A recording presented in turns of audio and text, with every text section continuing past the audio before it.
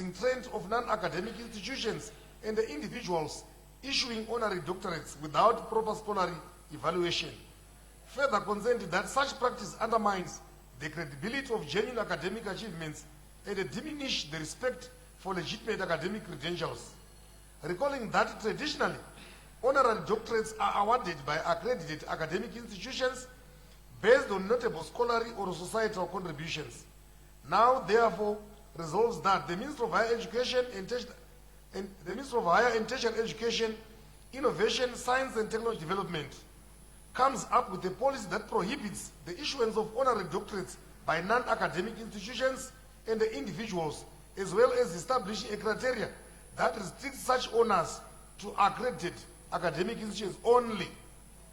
Undertakes awareness campaigns to educate the public on the distinctions between genuine academic degrees and honorary titles. And lastly, the Ministry of Higher and Tertiary Education should provide a list of accredited universities that offer such doctorates. The last one, Madam Speaker, that this House report of the Portfolio Committee on Defense, Home Affairs, Security Services and War Veterans Affairs on the fourth quarter budget performance report for the Ministry of Veterans of the Liberation Struggle Affairs. So I submit. Thank you, Honorable Mawaneke. Any further notices of motions?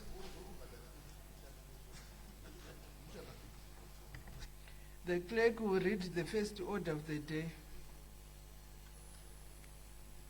Agenda debate on motion on the second reading of the Constitution of Zimbabwe Amendment Number 3 Bill, HB1 of 2026.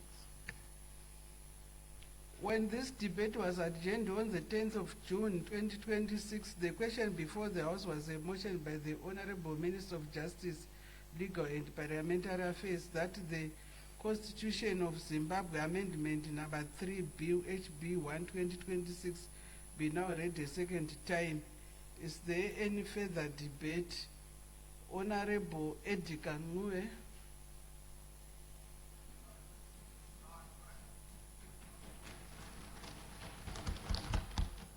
Thank you, Madam Speaker.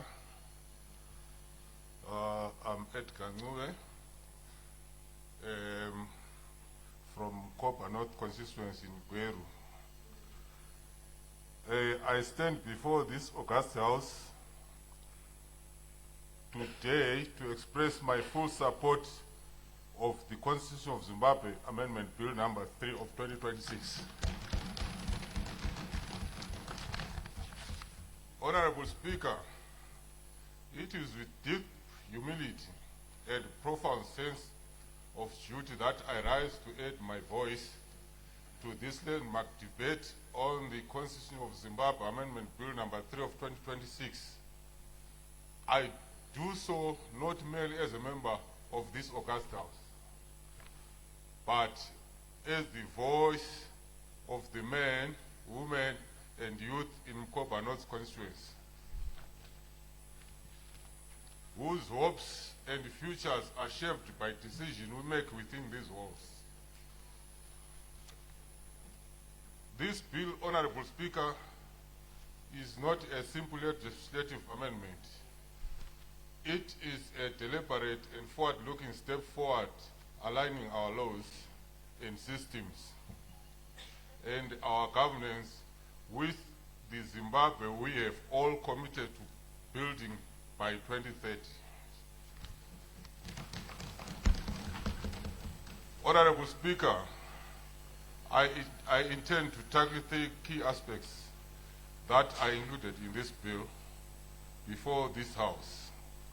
A term extension from 5 to 7 years, shifting of voter registration to the Registrar General, and the formation of an electoral college comprising members of Parliament who will elect the President under specific scenario. Clause 4, 9, and 10, extension of term of office.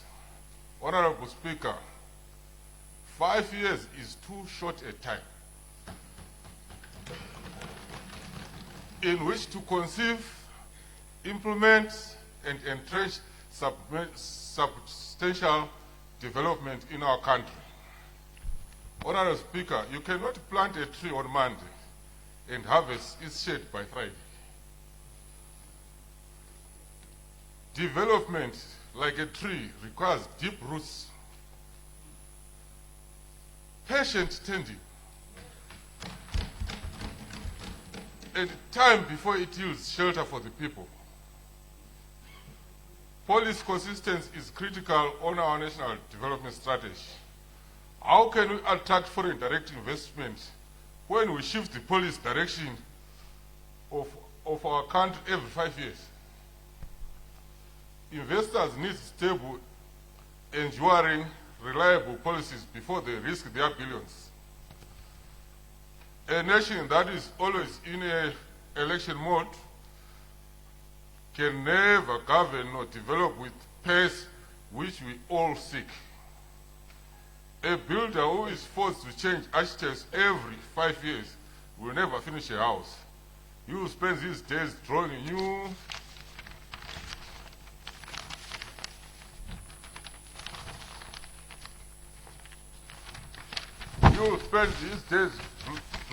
blueprints instead of laying bricks. I am cautious of the concern about term limits. I must reassure this House that this bill is not about making it possible for any sitting president to contest beyond their allocated terms. The bill simply changes the length of a term from 5 years to 7 years.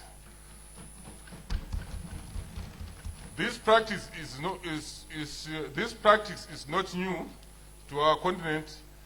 Rwanda currently on 7-year term for a president, and this time he has registered one of Africa's fastest GDP growth over the past 10 years.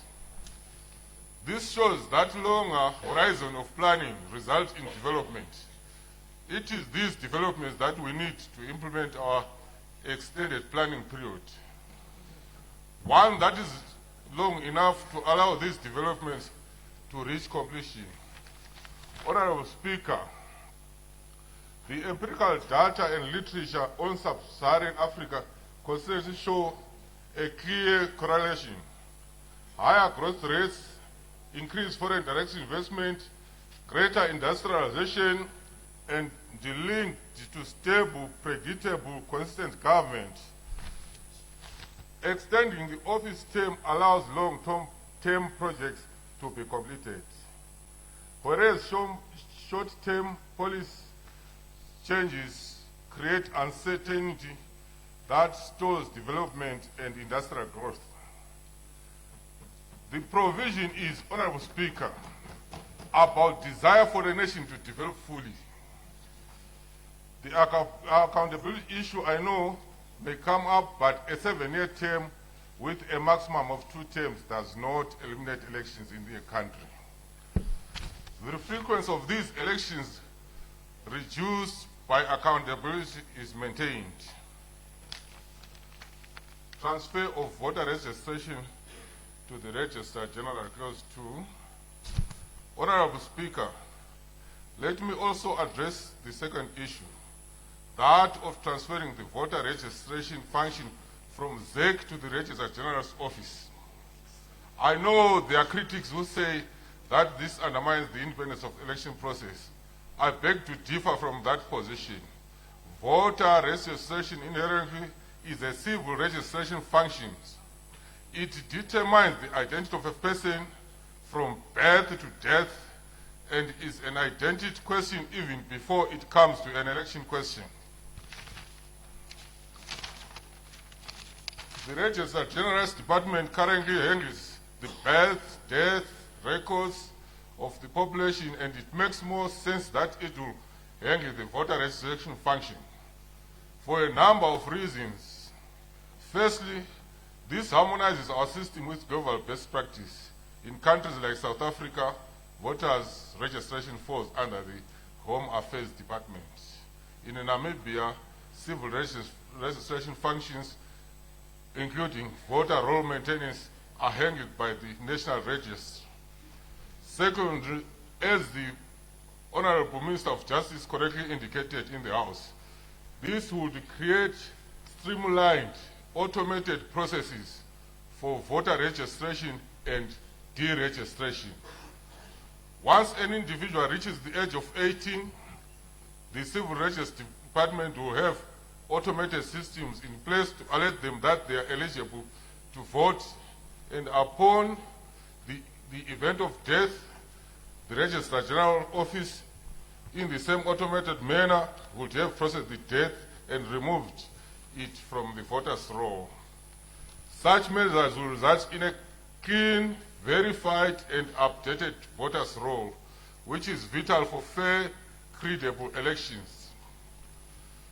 It will minimize the effect and costs involved and will also allow ZEC to focus its expertise where it is most needed in ensuring efficient, impartial conduct of elections. I go to clause 3, the Electoral College for presidential succession. However, Speaker, the third aspect which had the greatest coverage in this is the establishment of an electoral college of 280 MPs plus senators for the election of a president in the event of a vacancy. Some are very quick to say that this is a non-democratic, but let us stop and consider the essence of representative democracy. Who are we here in this House? We are the direct representatives of the people. We all attain position in this House as a result of the people that have given us their mandate in elections that were deemed to be free and fair. When we elect on their behalf, we represent the votes that are cast in our respective constituencies. Having an electoral college comprised of members of Parliament takes the selection of a leader away from the informal backroom politics of the party caucuses and puts it squarely in full public view. Countries that we all admire for their stability, such as our neighbor, the Republic of Botswana, elect their president through electoral college formed by their MPs. The Republic of India is the world's most populous democracy, elects its president from a wider electoral college comprising members of both houses of parliament and state assemblies across the country. Constitution writers across the globe have found this to have an advantage with respect of representative, proportional, adequate reflection of constituents. Germany is a prime example of a system that resembles that proposal that is before the House today.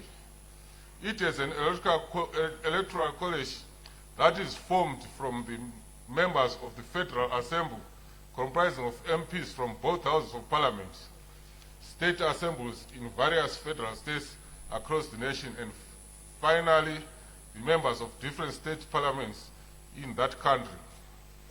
These examples, Honorable Speaker, are of functioning, stable, durable, parliamentary democracies. Mauritius is already debating putting in place such an electoral college using the examples of Germany, India, Trinidad, and Tobago. The argument, therefore, that our own proposal is undemocratic is an outdated and ill-informed argument. In conclusion, Honorable Speaker, a constitution that cannot be refined is a tool that cannot be sharpened. We do not discard the whole because its blade needs tending. We sharpen it so that it can serve as better. Our constitution, by virtue of having been amended numerous times since its promulgation, clearly indicates that the nature of the beast itself, it can be attended using the mechanism set in its own provision to bring forth meaningful and beneficial changes is in no way undermining our constitution, but rather perfecting its functionality. Honorable Speaker, I urge this august House to support CAB 3 for the benefit of our nation and our future generation. So I submit. Thank you, Honorable Nue. Next to take the floor is Honorable El Mudzingwa.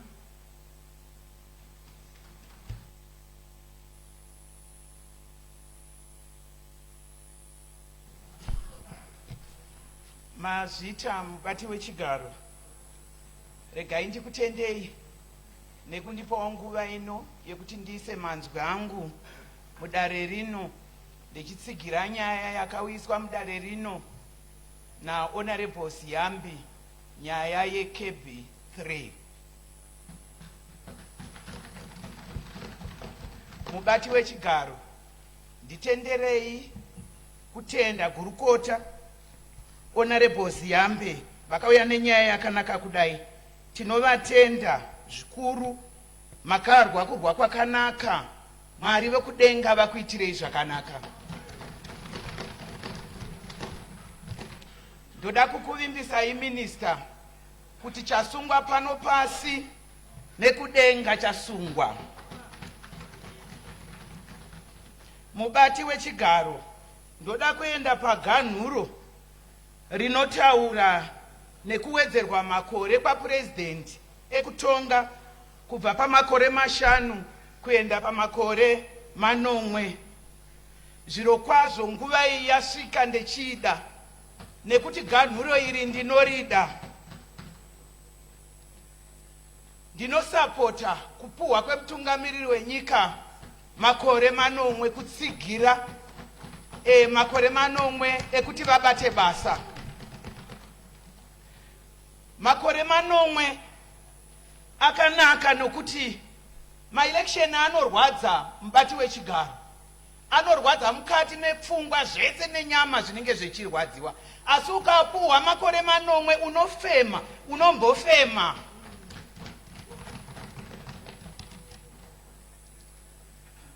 Mubati wechigaro, makore 9 ane budiriro. Tinowana budiriro yakakwana.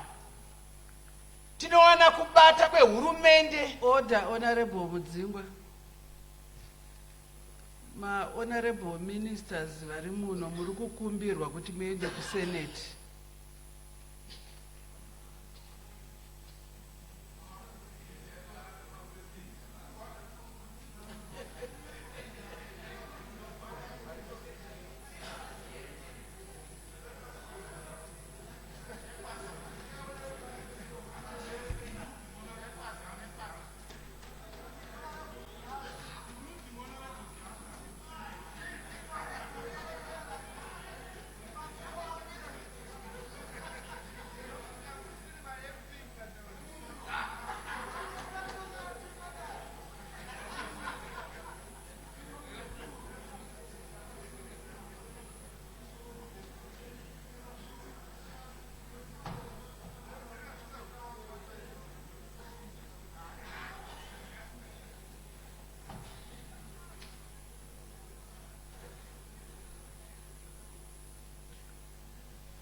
Honorable Mudzingwa, endererai mberi.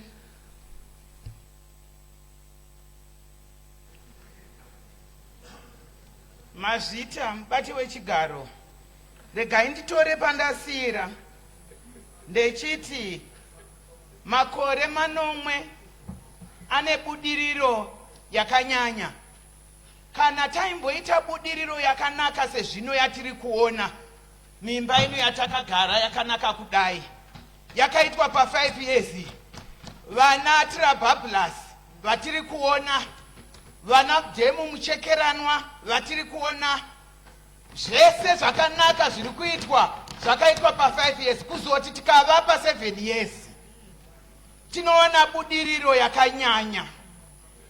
Saka ndiri kusapota kuti President ngavawedzerwe mamwe makore 2, ngavawedzerwe vashande zvakanyanya tinovada vanoshanda. Zvakare regai nditi pamakore manomwe pane runyararo rwatinoona, nekuti makore mapfupi atati tichionaya kumusha uko kwakusingagariki, vanhu vasingamhoresani, vanhu vechitukana, nekuti munenge makuti iwe wanga uri wanhingi, iwe wanga uri wanhingi, iwe wanga uri wanhingi. Asi pamakore manomwe tikamaona tinosvika taane runyararo, vanhu taakudanana, vanhu taakumhoresana, vanhu taakuchera mvura pamwe chete. Mubati wechigaro, rimwe patinoda kupfuura napo zvakare ndepokuti purezidendi vavhoterwe kuno kudare reparamende. Ichokwadi ini ndinotsigira, kana tikavhoterwa, vakavhoterwa neruzhinji kumushoko, pane zvandakamboona, hamene kuti makambozvionawo here. Panoita mapurezidendi vanoda kuma17 chaiko, vachingoti ndoda kuita purezidendi, ndoda kuita purezidendi, ndoda. Umwe achizopedza maelection iwayo asina kana 1 kumusana, asina. Umwe anenge aunza kunoku kana kuti 20 ega, 20 vanhu, endi munhu wakadaro anobva amhanya kuti ndabirwa, ndabirwa, ndabirwa. Unogobirwa iwe uine 20 vega.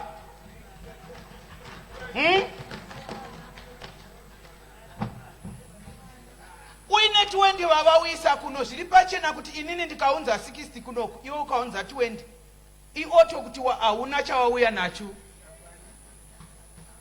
Saka ndinotsigira kuti purezidendi vavhoterwe kunoku, kune chokwadi kunoku. Toda kuti vavhoterwe nemaseneti, toda kuti vavhoterwe nemaparliamentarians, kunoku tivhotere purezidendi. Ndodazve kutaura nenyaya yemadzishe. Nguva yehondo, taiti techienda kuhondo, waitotanga waenda kumadzishe kundoti ndinokumbirawo kufamba zvakanaka, nokuti vaitoziva kwatiri kuenda. Ndivo vaitotipa munhu aitiperekedza kuti fambai makadai makadai makadai. Tauya kuno kuzorwa hondo, madzishe ndo vaititaurira kuti mamapinda munomu munodei, mamapinda munomu munoita sei, mamapinda munomu hamitwi chekuti. Saka ndiri kuti inini, kana munhu akubatsirawo kubika sadza, handiti idyai mese sadza racho iroro, nokuti idzodzo dzavaitoita ipolitics idzodzo. Saka taakuvabvisirei kuti varege kuita politics, ivo vakatodzitanga kare kare politics. Inini pandakaenda kuhondo ndakatoenda nepachifi ndikanzi enda unofamba zvakanaka. Saka ndiri kuti madzishe ngavapinde politics nekuti vakagara varimo. Ndinoenda zvakare paganhuro regender. Mubati wechigaro, gender ndivatete vedu. Tese tinoziva mabasa avatete, tese tinaziva mabasa avatete, zvikuru sei madzimai ndivatete vedu. Gender inotidzidzisa kugara kunyange mudzimba dzatakaroorwa chaidzo, inotidzidzisa. Gender inotidzidzisa chinoitwa kuti ndechipi, chisingaitwi ndechipi. Ini pandakauya muparliamendi munomu ndaiti ndikanzisimuka utaure, ameno zvandainzwa. Asi izvezvizvi ndatosimba, nekuti ndiri kudzidziswa negender kuti mudzimai simuka uti dzi. Simuka mudzimai, iva neconfidence mudzimai, taura mudzimai, ita dzi mudzimai, igender iyoyo. Mabasa avatete tinovaziva, ndiyo gender. Saka inini ndinosapota kuti vatete ava varambe vakamira, vachitibatsira kurarama, vachitibatsira zvatinogona semadzimai, vachitibatsira kuti ichi chinoitwa ichi hachiitwi. Ndiri kuti ngavasazendama vatete ava pakomisheni imwe inonzi human rights ngavamire vega vabate basa ravo rakanakisa. Saka ndinotsigira chizvikuru kuti gender commission izvimiririre yega. Mubati wechigaro, Mazvita mandipa mukana, regai ndigare pasi vamwe vataurewo. Mazvita. Tinotenda Mazvita. Next honorable member to take the floor is Honorable M. Mureri.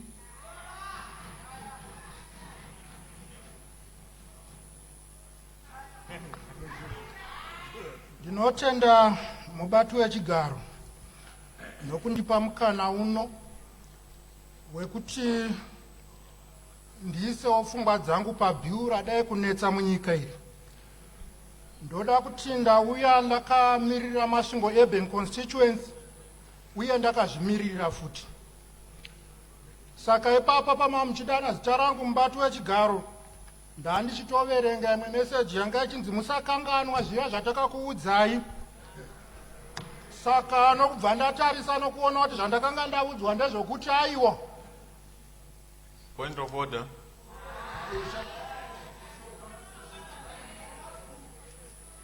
Mazvita, Madam Speaker, ma'am, Speaker vakarula kuti members afana nga achiita pafoni katiri muno, but member vari kuconfirm kuti vanga vari pafoni nefoni yavo pano. Saka ndobula kuti muvakaidze kuti vasaenda pafoni kavari muparliament. Mazvita iyi. Honorable Mureri, endererai mberi. Mubati wechigaro nokugona kutonga kwakanaka kudai. So masvingo urban yakandituma kuti ndizoti aiwa iri bhiri havawirirani naro iri.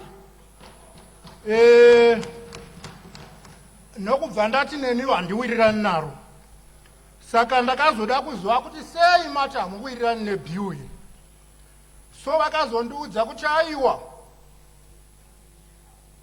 nyaya iripo ndeyekuti ngatitarise nhoroondo yokufamba yepatakabva nepatasvika nokuona kuti pakaita 33 years kana kuti makore 33 tichiri kutongwa tichishandisirwa mutemo weLancaster House watoti ceasefire document. Ndo rakazogarirwa pasi nemapolitical parties aivapo ose pamwe chete nenyika yeZimbabwe muna 2013 nokubva vabuda neconstitution yatinayo nhasi. Saka chii chaiva chichinetsa ipapo chairambwa nevanhu? Vanhu vairamba kuti aiwa zvinhu ngazvive nomugano. Kana matitonge mukanzi 2 terms gumirai ipapo. Hamufani kuzozvitatamurira, hamufani kuzozviwedzerera.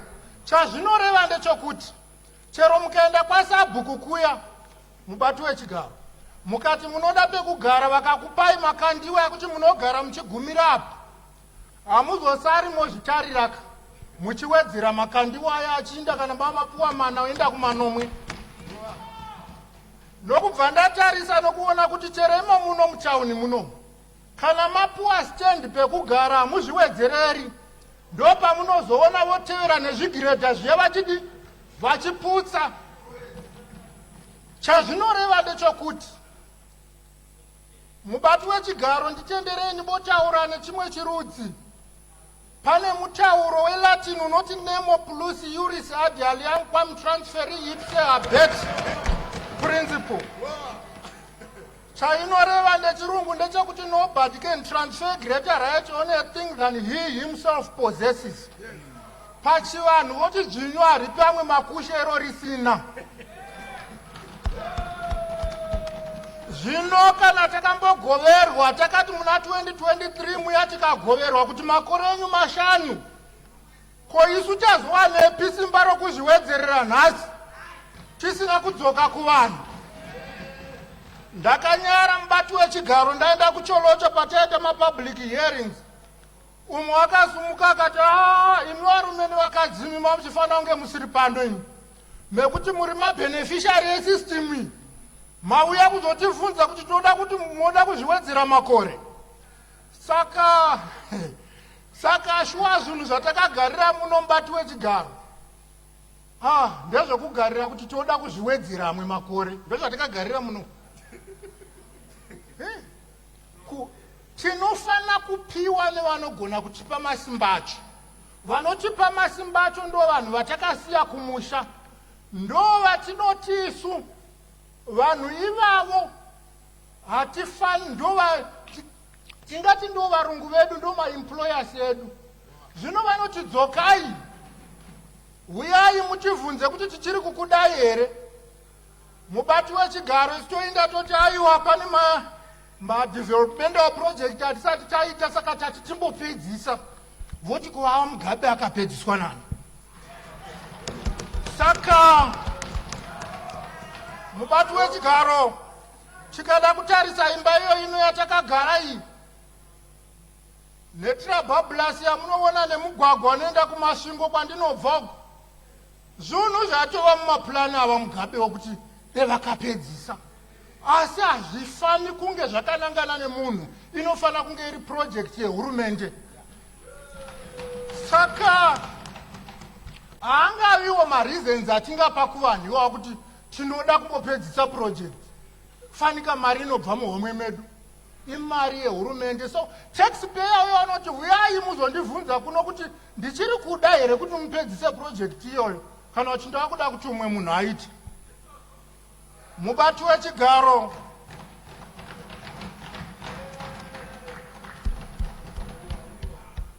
wechigaro panyaya yokuti mutungamiriri wenyika asharwe muno, vanhu vemasvingo yebheni vari kuzviramba. Vari kuti toda kusongana tichishara uko, nokuti mukada kuzvitarisa amwe ma-MP imo muno mavhotsi avo mashomasa pana apresident akatopera ma-elections aya. Kouya amwe mavhotsi apresident vamwe andoita mashoma pane ani, pane a-MP. Chazvinoreva ndechokuti vanhu ava vanofana kupuwa mukana.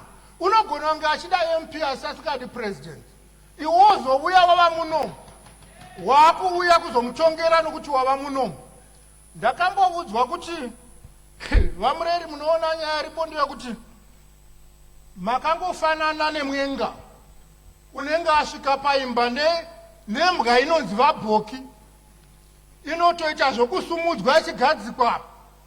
But kana mwazosvika muno manje toti rinonyenga rinohwarara, tatova nemasimba tava muno ekuti tizvigurire tichizviwedzera masimba. Ko tadini kudzokera kuvanhu vakatituma? Vamwe voti aiwa, vamwe voti election rinopedza mari, vamwe voti aiwa zvinokonzera kuti paite kubvonga mupopoto.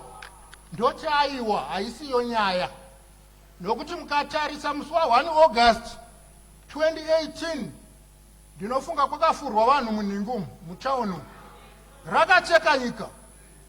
Moshande komisheni yakauya muno, pane zviga zvayakatara kuti aiwa, kuti sarudzo dzenyu dziitwe zvakanaka munofana kuita zvakati nezvakati nezvakati, uye vakonzera urufi hwevanhu ava ngavasungwe. Asina nhasi hapana wachasunga. Toinda futi panyaya yesadhaki muna 2023 yakauya ikataura muno kuti aiwa, kuti sarudzo dzenyu dziitwe zvakanaka muno, tevedzera izvi nezvezvi. Haisi nyaya yokuzoramba ma-elections mubati wechigaro. Boziko notenge tava kutomaramba zvacho kuti takanzwa zvamakataura zvayo tofana kuita, but election racho hatichatoridi manje.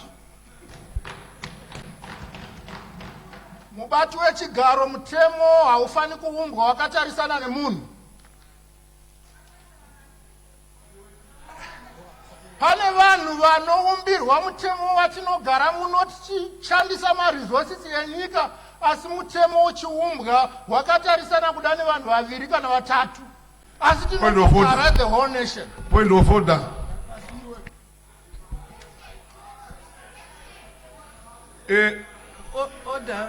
Order, Honorable. What is your point of order? Honorable, vari kuti mutemo uri kuumbwa wakatarisana nemunhu. Uri kunzi mutemo uyu kana 2030 wapera unenge usikwe ikatoona pachikokoninya. uye vari kugadzirwa vacho ndivanani? Gara pasi mani.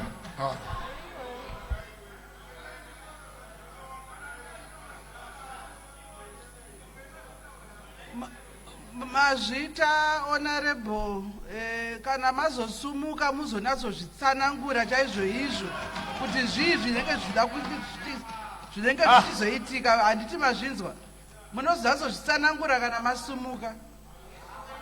Endererai mberi. Ndinotenda mukubati wechigaro nokugona kutonga kwakadai, jekerere rakadai. Regai nditi mubati wechigaro, nyaya yatinayo yandinoda kuti ndindotaura pepiri inyaya yemadzishe edu.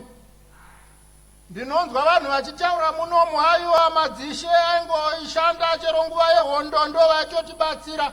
Madzishe hakuna ishe kana umwe wandakambonzwanga akapakata bhazuka kudai achinda musango. Madzishe ainangiwa pari nemhaka yekuti ndo vaichengetedza tsika dzedu, ndo vaindouchika vachiona kuti vana vofamba sei kupinda mumasango, kwete kuti vave mune zvematongerwo enyika. Ndinoda kutenda mubati wechigaro kuti ndinogara mukomiti yejustice. Madzishe takamadana akauya akati aiwa isu zvokuitwa vana mujibha hatidi, tinoda kuramba tine masimba edu atati chingova nawo tichitonga nyaya dzedu. Nokubva ndatuku ndokuona ndo vanhu vatinoda, nokuti hapana paningatarisira mambo kuti ari akapfeka regalia nhasi mangwana uindoenda mudare make ndiri weopposition, pamwe tenga tatova weruling party, mangwana ndoenda mudare make kana kuti mobuya mudare.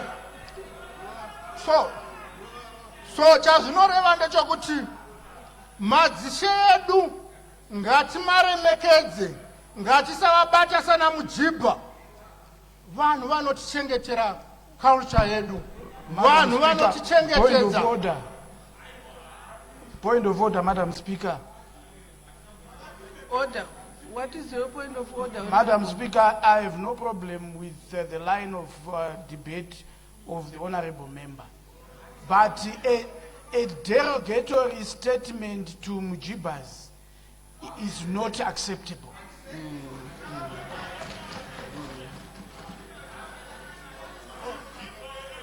Honorable Mureri, may we have order in the house? Honorable Mureri, tese tinozviziva kuti vana mujibha vari mubandiko revarwi verisununguko. Tinofanirwa kunge tichivapa ruremekedzo runoenderana. Imi kana muchinge maakutaura muchiti madzishe takwaita sana mujibha, maakuita sekunozi ana mujibha vanhu vemanga-manga. Saka order. I withdraw, Madam Speaker. I withdraw, Madam Speaker. Chiendererai mberi. Thank you. Right. So ndanga ndichiti madzishe akaramba. Madzishe akaramba kuti apinde mune zvematongerwo enyika. Ende chimwe chatakaona mubati wechigaro. Point of order.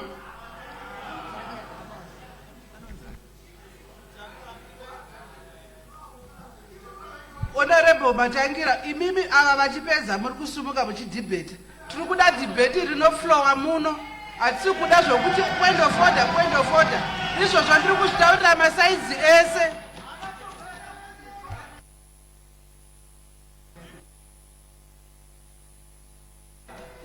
Ndinotenda mubati wechigaro nokundiprotecta. Zvimwe zvinozoita kuti tipote tokanganwa zvatenga tichida kutaura nokungosumuka kunenga mubati wechigaro. Ndoda kuti section iri kuda kuamendwa ndeimwe chete inova section 281 yeconstitution. But kuna amwe masections ari kukanganikwa kumashure anova section 163 ne165 inotaura iyo kuti madzishe vanhu vanogara matare echivanhu havafani kuwanikwa vachipinda mune zvematongerwo enyika. Chazvinoreva ndechokuti tikaamenda section imwe chete tikasiya kumwe hakuna zvatinenge taita. Saka ndiri kuti izvozvo zvinobatsira kuti tizive kuti aiwa chatakaenda nacho kuvanhu yanga iri section 281 amwe masection andareva haana kuindwa nawo kuvanhu. Saka hapana, hatigoni kuti tiwanikwe tichiamenda section iyoyo. Then ndandichitaura mubati wechigaro nenyaya yepakabva constitution yedu ichiuya vanhu vose nemapolitical parties aivapo vakatenderana. Chii chavakatenderana? Vairamba kuti munhu angowanikwa achiextenda temu yake nokuti pane zvazvatomboitika kumashure kureva kuti pane zvaida kuvharidzirwa zvanga zvaitika. Vairamba zvekuti majaji angowanikwa achingoapoindwa kungoti kana president unenge auya neshamwari dzake unongoapoinda shamwari yake ichiinda kukoti. Zvaida kuti paitwe mainterviews.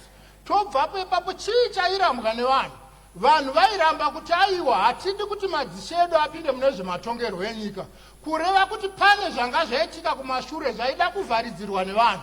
Saka constitution iyoyo hatigoni kuti aiwa tichangopedza zvimakore mashoma ipo pano tine 13 years toidzokera. Chainondifadza constitution mubati wechigaro ndeyekuti yakapinda vanhu vanga vane uteshe hwemutemo.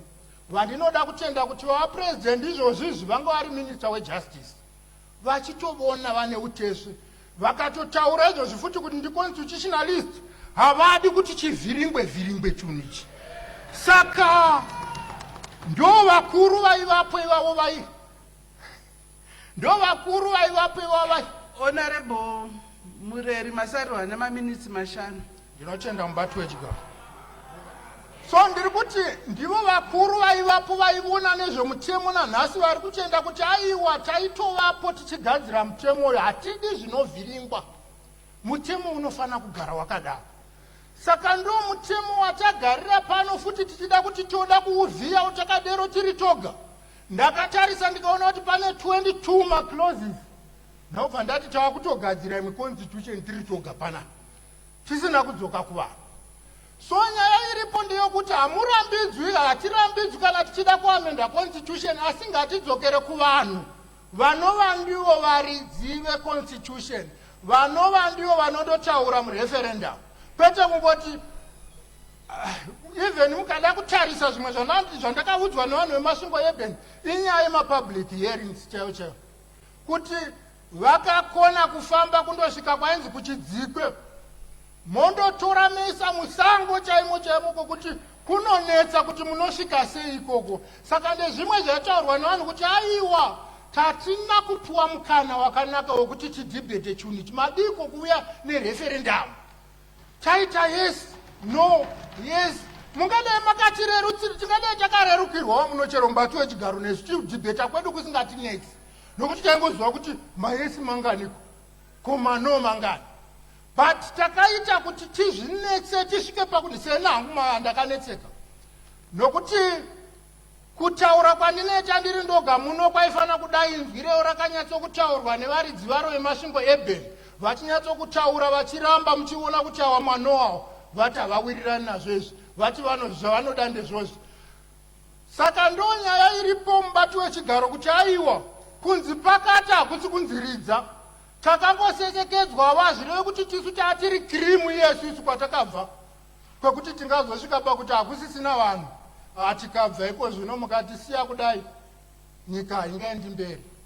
Pane vaitovamo muna 1980 vakabva, isu takazouyawo muna 2023 tinofana kuva nenguva yedu yokubva.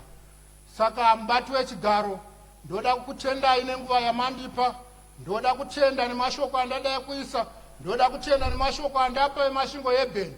Ndinotenda. Mazvita Honorable Matangira.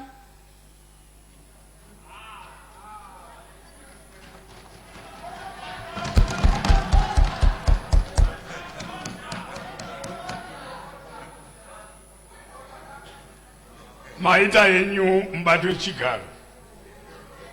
Ndoda kukutendai ndakamirira vagari vemubhindura South nebhindura vakandituma kuti ndiuye uno ndizotaura zvavakareva dare reparamendi parakaenda kunonzvera vangani vanotenderana nebill number 3 cap namba ndomva yabuda mubhindura province yedu yemashonaland central yese ndomva yati cap number 3 bill. Mbado wechigara hazvishamisi muimba ino yeparamende kwanikwa vanhu vachitaura zvinosiyana ivo chiri chinhu chimwe chete. Chinhu chinonzi opposition hachina kutanga panyika ino, Madam Speaker. Chakatanga kudenga, Mwari vachitonga nengirozi dzavo,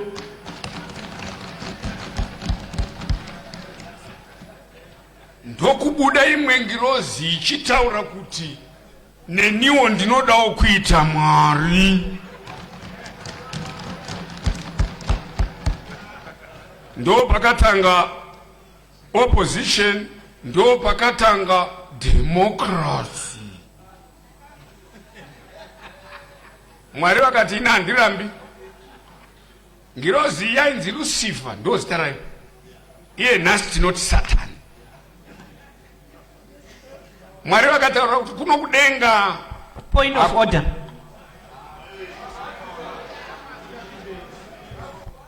Point of order, Madam Speaker. What is your point of order? My point of order, Madam Speaker. What the honorable member is saying is not only blasphemous, it is also very dangerous.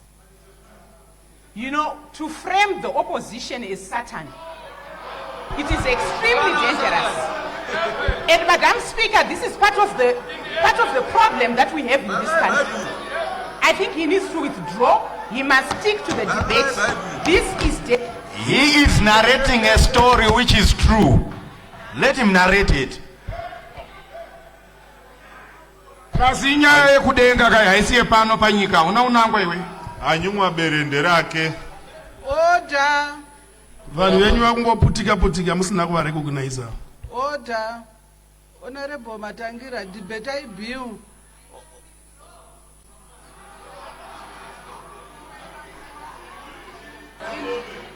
Ini ndanzwa sekunge vari kungotaura kuti nekudenga vanhu vanopesana. Madam Speaker. Zvakanaka, Madam Speaker. On a point of clarity, Madam Speaker. On a point of clarity, Madam Speaker. Aiwaka. Dare langa richitaura zvakarurama. On a point of clarity, Madam Speaker. Zvatiri kuda kuti vanhu vadhibhete zvakanaka. Ndofunga maona ndichiprotecta honorable Murera. Ndazvinona honorable Matangira ndinofanira kuvaprotectawo. Tiri kuda kuti debate riflowe zvakanaka. Honorable Matangira ndavatsura. Madam Speaker, handisimuke. Aiwa, handisimuke. Asi tinogona kuzotiwo kuna Faro naMoses. Faro airambidza vanhu kuti vabude vaende kupromised land. Tinozozvida here, Madam Speaker? Zotaura mangwa, wozotaura. Maita, Madam Speaker. Zvitaura musi wawa idebate. Ini handicharereteki nokuhereketa kuti wanyumwa berende rake nokuti vanhu vangazotange kukwenya mezi. Honorable Matangira. Taurai zvinoita kuti muimba muno tidhibhete zvinhu zvotati basa rifambe zvakanaka. Inini handide kuti imimi mutadze kunzwika mashoko enyu. Asi makataura zvinhu zvisingaite munoitirwa noise. Mushaiswa mukana wokudhibhete. Taurai nemashoko akanaka nemapoints enyu ane mafacts anoudzamu. Ndo zvatiri kuda muno. Ndatenda, Madam Speaker, ma'am. Nyaya yandinoda kuti ndibate pokutanga yakandizvimbira kana kuti yakandivhara huro inyaya yamadzishe. Madzishe ndiwo akarwira ivhu rino. Tinotaura madzishe rume naana mambokadzi. Sekuru Rubengura vakarwa hondo vachibva nekuchamhembe kwiniloskei point of order, Madam Speaker. akatungamirira mauto kurwisa muvengi vana mambo chingaira. Honorable Matangira hapana chavatadza kuti sekuru lebhengura vakarwa hondo. On a point of order, Madam Speaker. Inkosi ulobhengula kasokhulu, inkosi yamandebele. That's my point of order. You can't call inkosi yamandebele ukhulu. Inkosi yesizwe samandebele. Andisi kukutendera My point of order. Garai pasi. Wamwe aruti Mbappe, wamwe Jefferson, chaipa pabhebheri chi, sekuru ndisekuru. Aiwa. On a point of order, Madam Speaker, there are people in Matebele North who are listening to our king being called a sekuru. Please take your seat. There are people in Matebele listening to an... Honorable Monekele, please take your seat. Garai pasi. Honorable Matangira. Garai pasi. Honorable Monekele. Garai pasi. And musazviite futi. Ndiri kukupai warning, vakazviita futi munoenda panzi. Honorable Matangira enderai mberi. Mambo Rubengura, Mambo Chingaira, Mambo Mashonganyika, Vana Mapondira, Mambo Sose. Ndo vakarwa navarumbi vokutanga vana mbuya nehanda vana sekuru Kaguvi vose vanga vari mushe vachirwira vhu ravo kusvikira mbuya nehanda vataura kuti varunguma ndiuraya asi mapfupa angu achamuka. Mapfupa akamuka, hondo ikatsva, vobvisa izwi neshoko rataurwa nahonorable kuti inkosi ukoko ulobhengula, Mambo Chingaira, Mambo Mapondera vakuchinzi nhasi navarungu chifi.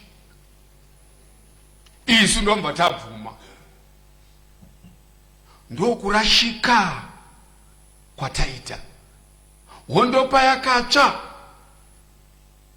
Madzishe namasabhuku navabereki ndo yanga iri mvura. Varwi verusununguko dziri hove. Mbiri munopani. Munopa hove here kana munopa mvura inochengeta hove. Mbiri inoenda kumvura. Taida isu kuna Kristo. Watu mwana baba kuya panyika waita zvishamiso. Akati mbiri ngainde kuna baba. Amen. Nasi mochitiudza imi kuti takasarura isu mutungamirira achisarurwa namadzishe pamwe chete His Excellency Baba vamunangagwa. Nasi ndo varipo. Madzishe akavhotawo vachivhotera ivo. Taenda kunonzvera madzishe taive navo. Moti ngavaregere kuita politics. Ipolitics ka. Definition ye politics. Tikabvunza vari muno pamwe vari uno vakazviverengawo muzvinyogwa zvana Marx nevamwe vakadero. Asi vamwe vakangoti hazviiti nokuti izvozvo hazvitendi kuna Kristu, hazvitendi kuna Mwari. Isu tanga tiina Mwari vedu. Honai kusiyana kwatiri kuita muno, hazvisina kusiyana navaya vakainda kunoda kunotora mwedzi. Mwari ndomba vakanda chavakakanda. Uyai tibatane. Matema yanzi 7 years. Haana kunzi ndeZANU-PF chete. Satani kana achinge aita kuti ruboshwe rwuve rudyi kana pati inonzi ndande ndindondu inogarawo 7 years. Ma-MP namakanzera endande ndindondu anogarawo 7 years. Kotapo kana papi.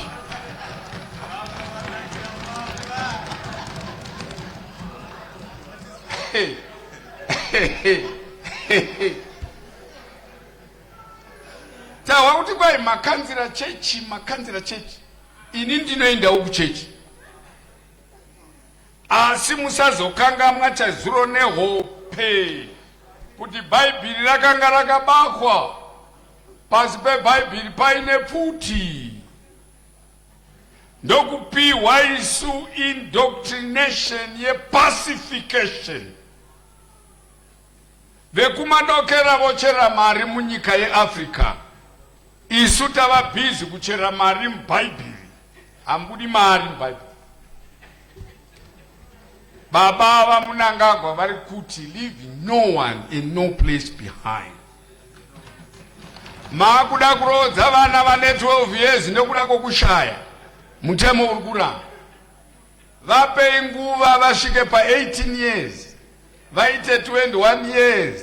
Mozorodza 7 years makore akanaka akakwana kuita development munyika yedu yeZimbabwe. Madam Speaker, ma'am, ndakuda kuti ndikutaurire imwe story yandakaona kune imwe nyika kwete muno muZimbabwe.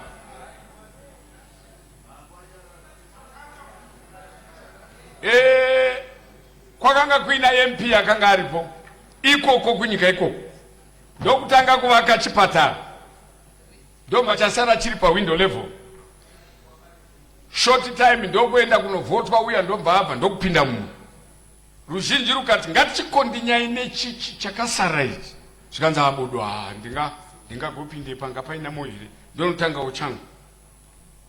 Short time 5 years kwaindwa zvekuma election wabva kwapinda mumwe. Chipe chisarudza chaunoda zvekuti chiti kwaya abodobodo chandiwe nechani azviti ndotanga changu. Development iri kuuya here kuvanhu. So 7 years takanaka. Bindura yese iri kusapota cable 3 zvakataugwa namamwe mahonorable members mudare rino. Izvozvo zvese tiri kusapota kusara kwegender.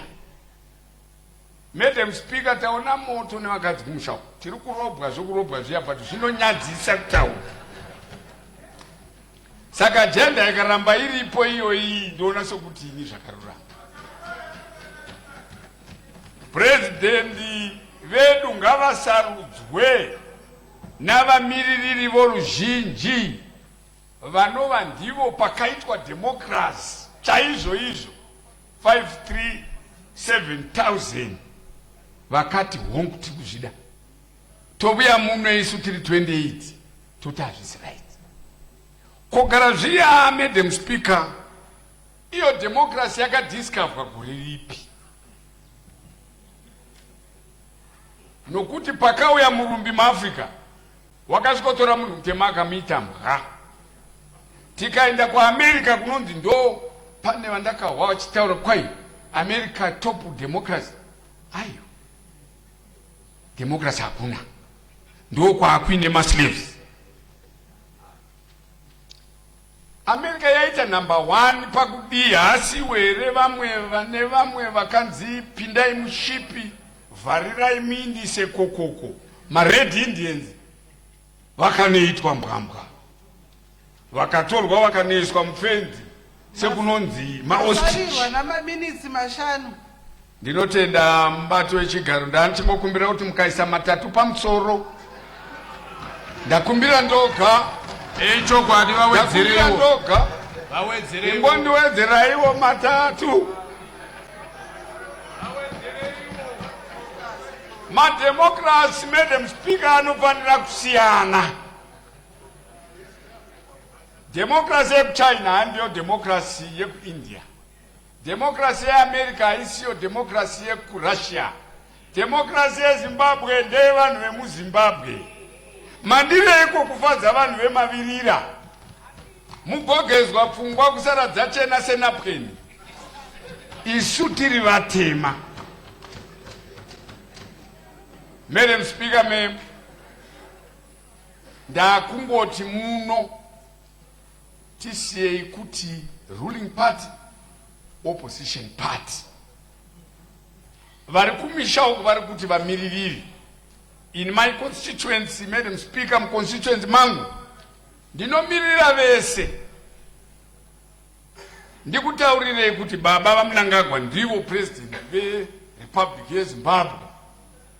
Baba chamisa vanotowo pasiwo papresident nyika iyoyi, vanotowo pasiwo pa MP vokwekwa vanogara. Let's be one. Toenda pa democracy yokupedzesera ndopetera. Democracy yeruzhinji yakauya 537,000 people in favor of Cape 3. Tapiwa mukana muno chiuyai tichita yes no yomutaurira apedzisira uya kuti matimi uya hende ku yes no kana mukati mangwana uya hende muno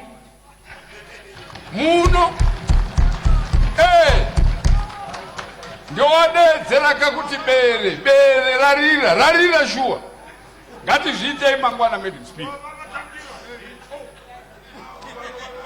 ndichiripo here patiri maita iyi ndopedzera toita. Madam Speaker, nyika maita yenyu Madam Speaker, mem development inobva matiri. Havazi vese vari kuti mwari vachainda kunoona ushe hwedenga. Tiri muno tiri kutaura kuti tinoda development, tinoda zvakadai. Munorevesa here? Kana muchirevesa zvechiuya tiite katipanane makore touya tichitarisana nokuonana kuti checks and balances. Election haina kunzi haisisiko. Kuwedzera 2 years kutaura kuti imi muri kuno hapana zvamakaita pa 5 years. Imi muri koko hamuna zvamakaita. Takupai umwe mukana. Nevari kumusha ngavazvinzwe. Retrospect ndeyekuti takuda kuti vari kumusha ngavatarire zvakaikwa nama-MP namakanzura avo for their benefit. Ndo zviri kudiwa nababa vaMnangagwa zoka. Anditi ndizvo? Now isu toramba kuwedzerwa kugona kwatiri kuita. Isu tiri kukuda izvi asingadi extension ngaaregere kudzoka. 2028 ichingosvika chete ibva wasara kumba kwako uya worizidzana kuParliament zvinobvumirwa. Madam Speaker, munhu ngaagare kumba nokuti hapana zvaari kuita. Unotaura nenyaya yemadzishe iwe uri MP wokuchitungwiza. Muchitungwiza muna here masvingo ebheni. Unotaura nenyaya yemadzishe muna chivani. Point of order, Madam Chair. Point of order, Madam Chair. Madam Speaker,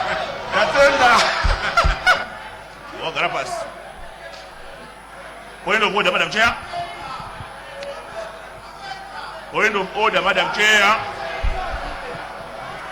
Point of order, Madam Chair. Point of order, Madam Chair. Order. Point of order, Madam Chair. Order. Point of order, Madam Chair. What is your point of order? Ndatenda, Madam Chair.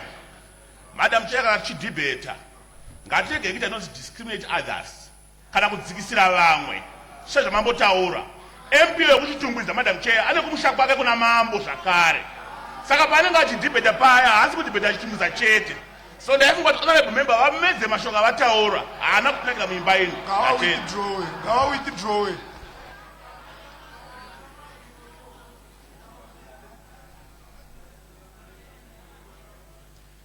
Mazvita, ndinofunga kuti kana MP wekuchitungwiza vaakudhibheta ngavazotaura kuti ini ndiri kutaura ndichiti madzishe ngavaite politics nezvikonzero zvakati.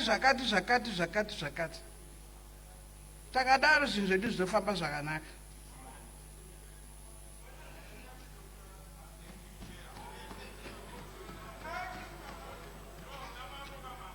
Point of privilege. Next honorable member to take the floor is Honorable Jaravaza. Point of privilege, ma'am. Point of privilege, Madam Speaker. Madam Speaker, point of privilege. Kupigwa handisi kuona munhu. Ndiri kuno, Madam Speaker.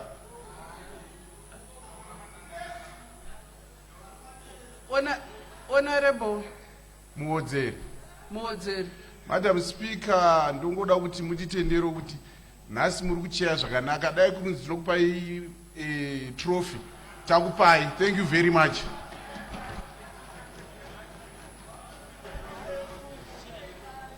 Honorable M. Jaravaza. Mazvita mubati wechigaro. Chekutanga regai ndikutendei nemukana wamandipa kuti ndipe muono wangu maringe nebill number 3. Mubati wechigaro. Ndinokutendai nokugona kutitungamira. Murambe makadaro. Tinonzwa kubvumbamirwa.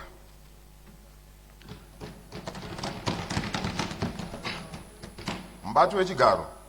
Ndinoda kutenda president wenyika ino, His Excellency Dr. Emmerson Dambudzo Mnangagwa, nemabasa akanaka avari kuita mukati menyika ino. Mubati wechigaro. President wedu uchipa kugona. Nyika yedu yava kuyevedza nokuda kwekutungamirwa waMnangagwa. Mubati wechigaro. Ndoda kutenda minister wedu waZiyambi nemutakunanzva webhiri ravakaunza mukati memba ino yeparliament. Bill iri ndinoritsigira zvine mutsindo kunyanya parinotaura nyaya yekuti nhengo dzeparliament dzive nesimba rokusarudza president mukati merinodai.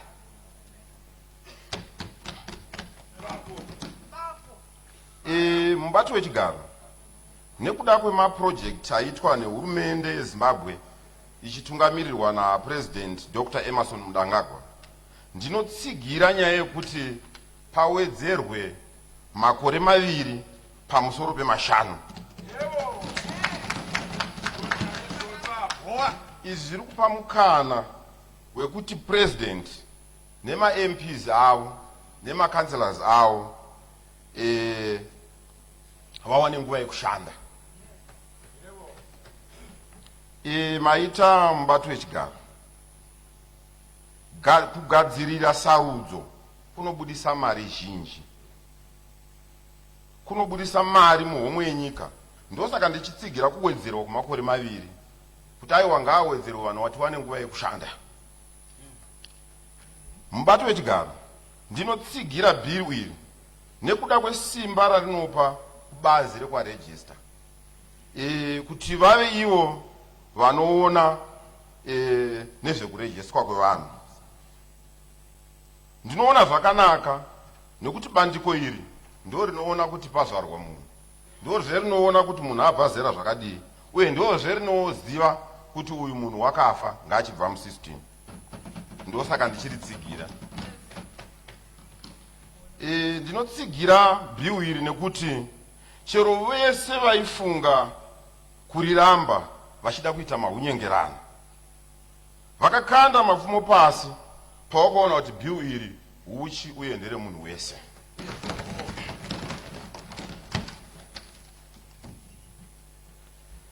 Mubati wechigaro. Ndakaona ana mbuya nehanda nana sekuru Kaguvi vachisekerera pakapedza minista wedu waziyambi kupupura bhiu iri.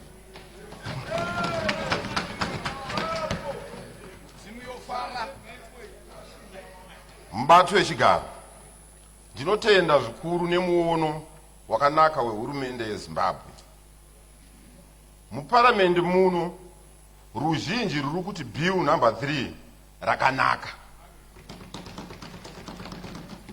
Kunyangwe vari kudivi reruboshwe rwenyu mubato wechigaro, vamwe vacho vari kuti bhiu rakanaka zvikuru. Saka ndinofara nemuono wanoitaiwo nekuti bhiu iri ndere munhu wese, ndere nyika. Mubato wechigaro, ndinotsigira bhiu namba 3 nekuti rinopa tendero kumadzishe mune zvematongerwo enyika. Ndinofara nekujekeswa kwazvakaitwa.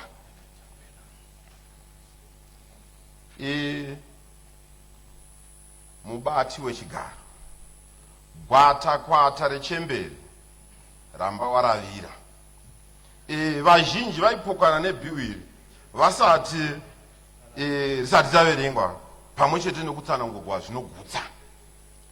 Asi parakatsanangudzwa naminista vedu vane utesve vaziyambi, ndakaona munhu wese achiti bhiu namba 3 bho zvekuti.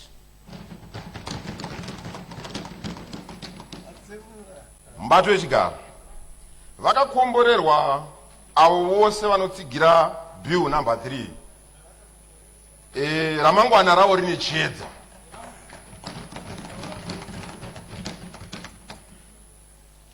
Mubato wechigaro, ndinotenda zvikuru bhiu namba 3 ratambirwa nedenga. Regai mutarire muone mapostori chaiwo nyangwe eJohani Masowe, Maziyo nemamwe makereke akasiyana siyana vari kuti bhiu namba 3 bho zvekuti.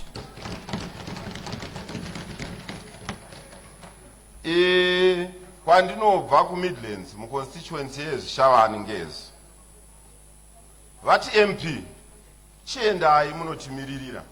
Isu sezvishavane takawirirana kuno kumusha kuti haiwa bhiu namba 3 bho zvekuti tinoritsigira.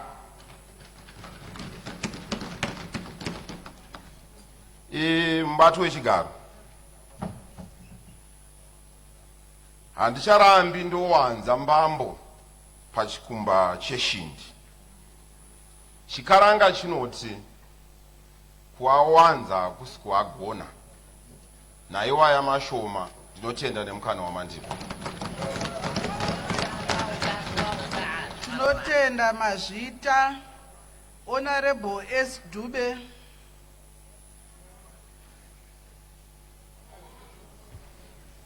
Good afternoon, Madam Speaker, ma'am. Good afternoon.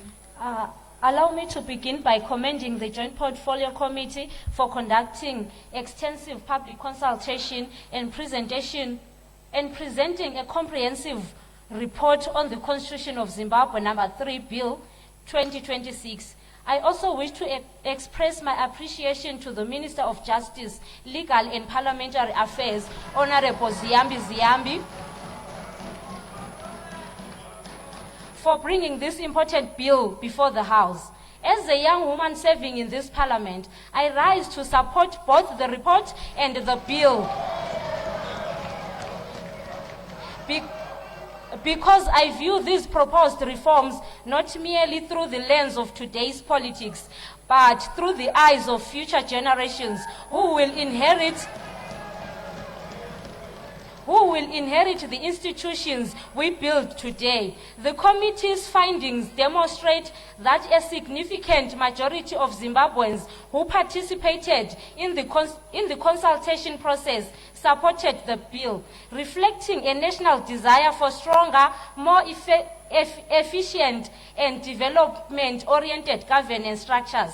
Madam Speaker, ma'am, one aspect that particularly resonates with me is the proposal to transfer voter registration and the maintenance of the voters' roll to the registrars general.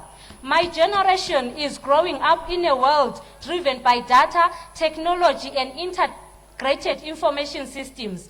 We therefore appreciate the importance of having accurate, centralized, and continuously updated records. The Registrar General already manages births, deaths, and national identity records, making that institution best positioned to maintain an accurate voters' roll. This is not merely an administrative reform. It is a modernized reform. It lays the foundation for a more reliable and efficient electoral management system, while allowing the Zimbabwe Electoral Commission to focus on its core mandate of conducting election and voter education. Madam Speaker, ma'am, I also support the proposal of the President to be elected by Parliament and the extension of electoral cycle from 5 years to 7 years. As young people, we often speak about investment, innovation, entrepreneurship, and economic transformation. However, these aspirations flourish only where there is policy certainty and institutional stability. Investors, entrepreneurs, and development partners make long-term decisions based on predictable government environments. The committee correctly observed that majority developmental projects require longer implementation periods, that longer electoral cycles provide greater continuity for national programs. In many respects, the greatest gift one generation can give the next is not money or infrastructure, but stability. Stability allows roads to be completed, industries to grow, jobs to be created, and opportunities to merge for young people. Madam Speaker, ma'am, as I conclude, I wish to submit that constitutions are not merely legal documents. They are bridges between generations. They represent promises made by one generation to another. The responsibilities before us is therefore not merely to govern for today, but to build institutions that will remain effective long after we have left this house. The true measure of leadership is not how loudly we speak about the future, but how deliberately we prepare for it. For these reasons, I wholeheartedly support the report of the Joint Portfolio Committees and the Constitution of Zimbabwe Amendment number 3, Bill 2026. I thank you. Thank you, Honorable S. Dube. Next to take the floor is Honorable W. Chitando.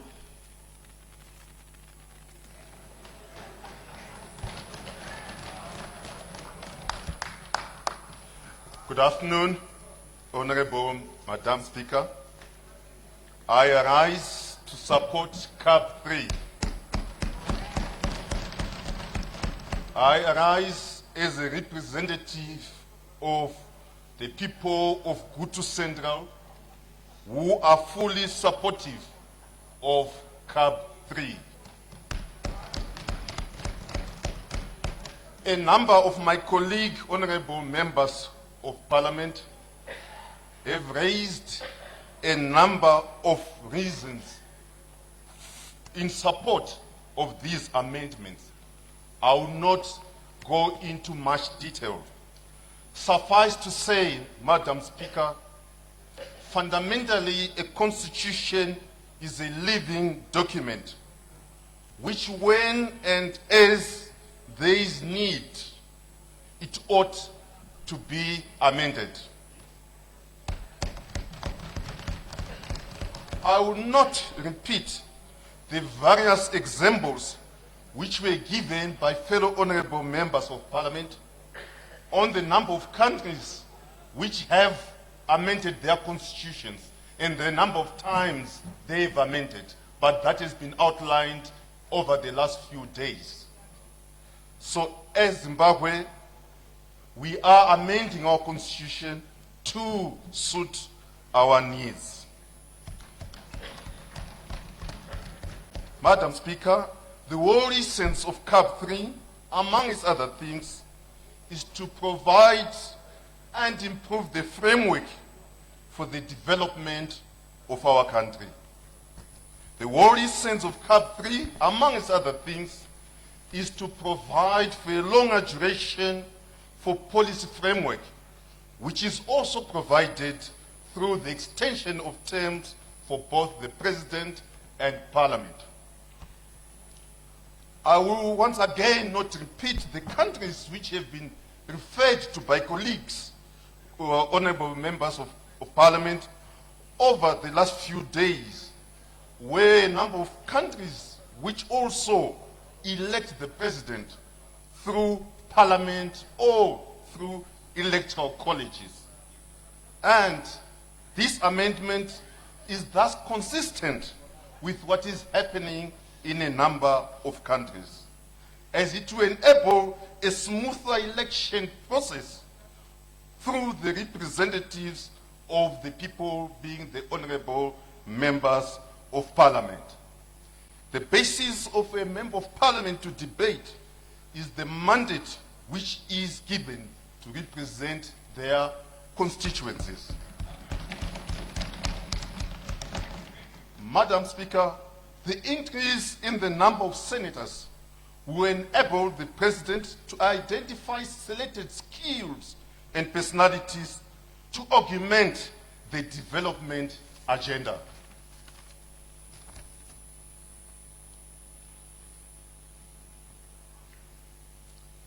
The chairperson of the Parliamentary Legal Committee gave statistics with respect to the representations made from members of the public.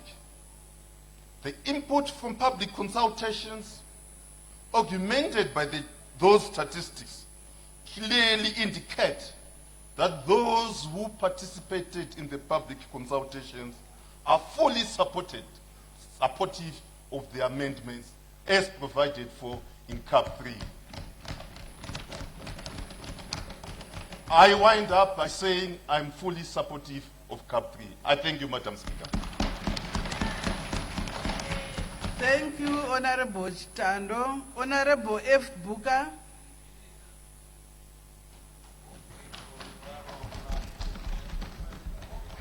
Mazvita mubati wechigaro. Regai nditange nekutenda vanhu vegokwe nembudziya nokuuya neuwandu kwavakaita kuzoteerera nekuzotaura zvido zvavo pakaenda vaitaura nezvekunaka kwekebhu 3. Kugokwe nembudziya kwakauya madzimambo, kwakauya vedzichechi, kwakauya vechidiki, kwakauya mapato akasiyana siyana. Mubati wechigaro, vanhu vakataura ipapo vachitaura zvavo murunyararo ndo vandipa simba rekuuya pano kuzotsigira Constitution Amendment Bill number 3. Ndiri kuitsigira zvizere. Asi ndisati ndapinda munhauro yedu iyi zvakasimba, regai nditange nekutenda gurukota redu rezvemutemo Honorable Ziyambi. Ndoda kukutendai nemabudisiro amakaita Amendment Bill number 3. Makaratidza utesvi, mukaratidza udzamu, mukaratidza kuva nemuono wekwatiri kuenda mberi nekugadzira nyika yeZimbabwe. Zviya zvokuti vana vedu vanouya vachaona kuti takavagadzirira mitemo yakanaka nekuti vanenge vonakigwa nemaresults anenge abva muzvinhu zvatinenge tagadzira panguva ino. Regai ndienderere mberi zvakare ndichiti ndiri kutsigira kuti President vasarudzwe nema-MPs. Tikatarisa muvakidzani wedu, ndoda kungotaura nezvemuvakidzani umwe chete nekuti vamwe vakawanda vataurwa nezvavo. Muvakidzani wedu anonzi Botswana. Panyaya dzezvesarudzo tinoshandisa nzira imwe chete, iya inonzi first past the post. tapedza kushandisa nzira imwe chete, nhengo dzeparamendi ikoko dzinosvika 61 ndo dzinogara pasi dzosarudza president. Nesuwo senyika yeZimbabwe hapana chakashata kuti tinokopa zviri kuitwa kuBotswana nekuti zvinonzi njere moto dzinotokokwa. Mukarangarira zvakaitika pataigadzira constitution yedu muna 2013, mbiru dzedu dzaigadzira mitemo iyoyo dzaienda kune dzimwe nyika, kunana Kenya, kunana South Africa, vachionawo zvakanaka zvekunyika idzodzo, zviya zvinonzi international best practices nechirungu. Zvino kana taona Botswana yaita mukurumbira muAfrica, ine runyararo, iri kuvhotera president zvisina mhirizhonga, zvisina kukonana kwakanyanya, isusu seZimbabwe tinofanirawo kuzvitora izvozvo kuti tiendese mberi nyika yedu. Chinonyanyonakidza kuti tivhotere president takasangana separliament nesenate ndezvekuti parliament yedu yakagadzirwa nenzira yekuti mune vechidiki, mune madzimai, mune varume, mune vanhu vakuru, mune machiefs, mune vemapoka akasiyana siyana, business community, vedzichechi vese varipo. Saka handioni kuti nemarongero akaitwa parliament yedu tingatadza kusarudza president anomiririra zvido zvevanhu vemuno muZimbabwe. Saka ndinoenderera mberi nekuti ichi chiitiko chakanaka, chinotichengetedzera kuti tisabudise mari dzakawanda panyaya dzema-elections anenge achiitiwa emapresident. Ndaona zvakawanda panyaya dzema-elections emapresident. Handidi kutaura mazita, asi kune vamwe vaingouya kuti toda kumirawo paupresident vasina chaunga. Tozadza ballot paper nemazita evanhu vasingawani kana constituency imwe chete. Totambisa mari yenyika inofanirwa kunge ichigadzira migwagwa nekugadzira mvura kumaruwa uku kuti vanhu vawane mvura yakakwana, nekuzadzisa chirevo chekuisa maboreholes muvillage imwe neimwe. Tinoda kuti kuparliament papresidential election kuuye vanhu vane chaunga vasingatambisi mari yenyika. Kunongouya vanhu vane vanhu ndovomira kukwikwidzana paupresident, toziva kuti hatisi kutambisa mari yenyika. Ndoenda zvakare kunotsigira nyaya yekuredzwa kwemakore apresident kubva pa5 kusvika pa7. Tikatarisa zviri kuitika muno muZimbabwe, chokwadi zvinofadza. Marodhi edu ari kugadzirwa, maruwa asumukira. Ini ndinobva kuGokwe, kunzvimbo inotarisirwa pasi. Yaitarisirwa zvakanyanya president varipo vasati vauya, asi kubva zvavauya taona shanduko yakakura. Kana chinonzi Starlink tave nacho nouwandu hwacho muGokwe. Kana magadheni ane masola, magetsi, matara zviri kugadzirisiwa. Saka izvozvo ndinoti zvinhu zvinoda kuramba zvichienderera mberi.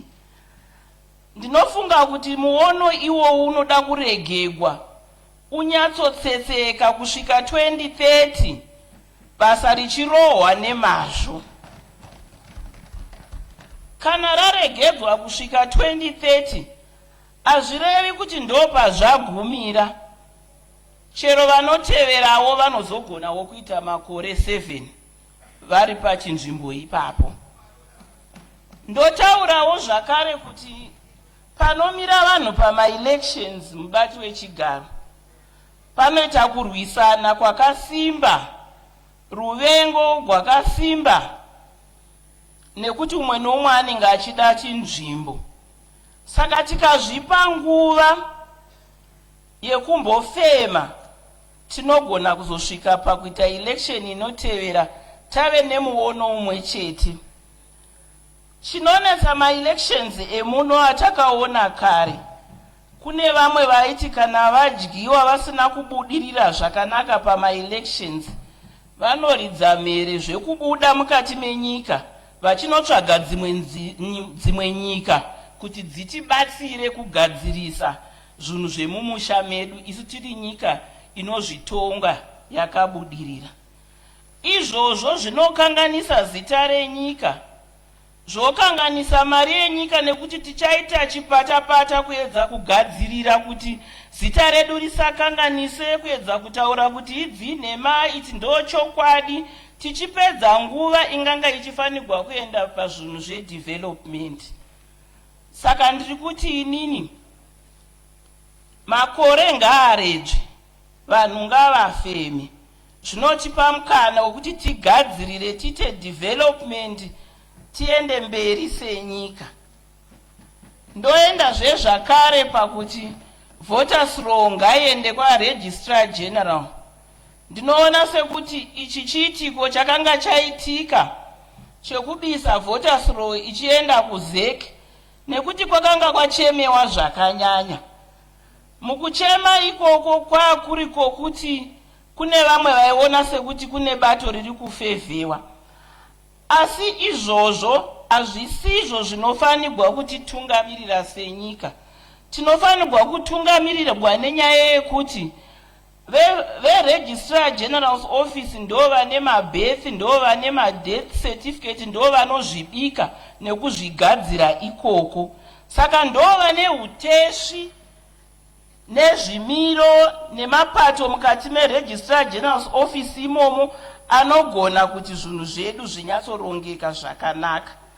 Ndakaona zvakanaka izvi nekuti zvinobisa basa rakawanda kuZEC. Basa rekuona nezvema-election ibasa rine pressure yakawanda zvekuti ZEC inoda kusiiwa yakamira nechinhu chimwe chete.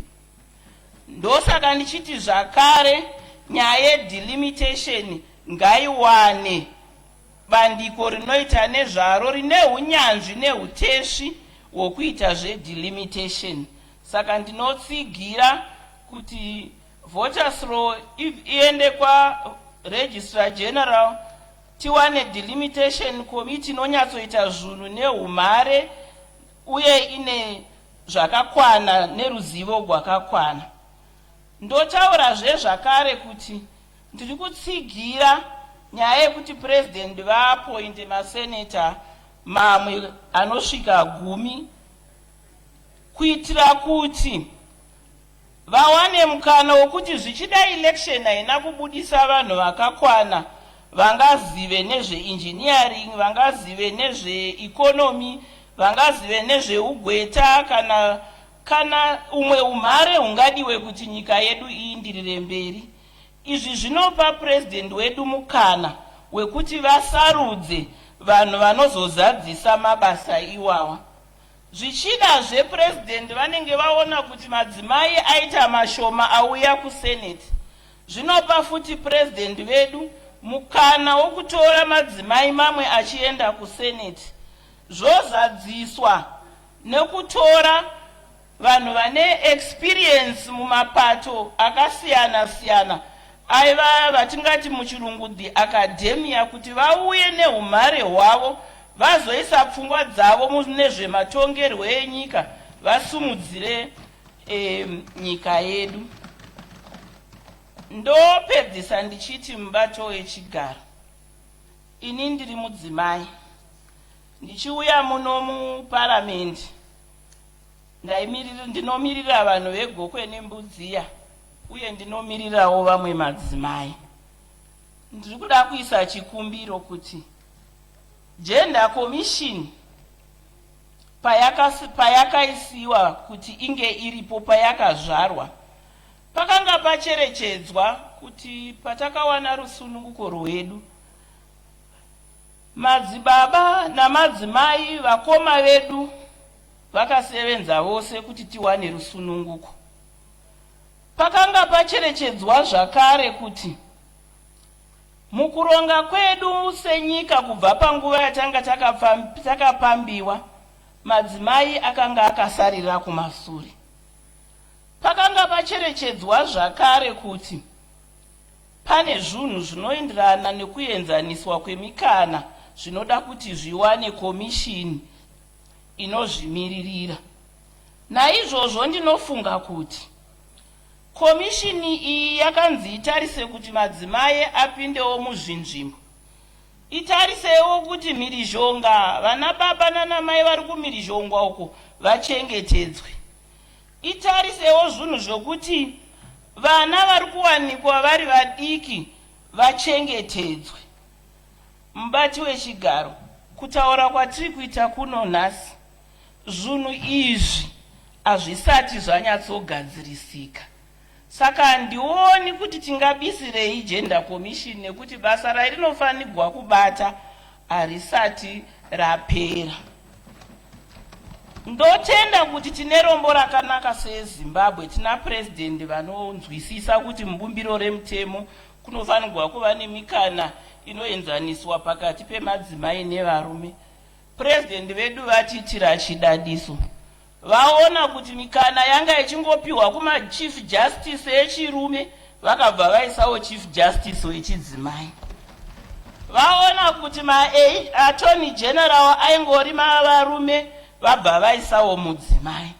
Vaona zvakare kuti prosecutor general vazhinji vaive varume, vari kuisa madzimai. Kana kumakurukota, kumaministry akaita sedefense, vari kuisa madzimai. Saka president nebasa rese ravari kuita iri vanoda kubatsirwa nekomishini ichiimbawo iri padivi ichisumudzira basa riri kuitwa napresident.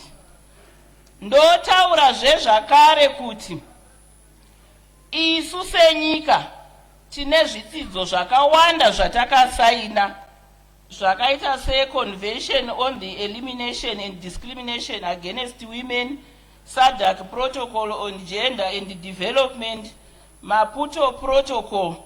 Zvitsidzo izvi zvinotipa chiremera senyika kana tikaramba takachengeta gender commission, nekuti tinenge tichisumudzira zvatakazvitsidzira senyika. Ndopedzisira zvendichiti, tarisai muone zviri kuitika munyika. Ko isu tisingafambe nestep yedu here tiri tega? Tikaenda kuUN chaiko, kune UN Women inotarisa kuenzaniswa kwemikana iyoyi kuti yanyatsogadzikana here. Tikauya muno muAfrica, kuAfrican Union, kune bandiko zvakare riri kutarisa kusumudzigwa nekuenzaniswa kwemikana pakati pemadzimai nevarume. Tikaenda kuCOMESA ndizvozvo, tikaenda kuECOWAS ndizvozvo.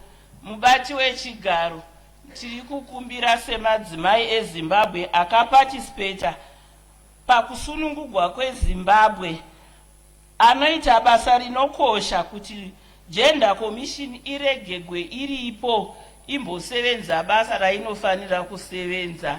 Nemashoko iwawo ndinokutendai nekunditeerera.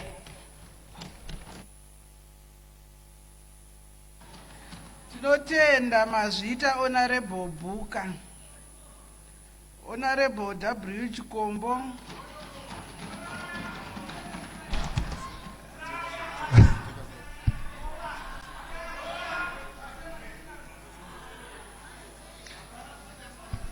Thank you, Honorable Speaker.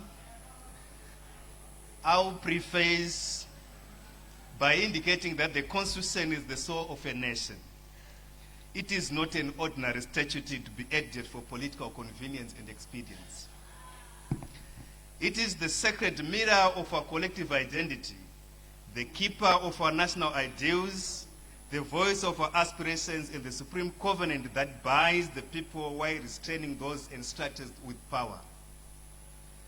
Honorable Speaker, ma'am, I rise to reject the Constitutional Amendment Bill number 3 of 2026. And I reject it lock, stock, and barrel. Honorable Speaker, I do not rise to amend it. I do not rise to make it acceptable. I rise to say clearly and without an apology that this bill must just fall. Honorable Speaker, the Honorable Leader of Government Business came to this House. He told us what this bill does not do. Allow me to ride on the same approach. Allow me to tell this House what this bill does not do.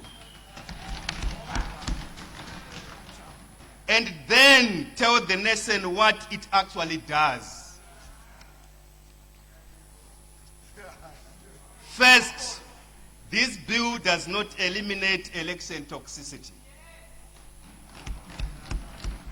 You can't dig a hole, jump in it, and blame gravity. Zimbabwe's election toxicity has never been caused by mere frequency of elections. It has been caused by the abuse of state institutions. It has been caused by the abuse of state institutions and unequal access to the media. Violence, intimidation, delayed reforms, disputed voters' roll, and partisan administration.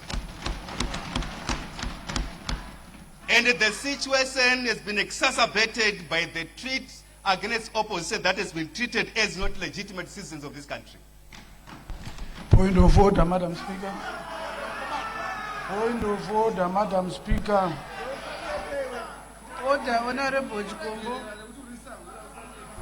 Madam Speaker, we are debating here by referring to state institutions that are not here.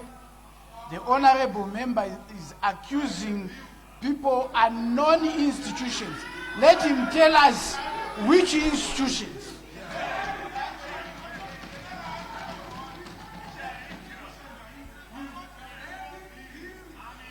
Honorable Chikombo, do not mislead this House and do not mislead the nation. Debate the bill. Thank you, Madam Chair. Toxicity, violence, and genocidal acts took place during the period of 1980s when presidents were not directly elected. You do not cure a poisoned well by reducing the number of times people come to drink from it. That's a delusional relief. You rather cure it by removing the poison. Honorable Speaker, ma'am, where is the poison located? History has answered that question again and again. Let me take you the history of this country as far as electoral issues are concerned. In 2002, Honorable Dr. Kaire Mbuyende, the then head of Namibian Observer Mission to Zimbabwe presidential election, became part of the contested African Observer record around that election. But the deeper truth was later confirmed by Justice Sis Kampempe and Justice Dikang Moseneke, two respected South African jurists sent by President Thabo Mbeki as a judicial observer mission. Their conclusion was that the 2002 could not be considered free and fair and credible. Let me also remind the House that in the same year, the then Secretary General of African National Congress, Kalema Petrus Motlande, and Professor Adebayo Adedeji from United Nations were sent to Zimbabwe to observe the situation in their report. Chikombo, please debate the bill.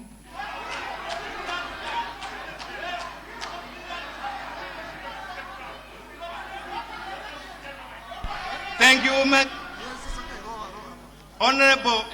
Honorable Speaker. Honorable Chikombo, it's like now you are debating an election report or whatever.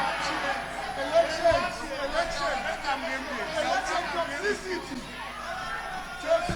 Honorable Speaker, I will continue guided by your wisdom. In 2005, Professor Anna Kajamalo Tibaijuka, the United Nations Special Envoy in Human Rights Settlement in Zimbabwe, was sent by the United Secretary General Kofi Annan. She came to assess Operation Mulambatsvina and other human rights associated issues. Her report spoke of action carried out in an indiscriminate and unjustified manner with indifference to human suffering. In 2008, after the election, President Thabo Mbeki, then President of South Africa, SADC facilitator, had to mediate the global political agreement because Zimbabwe's election had become a regional crisis. In 2018, His Excellency President Kgalema Petrus Motlanthe, former President of South Africa, the Chairperson of Commission of Inquiry into 1st August post-election violence, had to confront the painful truth that citizens had been shot in streets after an election. In 2023, His Excellency Dr. Nevas Sakwila Mumba, former President of the Republic of Zambia, head of SADC Electoral Observer Mission, again told Zimbabwe that aspects of our election fell short of the Constitution, the Electoral Act, and SADC democratic principles. His mission spoke of access to the voters' roll, impartial state-owned media, transparency in voter materials, and inclusivity in the electoral process. Honorable Speaker, from Buyende to Kampepe, from Kampepe to Moseneke, from Moseneke to Adedoji, Professor, from Tibaijuka to Thabo Mbeki, from Motlanthe to Nevasi Sakwila Mumba, Zimbabwe has been handed the same message again and again. What is this message that has been consistent? The message has been always to say, reform the state, level the electoral field, respect the citizens, and stop treating every election as a war against opposition. So let us not insult the people by pretending that 7-year term will remove toxicity. Toxicity is not removed by extending power. Toxicity is removed by reforming power.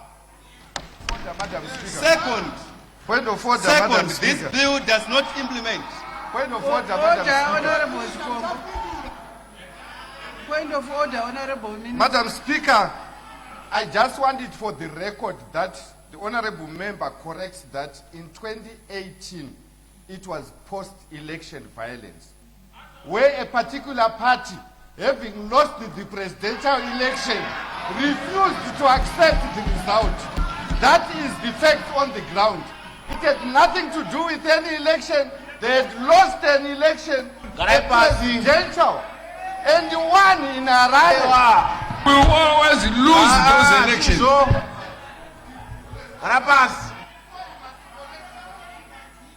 Honorable Speaker. Honorable Speaker. Honorable Jukobo, do not continue to mislead the nation and this house. Debate the bill, Honorable Jukobo. Honorable Speaker. Not to mislead this house. Honorable Speaker. From the beginning, Honorable Speaker, I've been guided by your wisdom. Second, the bill does not implement electoral reform. It reverses electoral reform. How? I will explain. Instead of strengthening the independence of ZEC, it strips ZEC of core electoral functions by moving voter registration and voters' roll management to the Registrar General, while also taking the limitation away from ZEC and placing it under a body. Honorable Speaker, that is not a reform. The voters' roll is the heart of any election. The limitation determines the weight and the value of every vote. Point of order.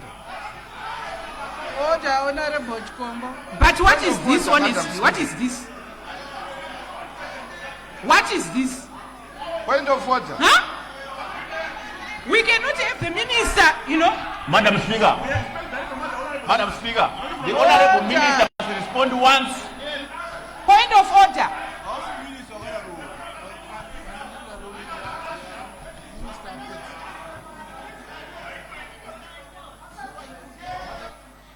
Minister ndiye mwenye biri unoresponda kamwe kwenda kuresponda each and every point.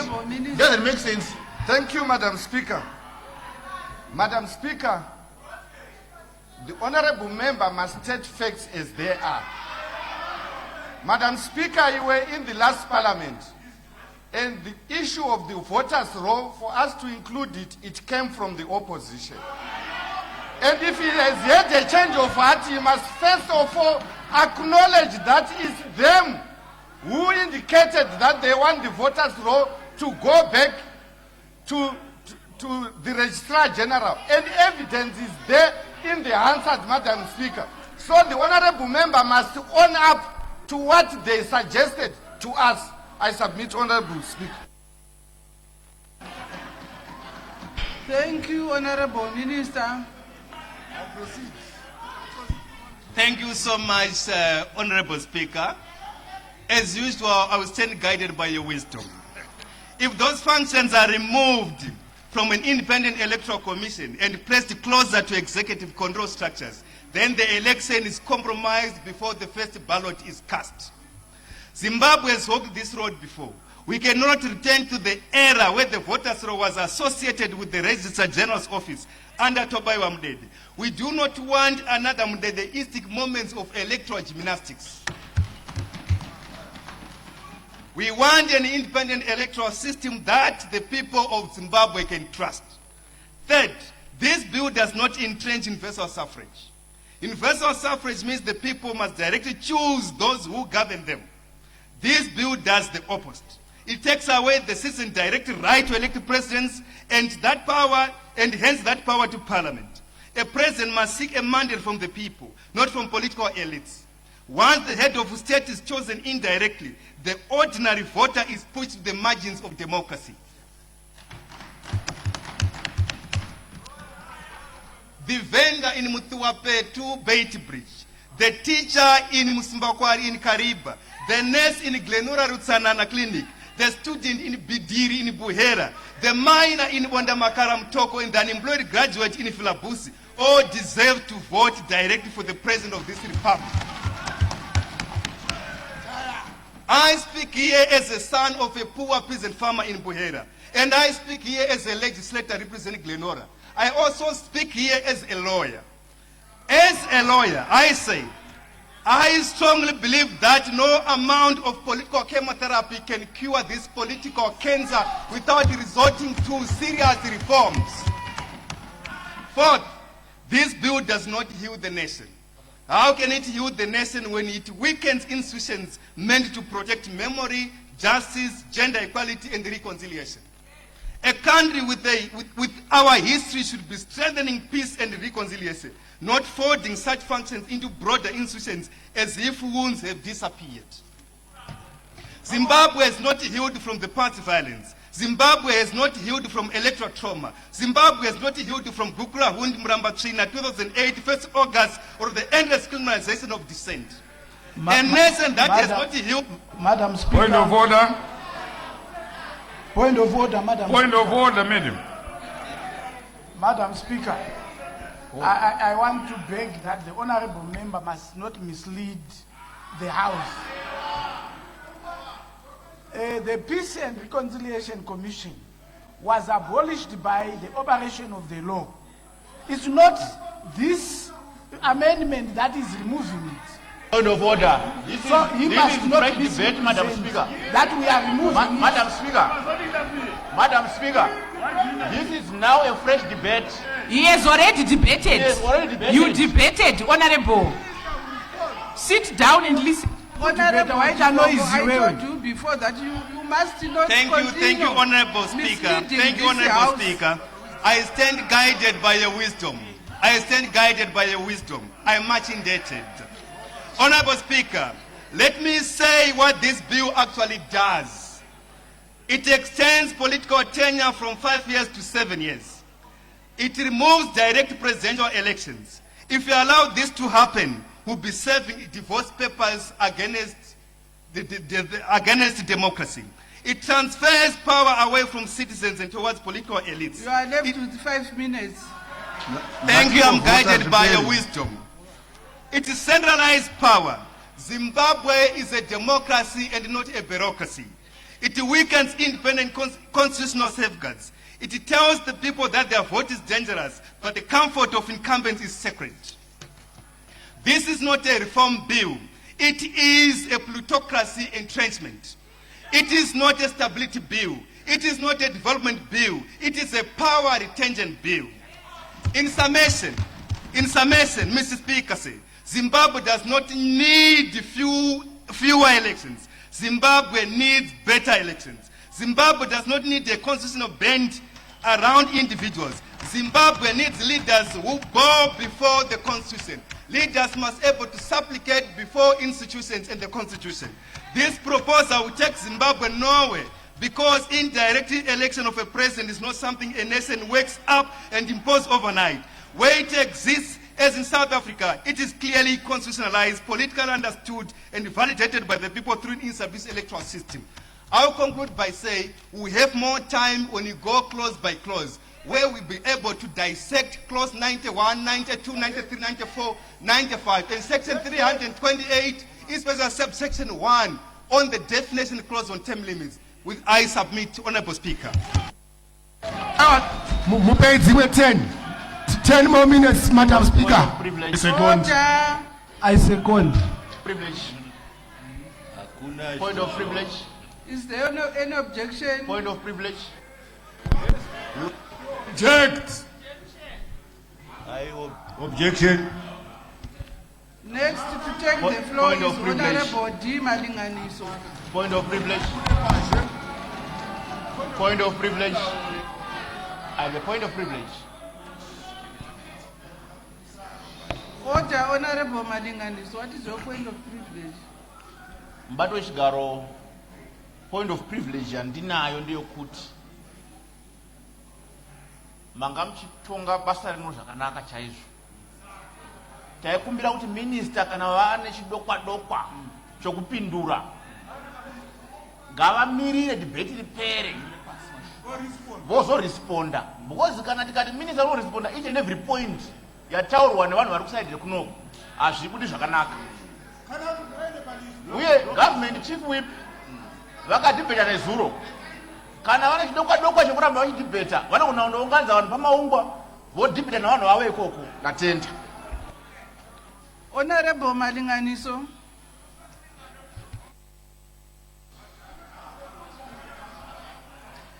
Madam Speaker,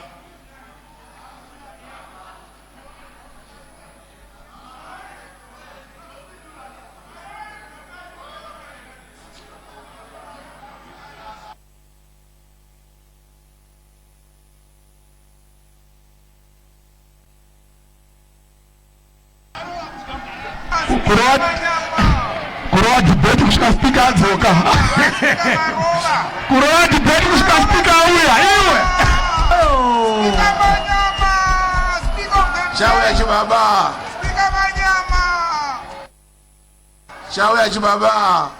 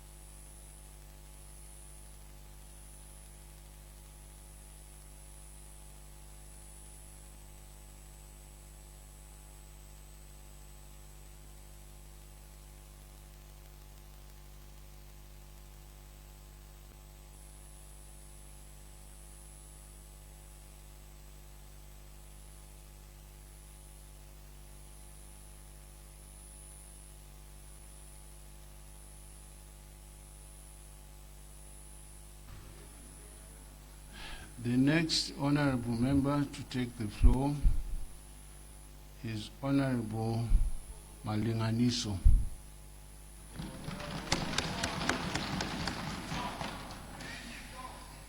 Mr. Speaker, sir, Thank you for granting me latitude to air my views on the Constitution of Zimbabwe Amendment number 3 Bill.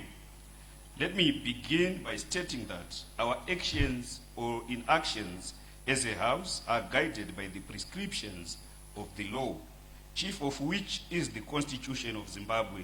Hence, we progress not on sentiment, but by way of applying our minds to these prescriptions and not our hearts. The book of Jeremiah reminds us that the heart is deceitful above all things and desperately corrupt. Our corrupted hearts must not prescribe a referendum where the Constitution does not. Our deceitful hearts must not promote redundancy where progress demands streamlining. Our hearts must not hold on to things that have not worked where reason demands heckling off the old and plan anew. I want, Mr. Speaker, to align myself with the mind and not the heart, because emotions are inherently subjective and none of us can dress them in objective guise with the exactness of a Jewish prophet. It is always difficult to tell whether the correct emotion is in the right Sunday apparel. Mr. Speaker, I rise in support of the bill, having traversed part of Mashonaland West and the Midlands provinces, gathering views and having carefully considered the report of the joint portfolio committees and the views expressed by citizens during public consultations. In approaching constitutional amendments of this nature, we must remind ourselves that constitutions are not ordinary pieces of legislation enacted to address temporary political concerns. They are thriving and enduring instruments that define the relationship between the state and its citizens, distribute public power, and establish the framework within which future generations may be governed. I say may in recognition that those that will come after us also possess wisdom, maybe better than us. It is therefore a practice in futility to say because this constitution was conjured in 2013 by people we considered great minds, it should remain static. Consequently, constitutional amendments must be assessed not on the basis of immediate political merit or demerit, but on whether they advance constitutionalism, democratic accountability, national unity, and effective governance. It is my considered view that the bill before us is in that spirit. Mr. Speaker, the first issue I wish to address is the proposal for the election of the President by Parliament. Much of the debate surrounding this proposal is focused on the mechanics of election. However, the real constitutional question is far deeper. It is a question about the source of democratic legitimacy and the manner in which political power should be exercised and controlled within a constitutional democracy. Modern constitutional systems recognize that democratic legitimacy may arise through different constitutional arrangements.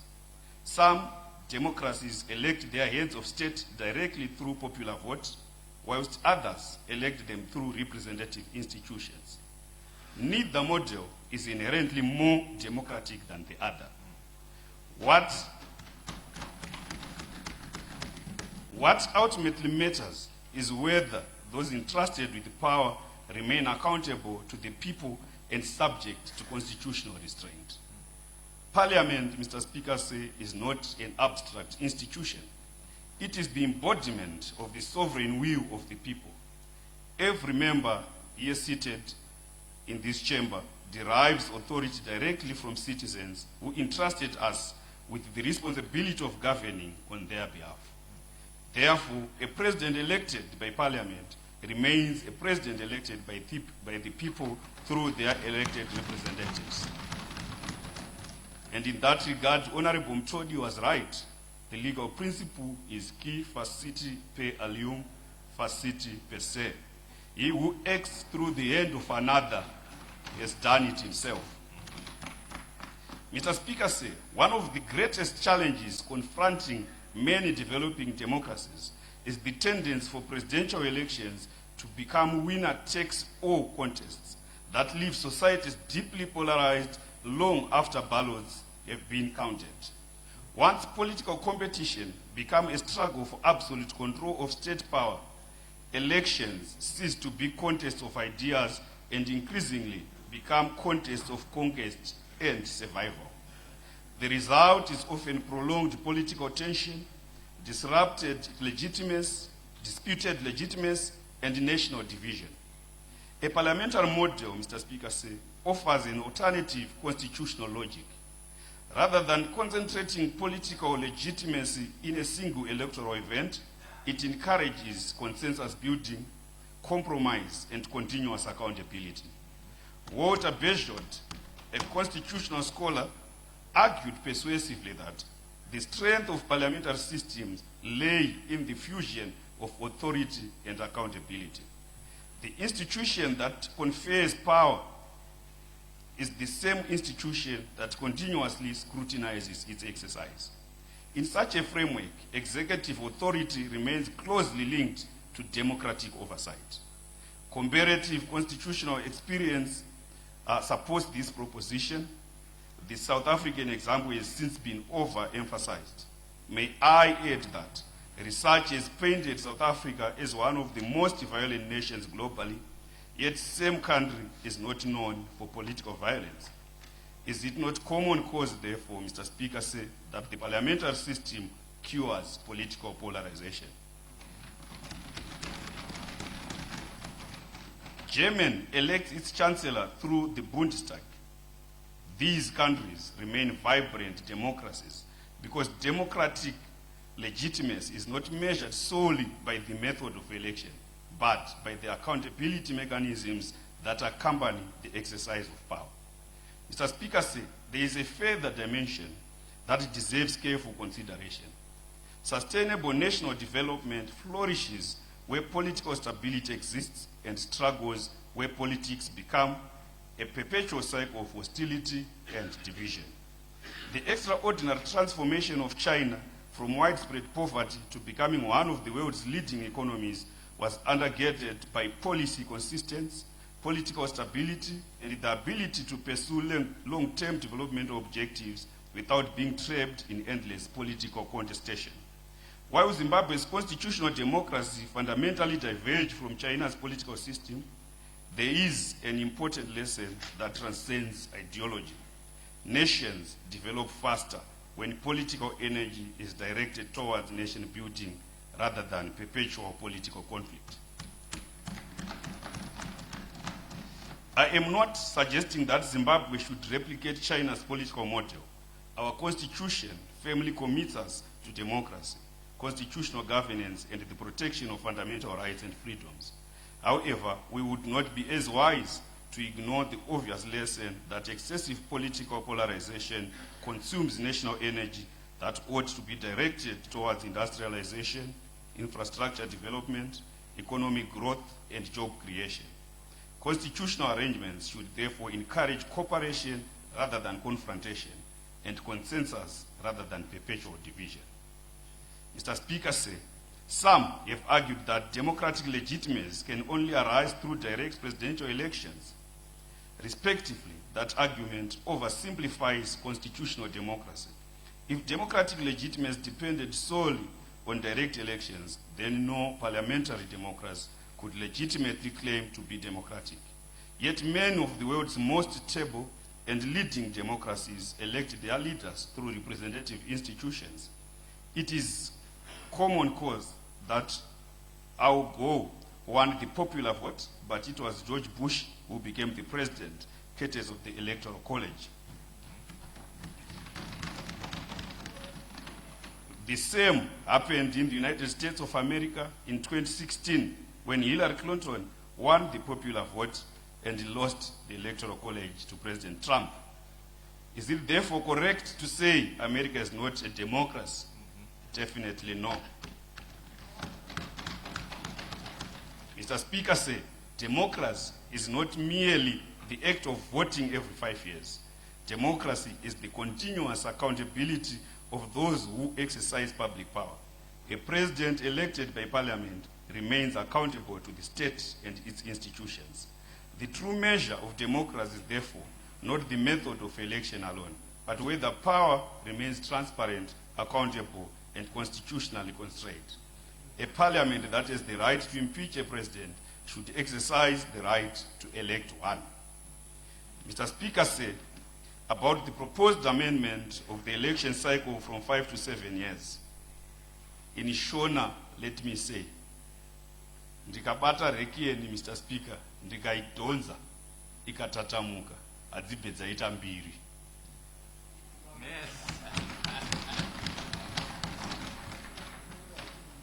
It has been ably demonstrated by the majority of speakers who spoke before me that a longer cycle would provide greater policy continuity and stability even in the face of deep political polarization. Large-scale economic reforms, infrastructure projects, agricultural modernization programs in the wake of climate change and related ecological challenges, and public sector restructuring often take many years before producing measurable results. A 7-year cycle reduces the pressure on governments to focus on short-term political gains ahead of elections and instead encourage longer-term planning and implementation. Less frequent elections lower the financial and administrative costs associated with organizing nationwide polls, allowing resources to be directed toward development priorities such as the progressive beam and AMTO facilities that are key in building human capital. Mr. Speaker, I now turn to the clause concerning traditional leaders. On this matter, I respectively depart from the proposed amendment and align myself with the recommendation of the committee that the current constitutional position should remain unchanged. The institution of traditional leadership occupies a unique place within Zimbabwe's constitutional framework. Unlike politicians, traditional leaders do not derive their authority from electoral competition. Their legitimacy derived from history, culture, custom, and the confidence reposed in them by entire communities. The wisdom of our constitution lies in its deliberate separation of political authority from traditional authority. Political leaders are expected to compete for support. Traditional leaders are expected to unite communities. Political actors represent interests and constituencies. Traditional leaders serve all members of their communities equally, regardless of political affiliation. This distinction is neither accidental nor symbolic. It is a carefully crafted constitutional safeguard designed to preserve social cohesion and national unity. Section 281 of the Constitution requires traditional leaders to remain politically neutral. That neutrality is not a restriction designed to weaken them. It is a constitutional shield designed to preserve the integrity, dignity, and legitimacy of the institution itself. It ensures that every citizen, regardless of political persuasion, can approach traditional institutions with confidence that they will be treated fairly and equally. Some may argue that preventing traditional leaders from participating in partisan politics infringes upon their political rights. Respectively, that argument overlooks an important constitutional principle. The Constitution often imposes restrictions on certain offices in order to preserve institutional independence. Judges are prohibited from partisan political activity to safeguard judicial impartiality. So are members of the security sector. The traditional leaders, Mr. Speaker, are no different. The limitation is not directed at the individual, but at the office they hold. Once traditional leaders become active participants in partisan politics, their role inevitably changes. They cease to be impartial custodians of communal interests and become actors within political competition. Communities become divided between supporters and opponents, and traditional institutions risk losing the moral authority that has sustained them for generations. Mr. Speaker, at the outset, let me state unequivocally that gender equality is a constitutional imperative. The Constitution guarantees equality, dignity, and freedom from discrimination. The advancement of women and girls must remain a central objective of our constitutional order. However, Mr. Speaker said, the issue before us is not whether gender rights are important. The issue is whether the continued existence of a standalone constitutional commission remains institutionally necessary. Constitutional commissions are exceptional bodies established because ordinary governmental structures are deemed insufficient to protect particular constitutional values. Their existence must therefore be justified by constitutional necessity, specialized expertise, and demonstrable effectiveness. The question Parliament must ask is not whether the Commission performs important work. The question is whether that work can be performed equally effectively within a strengthened and specialized human rights framework. Where constitutional mandates substantially overlap, Parliament is entitled to consider whether institutional consolidation would enhance coherence, reduce duplication, and improve efficiency without diminishing the protection of rights. Constitutional governance is not measured by the number of institutions we create.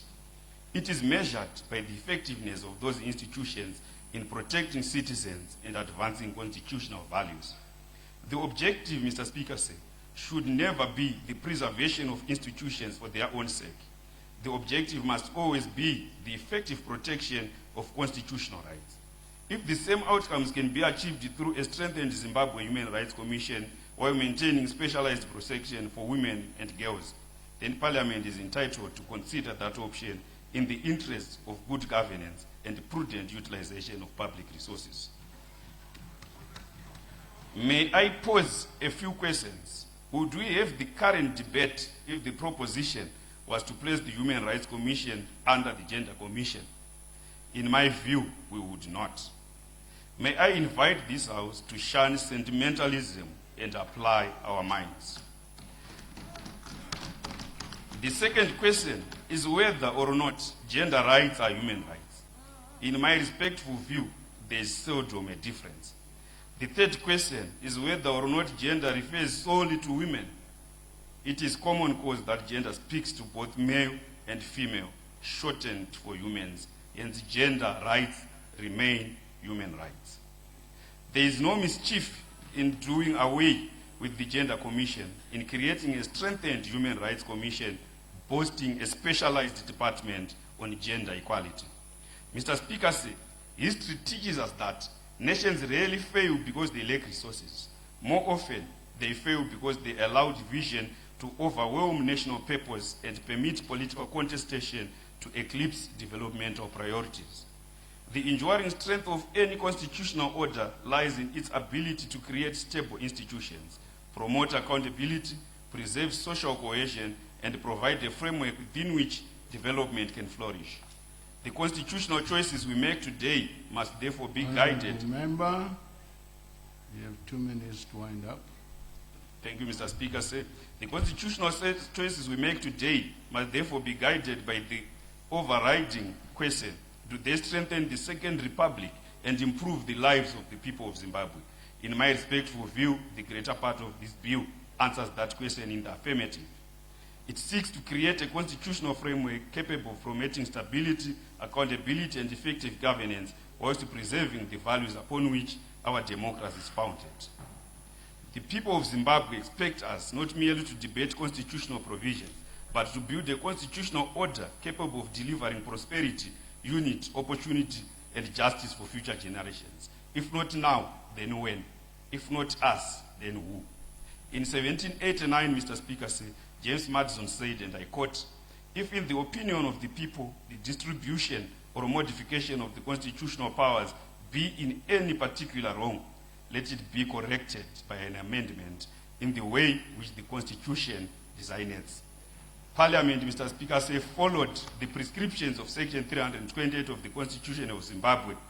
Those that sought to associate with the proposed amendments, either for or against, did attend public hearings and forwarded written submissions in the affirmative or the contrary. The report of the Joint Committee, composed of members from across the House, does attest to the fact that the majority of those who participated are in favor of the propositions. Section 141 of the Constitution of Zimbabwe enjoins Parliament to consult the public, not every individual, not every household, not every village or every ward. It has been demonstrated by Honorable Tafanana Show that in scope, this current consultation is even better than COPAC. Democracy by its nature is merely taking directives from the majority, and that was done. Who are we to deny the voice of the majority? Who are we to prescribe a referendum when in their numbers in 2013, the people of Zimbabwe didn't so direct? For the above reasons, Mr. Speaker, I support the bill subject to the reservations I've expressed regarding traditional leadership. I thank you.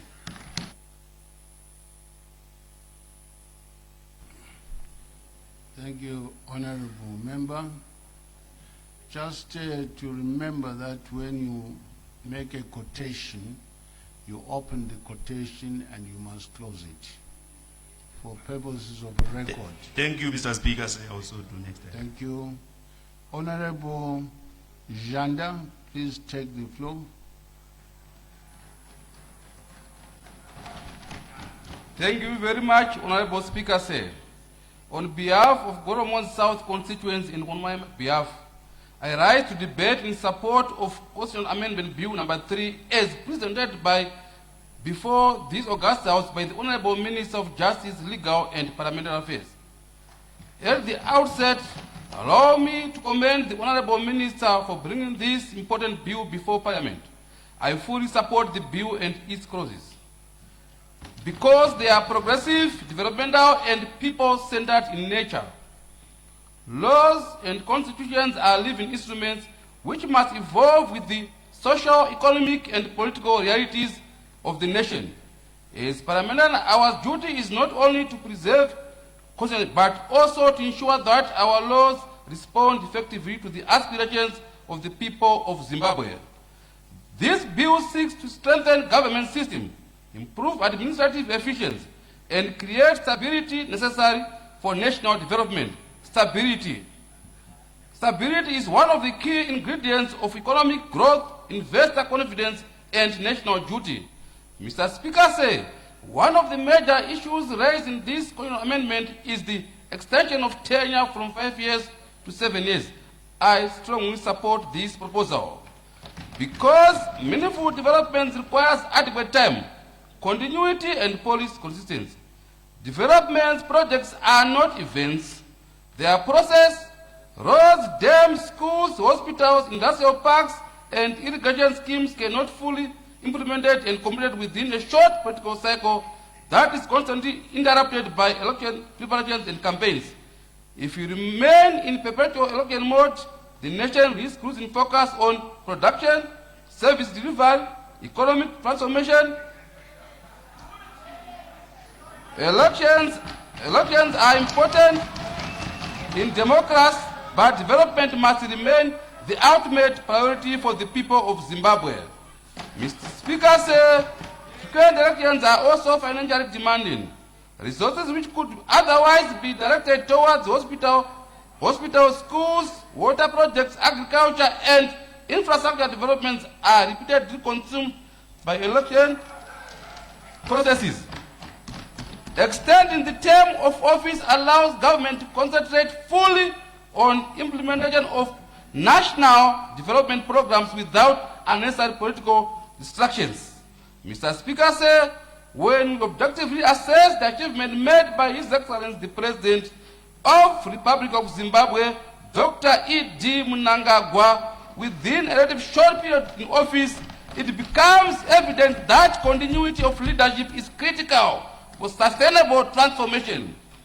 Under the Second Republic, we have witnessed major infrastructural development across the country, including the rehabilitation programs, dam construction, modernization of airports, rural irrigation development, industrial revival, salary of education and health services, and engagement and re-engagement efforts within the international community. These achievements demonstrate that when leadership is given sufficient time and policy consistency, national developments accelerates. Mr. Speaker said, this bill is therefore not about individuals, but about the national progress. It ensures stability and long-term planning countries that have achieved rapid economic growth and Point of order, Mr. Speaker. deals those two stable governments. Order. System that allow leaders and students enough. Order. Okay. Thank you, Mr. Speaker. Thank you, Mr. Speaker. Order. Yes, Honorable. Thank you, Mr. Speaker. We would want to follow the proceedings and the debate, but the speed is a tremendous speed. Thank you. If you can be guided. Thank you. Order. Order. Order. If the speed is high, you must attune your ears. Honorable member, please proceed. Very much, Honorable Speaker, sir. I also wish to emphasize that all clauses in this bill are aimed at improving government structures, enhancing efficiency within state institutions, and ensuring better service delivery to our citizens. As representatives of the people, we must place national interests above political emotions. Posterity will judge us not only how loudly we oppose the change, but how wisely we made decisions that advance the welfare of our people. Zimbabwe's desired development, jobs, modern infrastructure, quality healthcare, quality education, and economic opportunities. These aspirations require a stable political environment and uninterrupted implementation of government programs. In conclusion, Mr. Speaker, say, I wholeheartedly support Constitutional Amendment Bill number 3 and its clauses. I urge honorable members of this august House to support the bill in spirit of patriotism, unity, national development. With these remarks, Mr. Speaker, say, I so submit. Thank you.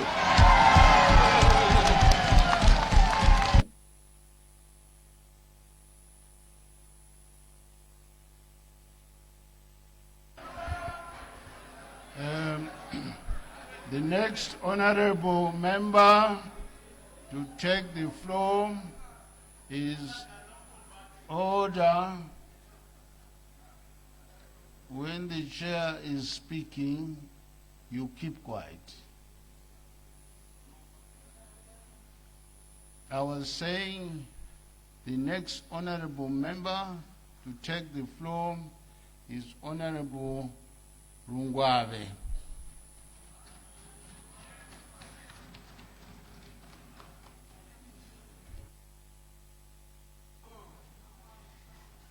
Good afternoon, Honorable Speaker. I rise to contribute to the debate on the Constitution of Zimbabwe Amendment Bill number 3 as presented before this august House by the Minister of Justice, Legal and Parliamentary Affairs, Honorable Ziyambi Ziyambi. Firstly, I want to express my appreciation for the proposal to transfer the administrative of voters' roll from Zimbabwe Electoral Commission to the Office of the Registrar General. Mr. Speaker, sir, it is evident that electorate has experienced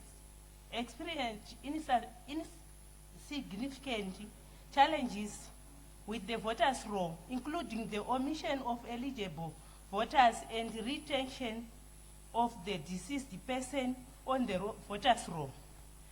These irregularities have undermined the confidence in electoral process, thereby discouraging participation in the election of councillors, member of parliament, and the president.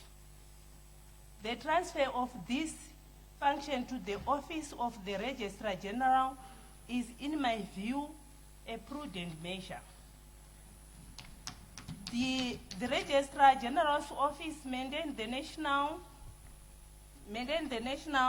Civil Registry, which records birth and death certificate, and is therefore better placed to ensure the accuracy and integrity of the voters' roll.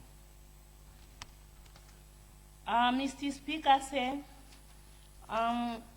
this will allow the Zimbabwe Electoral Commission to focus on its core mandate of conducting elections. Secondly, Mr. Speaker, I wish to address the provision in the bill that seeks to extend the term of the office of the President, Parliament and local authorities from 5 to 7 years. Mr. Speaker, speaking on my view, individual capacity, I completely support this proposal. A 7-year extension provides sufficient time for elected officials to implement long-term development programs and complete major national project examples, including construction of large-scale irrigation dams to ensure food security in our country and rehabilitation of key national highways. Such projects require continuity and time to yield tangible results before the next electoral cycle. Mr. Speaker, I wish to place on record my support for the proposal that the President be elected by Parliament. This practice is observed in several countries within our region and outside our region, and has proven effective in ensuring peaceful and orderly electoral process. It encourages political parties to focus on selecting credible parliamentary candidates, as it is from among these members that the President would ultimately be elected. Mr. Speaker, so I submit that Parliament should be vested with authority to elect the President, and not merely with the power to impeach the President. In conclusion, regarding the Gender Commission, I propose the establishment of a one-stop right protection institution with strong and comprehensive powers to safeguard the rights of all citizens seeking justice. Alongside this, there should be a dedicated administrative board focused on vulnerable groups, ensuring effective implementation of social and protection measures. This approach would strengthen right protection, improve access to justice, reduce bureaucracy, and create a more robust and efficient system for servicing citizens. So I submit, Mr. Speaker. Thank you, Honorable Member. I now give the floor to the Honorable T. Wungwe. Thank you, Mr. Speaker. Ndasumuka ndakamirira vanhu vekumberengwa East Constituency. Vandituma nemashoko kundizotura kuno. Mashoko acho ndichazama kuvatsanangura sokutaura kwavakaita. Chokutanga mutungamiri Honorable Speaker mubato wechigaro vakati nditaure nyaya delimitation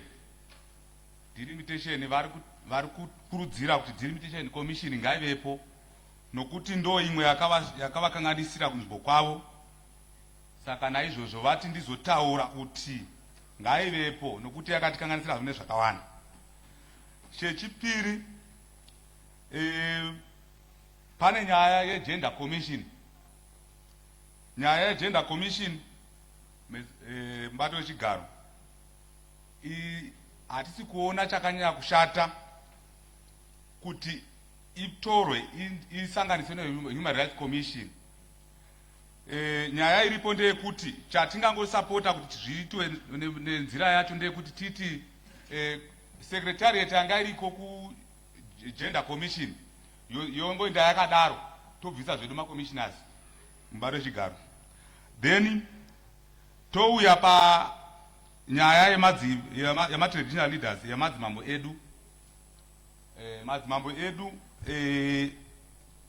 ini muconstituency mandiri ndine madzimambo 5 vese vari kutoti vanga vakatononokerwa kudhara nemutemo uyoyo, vari kuti vanoda kuti vapinde zviri pachena kwete zvekuvandira zvavanga vachiita, vanoda kupinda zviri pachena mune zvematongerero enyika.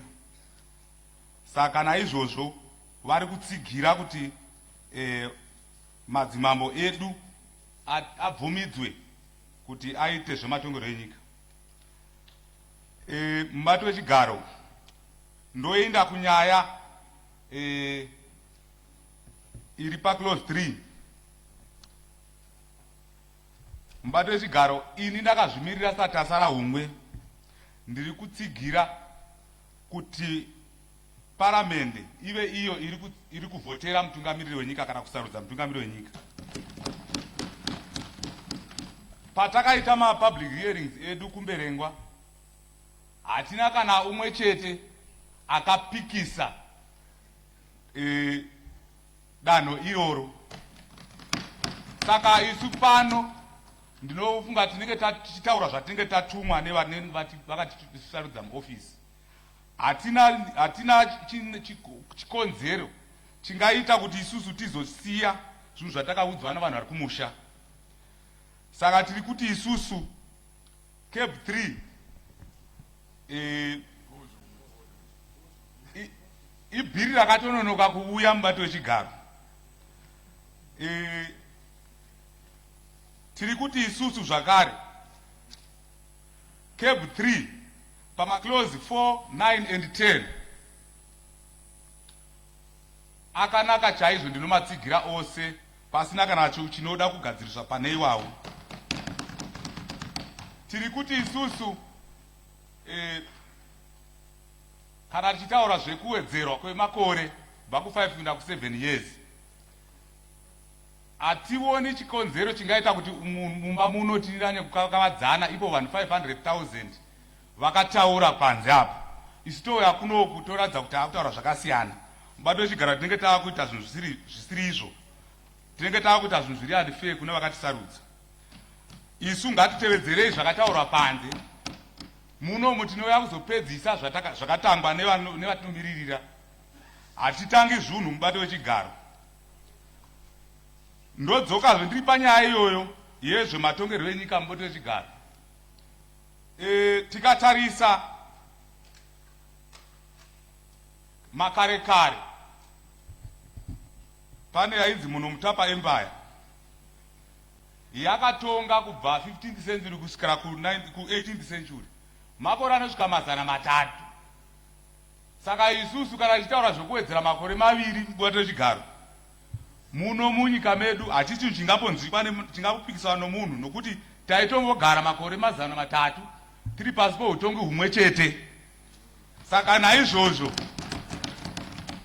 handi maDNA edu kana mararamiro edu isu sevanhu kana tichirarama pachivanhu chedu chidzokera kuchivanhu chedu, tiri kutaura isusu kuti chinyi, kuti kana Munomutapa vakagara 300 years vachitonga, ko isusu iko zvino tikati makore 2 chete okuwedzera kuti aite 7 zvinenge zvakaipei, handionini. Right. Tikatarisa makare kare futi zvakare mubato wechigaro. Order. Honorable member, be historically factual. Either you are speaking of the Munomutapa dynasty, yes, or you are speaking of an individual. That must be clear, otherwise we may be misled. maita mubati wechigaro nokundigadzirisa. Ndangada kutopedzisa zvangu. Asi ndoda kupedzisa ndichitini? Order. Mangamutaura munhu here angachitonga mwemutapa kana dzinza ravo. Okay. Sorry. Okay. Munhu mutapa dynasty. That's better. That's better. Thank you.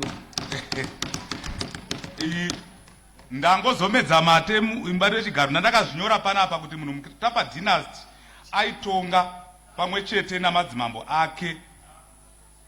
Ndangozozvimedza maita mbari rechigaro. Right. Ndangaida kupedzisa ndichitini? Tiri ipapo panyaya dzekutonga tinofanirwa kuti tidzoke kuchivanhu chedu. Todzoka tichitaurisa kuti isusu pachedu vekumavirira vasati vauya muno tairarama sei, taidlei, tainamata vanani. Then todzoka toonekwa kuti pari zvino izvezvi mubato wechigaro munhu akanaka kuti gare gare akunzi chitsvaga upfu hwerukweza hwatakasiya isusu tichidzidziswa navarungu. Vaunzi tsvaga munyevhe, tsvaga chakati. Tasiya tsika dzedu namararamiro edu. Ndinoda kukurudzira mubato wechigaro kuti isusu kana taidzoka dzamisa pfungwa dzedu chaizvo, toona kuti iwo matongero edu namatongero edu atinofanirwa kuita senyika yedu zvisina ani anopindira. Tinowanikwa kuti tinofanirwa kuisa kupasisa bhiri rino mune zvakanaka. Tinowanikwa kuti cab 3 yakabva kuvanhu ende tinofanirwa kuti isusu semuno inoimba tingopfuudza zvakabva kuvanhu tobva tapedza toita zvinoda mwoyo yevanhu. Tatenda zvikuru. Aiwa, tatenda mukubarira. Tatenda. Honorable T. Mudo, please take the floor. Thank you, Mr. Speaker. Sir, I want to thank you for this opportunity you gave me. Mr. Speaker, sir, I rise as the youth representative for Mashonaland East, speaking on behalf of the youth whom I represent, whose voice deserves to be heard in this august house. The position I advanced to reflect today reflects the aspiration, concerns, hopes of the youth of Mashonaland East. We have mandated me to be their advocate, custodian of their interest in the legislative process of our nation.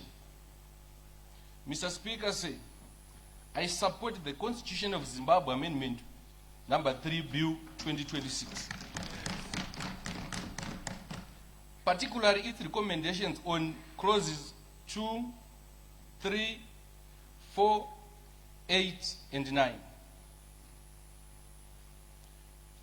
Mr. Speaker, sir, these provisions taken together seek to improve governance efficiency, strengthen institutions, and create conditions necessary for long-term national development.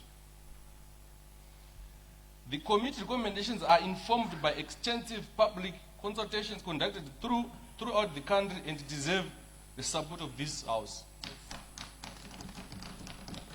Mr. Speaker, as I go to Clause 2 seeks to transfer voter registration and management of voters' roll from ZEC to the Registrar General. Mr. Speaker, this starting point must be the recognition that credibility of elections begins with the credibility of the voters' roll. The Registrar General is the custodian of birth, death, and national identity records. It therefore possesses the most current information necessary to maintain accurate and updated voters' roll.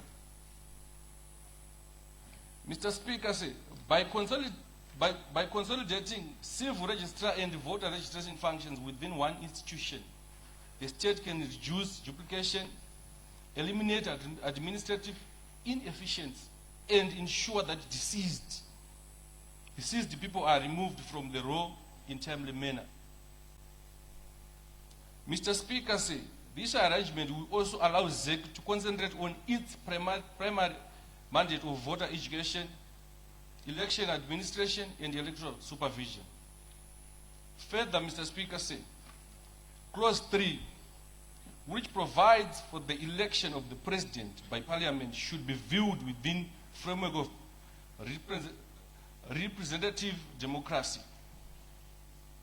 Mr. Speaker, every member of Parliament sitting in this House carries a mandate directly conferred by the people.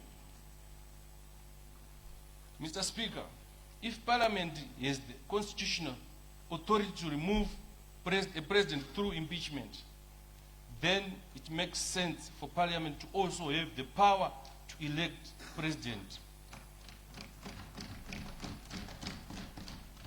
Furthermore, Mr. Speaker, this model has worked successfully in countries such as South Africa, Botswana, where parliamentary elections of the head of the state has contributed to political stability, accountability, and reduced electoral cost. The proposed amendment recognizes that democracy is not defined only by the method of election, but by accountability, legitimacy, and effective governance.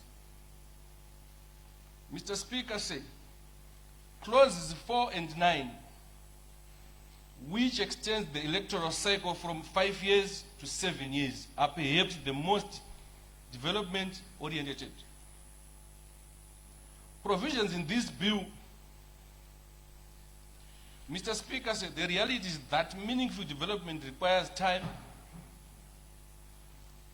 Major infrastructure projects, industrialization programs, energy, investment, and public service reforms cannot be fully conceived, funded, implemented, and evaluated within a short political cycle. Mr. Speaker, frequent election often results in governance operating in perpetual campaign mode, with political calculations overshadowing developmental priorities. Mr. Speaker, I speak not merely from theory but from practical experience. I come from Mashonaland East in Wedza. For many years, the government administration complex in Wedza remained incomplete, with the structure standing only at window level, despite its strategic importance to the district. However, under the steward leadership of His Excellency President Dr. E.D. Mnangagwa, the project was completed and is now fully operational. Today, the people of Wedza can access passports, national identity documents, and other essential government services within their district. Mr. Speaker, this is not only happening in Wedza, but in all corners of Zimbabwe.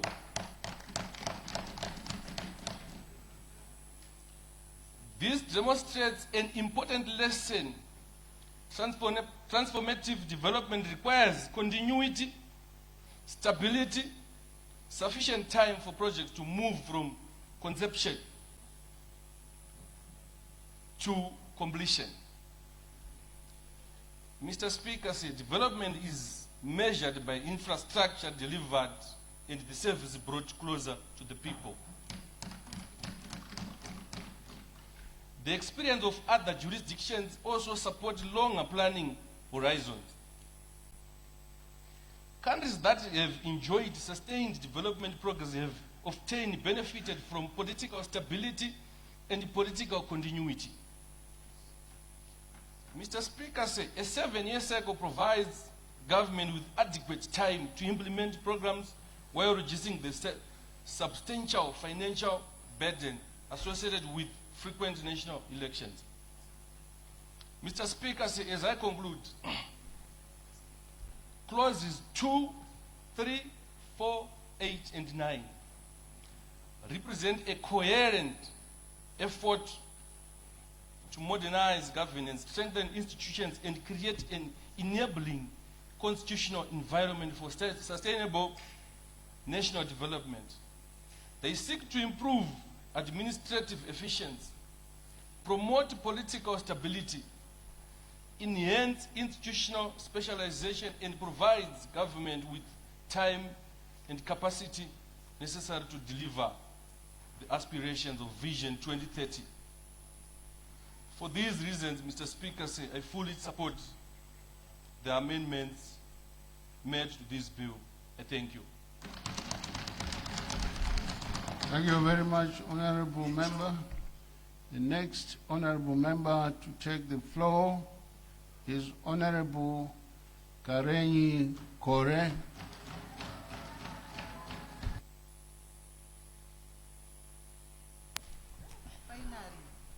Thank you, Mr. Speaker. Mr. Speaker, I rise today as the duly elected representative of the people of Chikanga, whom I represent, and I have an honor and privilege to serve in this House. I stand here, Mr. Speaker, carrying the hopes, aspirations, and concerns of the citizens who entrusted me with their vote and their voice. After carefully considering the provisions and implications on the CAB 3 bill, Mr. Speaker, I wish to register my opposition of this bill.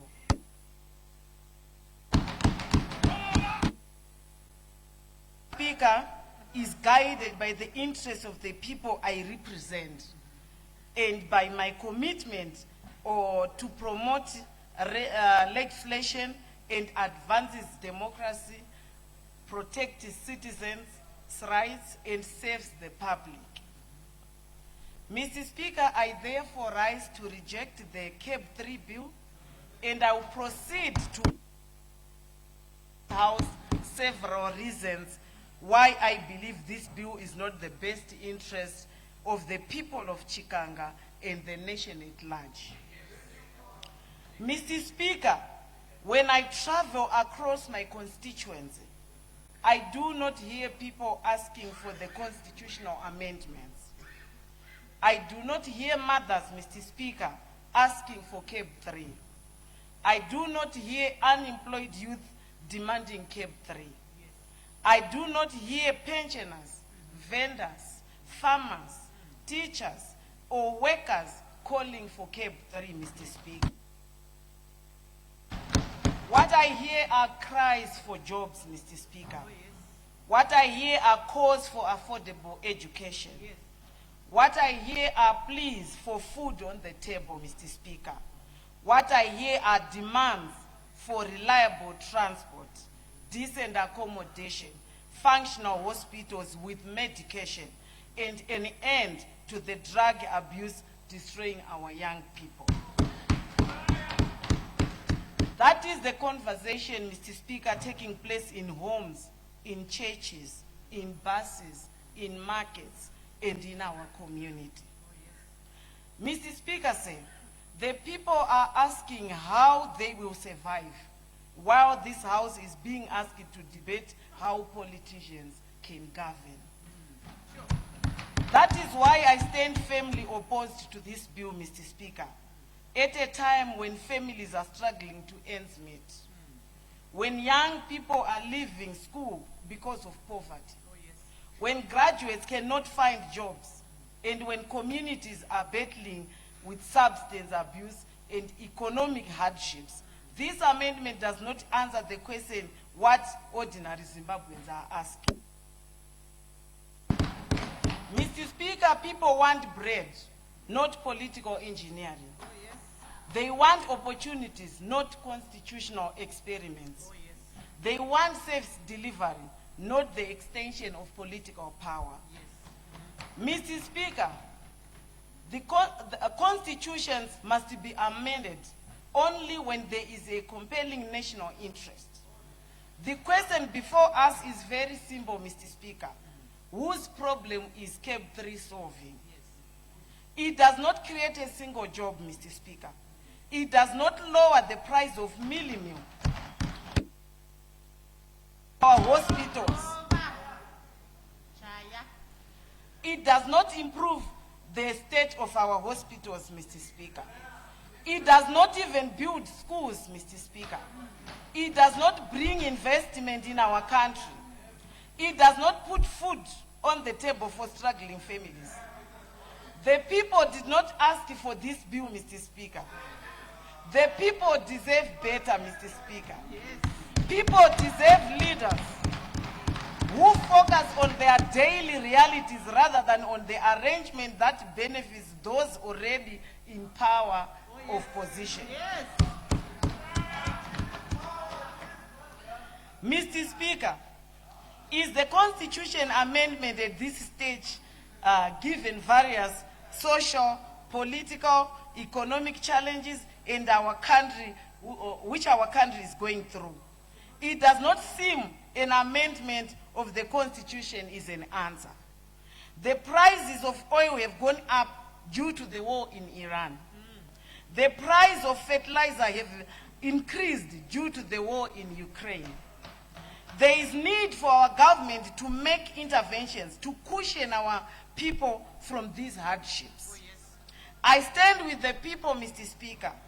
Our people are crying out for a better life, food on the table, quality education, reliable transport, jobs, decent accommodation, an end to the drug abuse.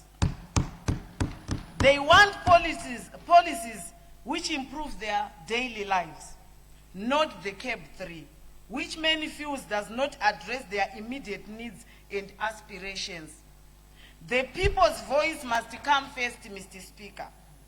We must address these issues as a nation before anything else. The proposed amendment does not address these important issues, Mr. Speaker.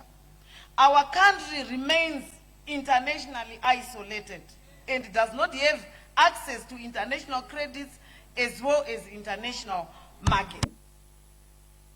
So, the amendments to the Constitution at this stage are totally unnecessary, as it does not address the bread and butter issues of our country. Mr. Speaker, let me go to the issue of the extension of the term and the benefits by the incumbent in the same bill. Among other things, the bill seeks to extend the presidential and parliamentary term limits. At the same time, it seeks to enable the incumbents to benefit from this extension. In terms of Section 328, subsection 8, Mr. Speaker, the two items cannot be in the same bill. The fact that they have been put in the same bill means that the bill itself is illegal, Mr. Speaker. I'm tempted to argue that the amendment does not seek to amend the Bill of Rights. This is clearly wrong, Mr. Speaker. Insofar as it removes the right to elect the president from the general populace, the bill takes away the right to the vote as enshrined in the Constitution, Section 67, subsection 3. Therefore, the amendment, Mr. Speaker, cannot be in the same bill. In terms of Section 17, subsection 2A, the Parliament can only amend this Constitution in terms of Section 328 of the Constitution. Insofar as this amendment seems to suggest that the amendments will end with Parliament before being sent to the Presidential Assembly without need to go to the referendum, then it falls foul for the provisions of Section 328, Mr. Speaker. This amendment removes the right of the people of Zimbabwe to vote for their president, Mr. Speaker. Therefore, it affects the Bill of Rights and it has to be subjected to the referendum. Mr. Speaker, there is also a conflict of interest, Mr. Speaker, on the part of Parliament and the President. Parliament stands to materially benefit from this amendment, Mr. Speaker. So will the President. To make these two institutions the alpha and omega of this bill is to bring a serious conflict of interest, Mr. Speaker. To avoid conflict of interest, this bill must be subjected to a referendum.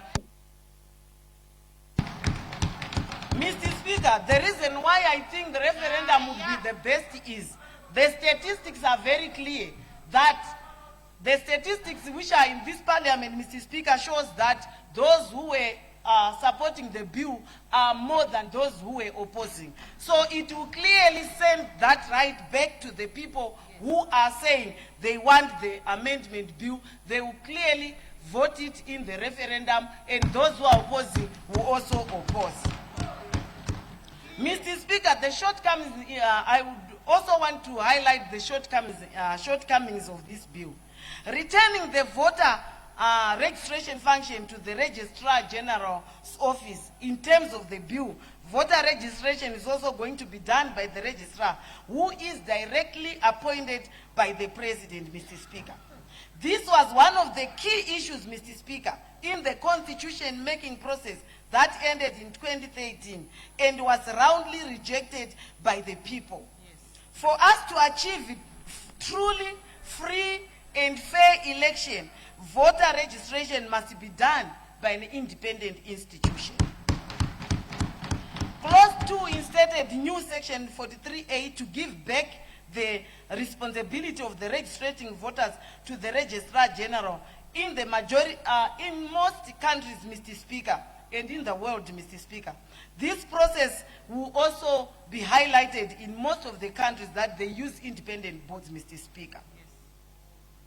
Mr. Speaker, these elections are normally handled by the independent bodies, and the Office of the Registrar General in Zimbabwe is an arm of government, Mr. Speaker, and is not an independent institution. Yes. The registrar reports to the politician, Mr. Speaker, who is the Minister of Home Affairs and is also a beneficiary of the electoral process and hence an interested party. It is therefore, Mr. Speaker, inappropriate to transfer voter registration from an independent institution to a non-independent institution. I want to go around to the SADC countries, Mr. Speaker. I would go for Botswana. Botswana is an independent electoral commission. South Africa is the Electoral Commission of South Africa. Yes. Zimbabwe is the National Elections, Mozambique is the National Elections Commission. Malawi is the Malawi Electoral Commission. Namibia is the Namibian Electoral Commission of Namibia. There is the National Electoral Commission in Angola, Mr. Speaker. The Democratic Republic of Congo is the Independent Electoral Committee. In Mauritius, Mr. Speaker, is the Office of the Electoral Commissioner. Zambia is the Electoral Commission of Zambia, while Tanzania is an independent National Electoral Commission. It has the role of supervising and coordinating the registration of voters in the presidential and parliamentary election, Mr. Speaker. Zimbabwe must go along with the majority in SADC region and the world at large, Mr. Speaker. Mr. Speaker, the election of the president by parliament and not by the people, Mr. Speaker. This is a fundamental change of the political system. However, it falls foul of the other provisions of the constitutions. In terms of Section 3, subsection 2b, Mr. Speaker, the principles of the good governance binding the state include an electoral system based on universal adult suffrage. This means the right of all illegal adults to vote. The amendment removes the right, Mr. Speaker. Further, in terms of Section 3, subsection 2f, there must be the respect of the people of Zimbabwe from the authority to govern is derived. This means the president's authority to govern must come directly from the people and not from parliament, Mr. Speaker. Mr. Speaker, one of the ideals of the liberation struggle was one man, one vote, Mr. Speaker. This is now being violated by this bill, Mr. Speaker. Madam Speaker, Mr. Speaker. Mr. Speaker. Honorable. Point of order, Mr. Speaker. Honorable. Mr. Speaker, the honorable order. Mr. Speaker, the honorable member must not mislead the House that in 1980, we didn't vote for the Prime Minister. So if we were fighting for one man, one vote before independence, we should have used that because we had won the war. Why didn't we use it?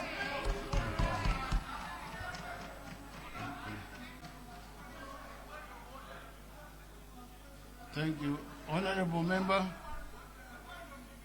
Honorable Parliamenr.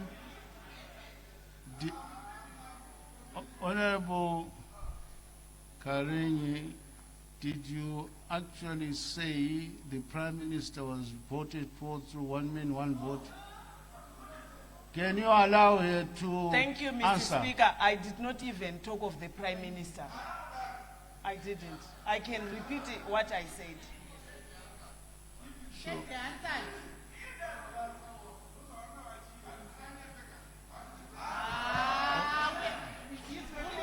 Honorable Chief Whip, can you please clarify your point of order? Madam, Mr. Speaker, the honorable member said, when we fought for one man, one vote. In the context that we were going to vote the president or prime minister. That's not what happened in 1980. If that was the grievance that we had, why didn't we use it in 1980?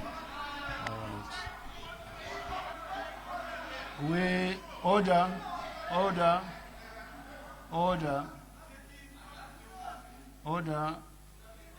If the honorable member was insinuating that the one man, one vote implied to the election of the Prime Minister, then order, I haven't finished. Standing order says when the chair is speaking, you must be silent. If that was intimated, then it should be withdrawn. If it wasn't intimated, you may proceed.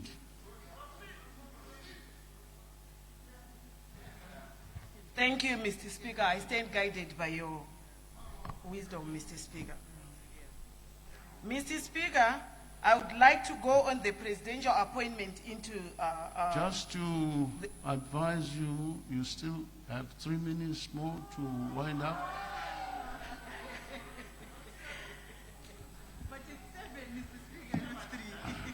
Thank you, Mr. Speaker. Thank you, Mr. Speaker. On the issue of the appointments, Mr. Speaker, in the Senate, this is totally undemocratic, Mr. Speaker. It was rejected by Zimbabweans during the constitution-making process. And maybe, Mr. Speaker, to emphasize on my submission, we have got 7 members already, Mr. Speaker, which I feel that if the president is seeing that they are not performing well, he can actually withdraw and also appoint those who are able to do the work. Mr. Speaker, let me rush to the issue of the traditional leaders, Mr. Speaker. I strongly feel that the traditional leaders must remain apolitical because, Mr. Speaker, these are our traditional leaders who are also who act as judges in disputes among our people, Mr. Speaker. To them to join politics, Mr. Speaker, it will also affect the day-to-day running of their issues, of their business in the rural areas, Mr. Speaker. The current provisions prohibiting traditional leaders to join political parties is correct, Mr. Speaker. Our traditional leaders should be partisan, and I strongly feel that they must not involve themselves in politics. Mr. Speaker, in conclusion, there is a saying that is, if it is not broken, don't fix it, Mr. Speaker. Our constitution is not a problem, Mr. Speaker. The problem is violence, intimidation, corruption, inequality, and unequal access to the national Our problem is the international isolation of our country that is affecting the poor, Mr. Speaker. This amendment takes away the power of the people to elect the highest office of their land, Mr. Speaker. It is unnecessary, undemocratic, and totally uncalled for, Mr. Speaker. Our constitution is not the cause of poverty. Our constitution is not the cause of unemployment. Our constitution is not the cause of corruption, Mr. Speaker. Our constitution is not the cause of poor service delivery. The challenge before us is not a constitutional crisis, Mr. Speaker. It is a governance crisis. The people of Zimbabwe fought of the liberation struggle, Mr. Speaker, for us kuti tigare zvakanaka. They fought for the right to choose their leaders. They fought for a democratic nation where the power comes from the people and remain accountable to the people. Any amendment that weakens that principle cannot be taken lightly. History will not ask whether we protected the politicians. History will ask whether we protected the rights of the people, Mr. Speaker. Today, I choose to stand with the people. I choose to stand with the unemployment, the youth which do not have jobs. I choose to stand with the mothers struggling to feed their family. I choose to stand with farmers and workers and vendors and pensioners and citizens who choose deserve to be heard. To those reasons, Madam Mr. Speaker, I reject this bill and urge this House to put the people first. The voice of the people must remain the voice of our democracy. So I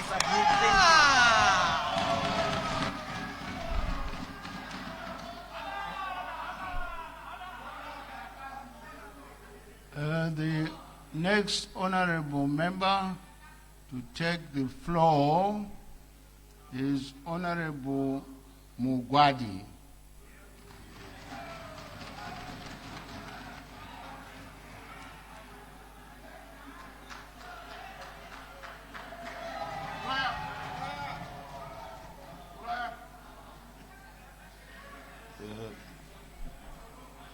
Good evening, Mr. Speaker, sir, and thank you very much.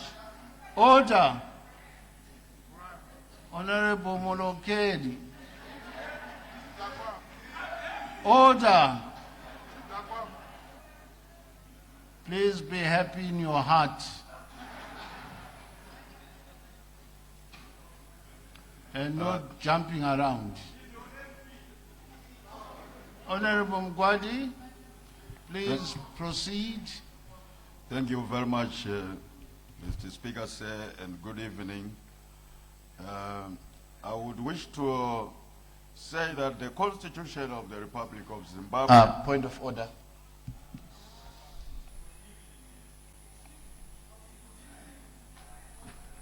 There's no point of order. The honorable No, member has just started. Can you sit down, please? I was just asking if Can he you could sit down? raise his voice a bit Can so that you we can sit hear down? him. So that we can understand him and Can hear you him. sit If you down? can raise the voice a bit, That Honorable has Speaker. been corrected. If you can request him, thank you. Order. Sit down, please. Honorable Mgwadi. Thank you very much, Mr. Speaker. May I wish to say that the Constitution of the Republic of Zimbabwe is so generous. It is sacrosanct. It is the verses and chapters establishing relations between the governed and the governing. It is therefore a very crucial document that establishes the social contract of our people and their government. In other words, Mr. Speaker, sir, in what are going to be my very shortest submissions, I wish to say that that Constitution, therefore, assumes an important place in our society. The process of amending it, therefore, requires us to apply our minds sufficiently and put our minds together in order to ensure that the Constitution continues to take its proper place within our society. That is not therefore to say, Mr. Speaker, that this Constitution is dead. it is for the living, it is itself a living organism, and like a human being, it breathes, it goes to sleep, it wakes up, it is a living organism. Therefore, it can go hungry, it can go full, and that makes it therefore possible for this constitution to respond to the ever-changing dynamic nature of our society. We are not a static people. Our society is not static, it is dynamic. When change takes place, Mr. Speaker, sir, it faces resistance, and I'm privileged to have gone through some lessons about change management and resistance to change. I'm not therefore surprised by what is obtaining in this house, because exactly that is what a process of change faces. So I'm not surprised. But Mr. Speaker, for the purposes of time, I wouldn't want to speak to the gallery. I'm a lawyer by profession, and our profession, of course, requires us to be very clear and straight to the point. So allow me just to do that by way of avoiding unnecessary prevarications and just going straight to what I wish to say, because I believe that a lot of issues have been sufficiently ventilated in this house, Mr. Speaker. Say, there is no room or need for repeating them. I just want to thank the Minister of Justice for the bill that he has brought to this house, and I'm in support. I just want to touch a few areas where I feel that the Minister and the House that he leads may certainly need to apply their minds sufficiently. And that is an area of reforms of the conduct and the administration of justice by chiefs. I'm privileged, Mr. Speaker, sir, to have been able to travel to China last year to an international conference about reforming the criminal justice system in the international community. One of the key issues that I learned there, which I would be happy one day to have this house consider through, of course, the relevant minister, is the empowerment of chiefs through the deliberate processes of decentralization of judicial authority from conventional courts to traditional courts. In China, they call them, those courts, communal courts, because they are not traditional chiefs per se. They call them communal courts. What happens with these communal courts is that they have got capacity and the right to try other matters that we still take to conventional courts here in Zimbabwe, because their judicial system has become so efficient out of the decentralization process that has taken place by way of bringing on board communal leaders to be capacitated to be able to handle both criminal, civil, and traditional, as well as cultural matters. So in the same spirit, Mr. Speaker, sir, I would want to suggest that going forward, the decision, therefore, or the suggestion that chiefs become active players in our politics may not be really fathomable. I would want to throw a joke, Mr. Speaker, by saying, if chiefs will be allowed to become active politicians or to partake in politics so actively as members in this house do, I postulate that by 2030 or in 2030, you may not be surprised that this house will be full of chiefs only as honorable members, and not us, because I can't stand against Chief Makumbe or Chief Nyashan when he decides to want to become a member of parliament, because I'm one of their subjects. I don't know, you know what happens when people are campaigning, there's mudslinging, those are certain things that we can't do to our chiefs. But then, of course, Mr. Speaker, it's a double-edged sword, or I would say it's a catch-22 situation, because the chiefs are human beings, and human rights, by their very nature, are natural and imprescriptible. That is to say, they are accorded to a human being because by the very nature that he exists as a human being and not an animal. So, here is a situation that places us in a catch-22 situation. we can't use this house to asphyxiate the freedoms and rights of our chiefs, including political rights. We would want them to enjoy human rights in totality as others do.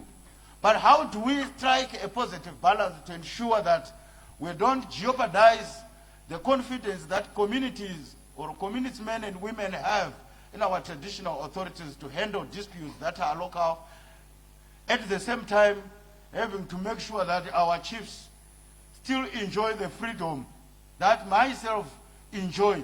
That is, if somebody is having a rally here and a chief would want to attend, and maybe say one or two words, because I'm still his subject. The people that I seek to address are still his subjects. The communities within which we are working, where we want to do development, they are still the communities under their custodianship.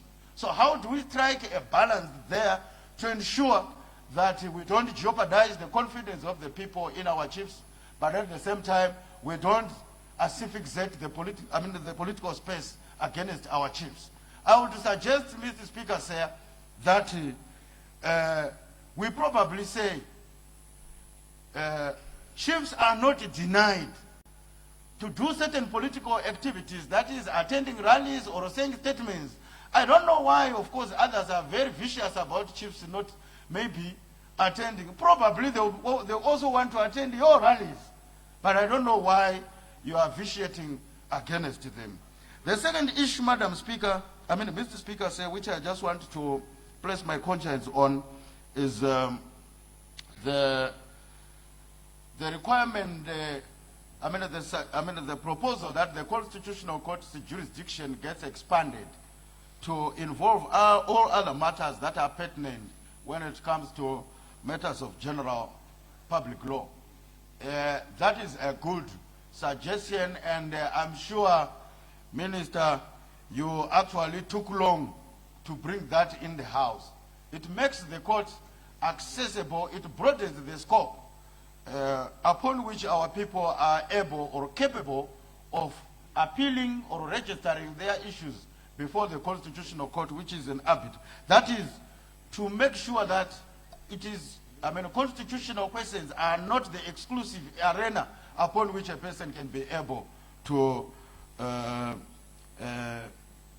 seek the jurisdiction of the Constitutional Court. Mr. Speaker, sir, I must rather conclude and say, like I said earlier, the time is still mine to do what I want with it, because I know it is too much. But for purposes of wanting to see a conclusion of this matter that has kept us this long, I rest my submission, Mr. Speaker. Thank you, Honorable Mgwari. The next honorable member to take the floor is Honorable S. Mundunge Hama.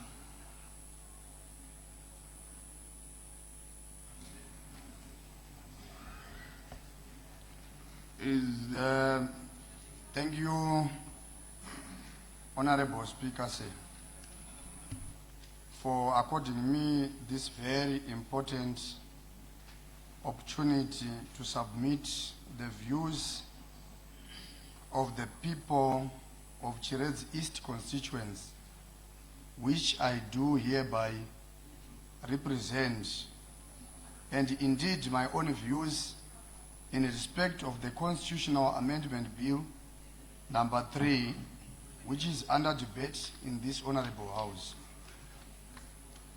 Honorable Speaker, sir, constitutional amendments must always be considered in light of the national interest, political stability, and efficient functioning of government, whilst at the same time preserving the core principles of democracy. My analysis and scrutiny of the Constitutional Amendment Bill number 3, Honorable Speaker, responds so well to those key tenets that govern constitutional amendments. Thumbs up to Honorable Minister Ziambi for coming up with a bill that resonates so well with our country's socio-economic, political, and technological needs. Honorable Speaker, before I delve much into some of the provisions of KB 3, may I put it on record that the people of Chirets East constituents, who I represent, and indeed myself, unequivocally support the KB 3, and as such pray that this Honorable House adopts it without delay. Without much ado, let me straight away go to the clause which speaks to the repealing of direct popular vote for the election of the President in favor of an election of the President by MPs and Senators in a joint sitting of Senate and National Assembly.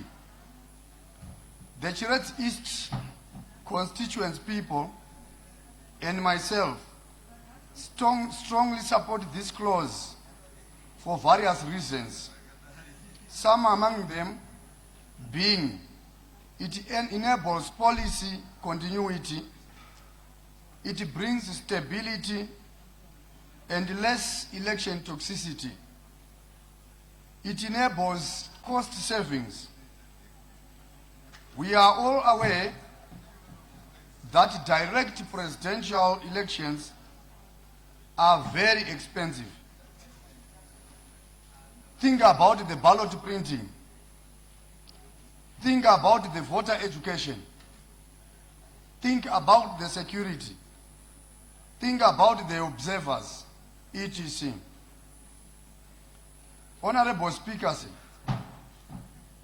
I appreciate that more than enough justice has been done on this provision by all the MPs who debated before me in support of this provision. Let me come to the provision which seeks to lengthen the presidential, parliamentary, and local authorities' length of terms from 5 years to 7 years. Amongst the many reasons that my fellow honorable members have brought forward before this honorable House in support, I wish also to reiterate that national building is an extensive work that needs time in terms of planning, resource mobilization, implementation, and evaluation. It also allows for long-term national stability and long-term national development. Finally, Honorable Speaker, I wish to register my support on the provision that the President should be allowed to appoint an additional 10 senators on the basis of professional skills and competencies. Zimbabwe needs a Senate that is not only representative, but also knowledgeable, balanced, and effective in lawmaking. In a country facing complex challenges such as economic recovery, public health, agriculture, education, infrastructure, and institutional reform, Parliament must benefit from the wisdom of experienced professionals who can enrich debate, strengthen scrutiny of bills, and improve the quality of national decisions. Legislation is not simply about filling seats. It is about ensuring that those entrusted with reviewing laws, have the expertise to guide the nation wisely. This reform, Honorable Speaker, creates constitutional space for merit to work alongside representation. And that is why it is practical, inclusive, and forward-looking. A strong Senate, Honorable Speaker, means strong governance and ultimately better service to the people of our country, Zimbabwe. In conclusion, Honorable Speaker, myself and the people of Chiredzi East constituents, which I do hereby represent, are in full support of the Constitutional Amendment Bill number 3 with all its provisions. I so submit, Honorable Speaker. Thank you, Honorable Mundungama. The next honorable member to take the floor is Honorable Gwabeni.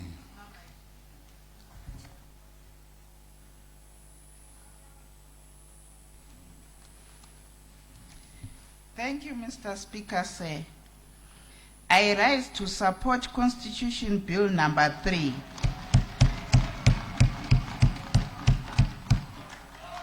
Mr. Speaker, sir, a 7-year term gives the government enough time to plan, implement, and complete long-term development projects. A longer term allows leaders to focus on delivering results rather than spending a large part of their time preparing for the next elections. I have 3 points to say. 1, reduced election costs. Holding elections less frequently reduces the financial burden on the country. The money saved can be invested in essential public services such as health care, education, and economic development. 2, policy consistency. A 7-year term promotes policy continuity. Government can implement long-term policies without interruption, leading to more stable economic and social development. 3, gender political stability. Frequent election can create political tension and uncertainty. A longer term allows the country to focus more on development and governance rather continue election campaigns. I thank you.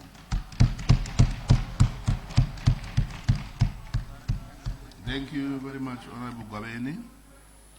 The next honorable member to take the floor is Honorable Mushipe.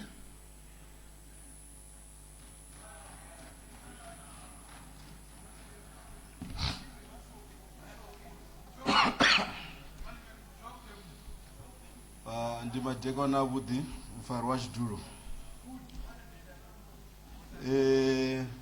Mfarwa Chiduro. Ndotakuwa ndoemera vaswa vamatevere Chipembe. Vaswa vonrumawo uri ndidenge no Parliamenr of Zimbabwe.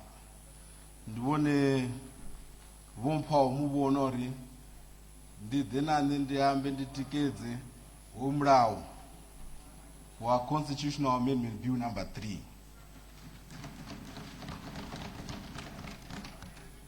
Mfarwa Chiduro, huna zvimwe zvinokumangadza vamwe vachiita ungari avazvidivi mara rotangana nazvo.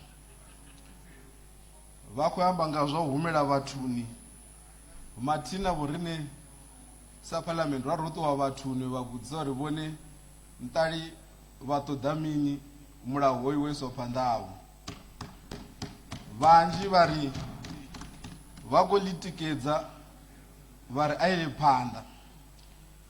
So ndidohamba ndichirine zvinji zvonambiwa mara ndidofira nganta zvitu zvinokwana over 4 kana 5 zvandikuvona kuti tamusi nane ndingaengedza ipfi langa zvaḓo bva zwavhuḓi. Ndi ḓo thoma nga clause 20 mufaro wa tshidulo. Clause 20 ko amba nga zwa u khethwa prosecutor general nga president. Mufaro wa tshidulo hetshi ndi tshithu tshavhuḓi, ndi sa ḓivhi uri vhano ṱhonifhea vho ziyambi vho tou zwi ḽora hani uri zwi nga tshimbidza mushumo kha dzikhoro zwavhuḓi. Mufaro wa tshidulo ra sedza uri prosecutor general o a tshi khou khethwa hani hani, ho wana commission ya tshi khou dzula fhasi ya ḓo rumela mulaedza kha vharangaphanḓa vhone vha president uri ri khou vhona ungari hoyu ndi na no ita uri a khethiwe. Mara ra zwi sedza zwezwo mufaro wa tshidulo zwi ita ungari hu na tshiṅwe tshi khou tshi sa bvi khagala zwavhuḓi. Ndi a ṱuwa fhaḽa ndi tshi khou ḓivhana na vhaṅwe vha khou vho dzula kha commission eneyo, hu tshi khou ita dzi interview uṅwe na uṅwe u ḓo sapota muthu a no khou ḓivha. So nga tshikhuwa vha ri khou ri tshi khou entsha ino khou pfi conflict of interest. Mara ra isa hoyu mushumo uri president vha khethe prosecutor general, u ḓo kwanisa uri a tshi khou ita mushumo wawe ha tsha sedza uri majaji o vha o dzula kha khoro ya u mukheta kana kha interview ya mukheta ndi vhafhio, ene vho ita mushumo wawe nga ndeme nga maanḓa. Ende zwi khou ita uri mushumo wa vhorine i ḓo bvelela phanḓa, wanele dzikhoroni ngei mafhungo a tshimbila zwavhuḓi. Ndi ḓo ya phanḓa nda yo fara clause 14 mufaro wa tshidulo. Mufaro wa tshidulo clause 14 yamba nga u engedza maanḓa kha constitutional court uri vha vhone uri vhone vha nga sedza ndavha ifhio na ifhio ino khou ḓa khavho. Mufaro wa tshidulo ra sedza zwezwino uri muthu a ṱuwa Supreme Court a tshi yo isa mabambiri awe u ḓo fhiwa kana ḽiṅwe ḓuvha ḽi re phanḓa nga maanḓa, ngauri hu na mishumo i khou vha i hone nga murahu i sathu fhelela. So ra engedza maanḓa constitutional court uri na yone i thetshelese mafhungo afhio na afhio ano yelana na vhathu fhano shangoni. Ri ḓo wana uri mafhungo a vhathu a ḓo vha a tshi vho thetsheleswa na u itiwa nga ndeme nga tshifhinga, ende nga tshikhuwa vha ri ḓo entsha ya vhana uri ya vha khou ri ndi yone backlog. Ende zwi ita uri vhaṅwe vha takale uri vhone mafhungo avho a vho thetsheliswa nga tshifhinga, a u tshena zwiḽa zwa uri a vha nyaga u thetshelesa mafhungo anga vho no ḓisa phanḓa uri ḓuvha ḽi fhirele ḽa ndi vha ndo sedzela. Ri tshi vho ya kha ndavha dzi no khou ambiwa nga vhaṅwe, ndi ḓo ya nda yo fara clause 3 mufaro wa tshidulo. Clause 3 yamba nga zwa u tshintsha uri president vha khethiwe nḓuni ine ya ra dzula khayo, au i khou vha i tshi vho entsha direct election u bva kha vhathu. Vhathu vhanzhi mufaro wa tshidulo vhona yamba ngazwo, so ḓo tenda uri ndi sokou fhira nṱhayo ndi tshi gidima. Mara nyago u yamba ntshi nṋe ndi khou i tikedza heyi clause ngauri na sedza mukosi uno itiwa ho no khethiwa president ndange ri ḓo wana uri vhaṅwe vha gidimela dzikhoroni uri vha fhambanise nḓila ya uri mvelaphanḓa ya shango i ḓo itiwa nga ndeme. Vhaṅwe vha wana ngazwo support u bva mashangoni a vhukovhela, vha nyaga uri vhone vha wanele vha na inopfi nga tshikhuwa vha ri political validation kha vhaṅwe u bva kha mashango a vhukovhela ngei. Mara vha khou fhambanisa uri shango ḽa vhorine ḽi vhe na mvelaphanḓa, ngauri u humisedza murahu tshifhinga tsha uri vho president vha yo dzudzwa fhaḽani vhone vho ṱuwisa aya mafhungo dzikhoroni a thiri vhorine ri vho mela phanḓa, mvelaphanḓa a tshi a bva zwavhuḓi. Mara he tshithu ra ri ḓe ri khethe vho president fhano parliament, ri ḓo vhona uri a u tshena muthu ano ṱuwa khoroni na uri roṱhe ro dzula fhano, muthu o ḓo khou vhona uri heyi election yo tshimbidza hani hani, ano khou vha o votela president wawe kana hoyo o ḽiwa vho ṱuwa vha yo lila vha nḓuni zwo vho fhela, ri vho ṱuwa phanḓa nga mvelaphanḓa ya vhorine ya shango. Vhorine vhaswa mufaro wa tshidulo chari khou ṱoḓa ndi tsha uri shango ḽa vhulimi ri phumelele ḽi ye phanḓa ri kha ḓi aluwa ende hu na zwithu zwinzhi zwa ri khou tama uri ri zwi wane mara kana na mikhosi ino wanelea hu si na mulalo hezwi zwithu a zwi nga si wanalei ngauri ni ḓo vhona uri muvhuso u vho dzhia tshifhinga vho nyaga u lugisa mukosi uḽani na dziṅwe dzi tshelede dzi vho ṱwa henengeyo kha uri tshelede dzi dzo lugisa mini dzo lugisa mvelaphanḓa mfaro wa tshidulo ndi ḓo yela phanḓa ndo faranisa clause 4 9 na 10 ya uri hu engedziwe ṅwaha u bva kha 5 years u ḓo kha 7 years ya electoral cycle ya vhurini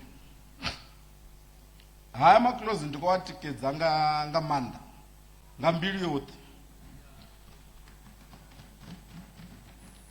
ndi tshi wa tikedza sa zwezwo mufaro wa tshidulo ndi vho humela kha tshano tshi khou amba zwezwi kha u khetha vho president fhano zwi a fana mufaro wa tshidulo rari ri khou ṱuwa khethoni 5 years iṅwe na iṅwe 5 years iṅwe na iṅwe 5 years a ri sedzeni uri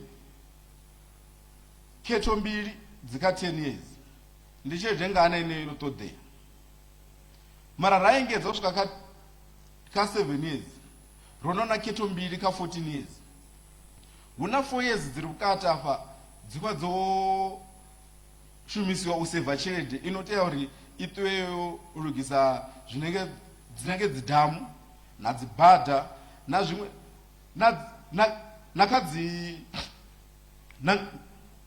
na kha tshibadela ndone vho ṱwa tshelede i lugisa zwezwi zwithu uri tea uri na vhorine uri kana ri tshi vho ṱuwa mushumoni ri khou ṱuwa mushumoni ro khwaṱha na ri khou ḓivha uri wa lwala nṱali u khou yo lafhiwa mara ra tou humela tshi uri nga 5 years nga 5 years nga 5 years kha 5 years dzenedzo hu na vhaṅwe vha khou skima uri hu tou vha na ndwa fhedzi ndi usikolwa fhedzi so na zwezwo mufaro wa tshidulo ine ndi khou ri hayi a ri engedzeni ndi tshi vho yo peta mufaro wa tshidulo ra sedza sa shango ri na mbalo i ri hone ya NDS 2 ro thoma kha NDS kha TSP ra ṱuwa kha NDS 1 ya fhela ṅwaha u fhelaho 2025 ro no dzhena kha NDS 2 ino tea yo thomaho ṅwaha unoyu 2026 i khou fhela 2030 ra sa zwi sedza zwavhuḓi mufaro wa tshidulo ri ḓo ri tshi vho nyago ita ma-elections hu si kale kana eneyo o vha pfhi a khou tea u vha hone vha no ṱhonifhea vho zambi vha sathu ri ḓisela mulayo wavhuḓi zwingafha ro ri sa ḓo vhona heyi mbalo i tshi ḓo phusha zwavhuḓi ngauri ri tshi vho tshintshuluwa fhalani uri vhaḽa vha no khoḓa uri vha dzhene fhano uri vha thome u vhala aḽa mabugu a NDS 2 na uri khou tea u tshimbidzani hani vha tshi yo fhedza u vhala mufaro wa tshidulo 2030 khuvha yo no swika yo no kwana yo no fhira uri vho rine ri tshi wana uri ri wane upper middle income society no khou ambiwa nga mbalo yeneyo ri vho tou i wana tshifhinga tsha hone tsha uri ri khou tea u swika khatsho tsho no fhira mufaro wa tshidulo zwino ine ndi khou tikedza ntshiri hayi a bekana ri na mbalo dza u rari dza ra sedzana nadzo a ri shumeni ri vhona uri zwi khou phutsha ngauri a zwi phutsheli muthu muthihi zwi khou phutshela shango ḽashu zwi khou phutshela vhathu vhashu ende vhathu vhashu ndi vhone vha ḓo takala nga maanḓa ro no swika henefho ro no fara vision 2030 ya ri nayo NDS 2 yo no phusha ngauri na sedza maphila oṱhe a ra sedzana nawo kha NDS 2 a khou vha o no phumelela ḽa ḽeneḽo mufaro wa tshidulo ndi tendeleni tshi ri hayi nṋe ndo peta vhaswa vha mathivheleni tshipembe vho ri cap 3 ndi zwone na nṋe ndo ḓa ndo imela vhone tshi ri ndi khou i tikedza na eneyo mapfhufhi ndi a livhuwa ndaa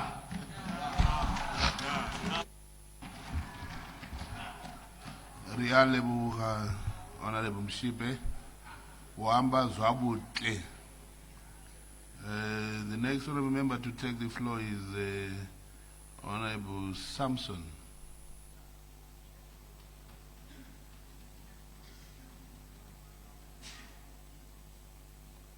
She's not in the house. Okay. The next honorable member after that will be Honorable S. Nyoni.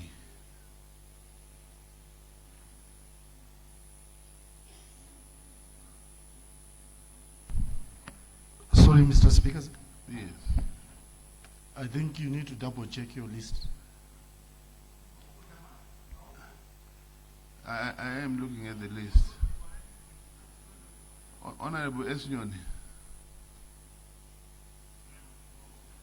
Honorable Speaker, sir. Yes. Is Honorable Kanupula who is following on? Order, Honorable Kanupula. Okay, Honorable Samson, you're supposed to be debating. Oh, yes.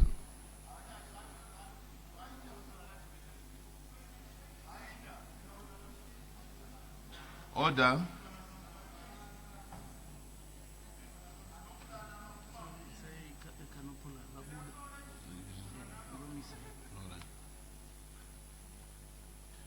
All right, Honorable Kanopula, you can take the floor. Maita basa mubato wechigaro. Regai nditange nekutenda vanhu veHarare South constituency kubva kuHopley, Stone Ridge, I Court neIstone kusvika kwaDonoro.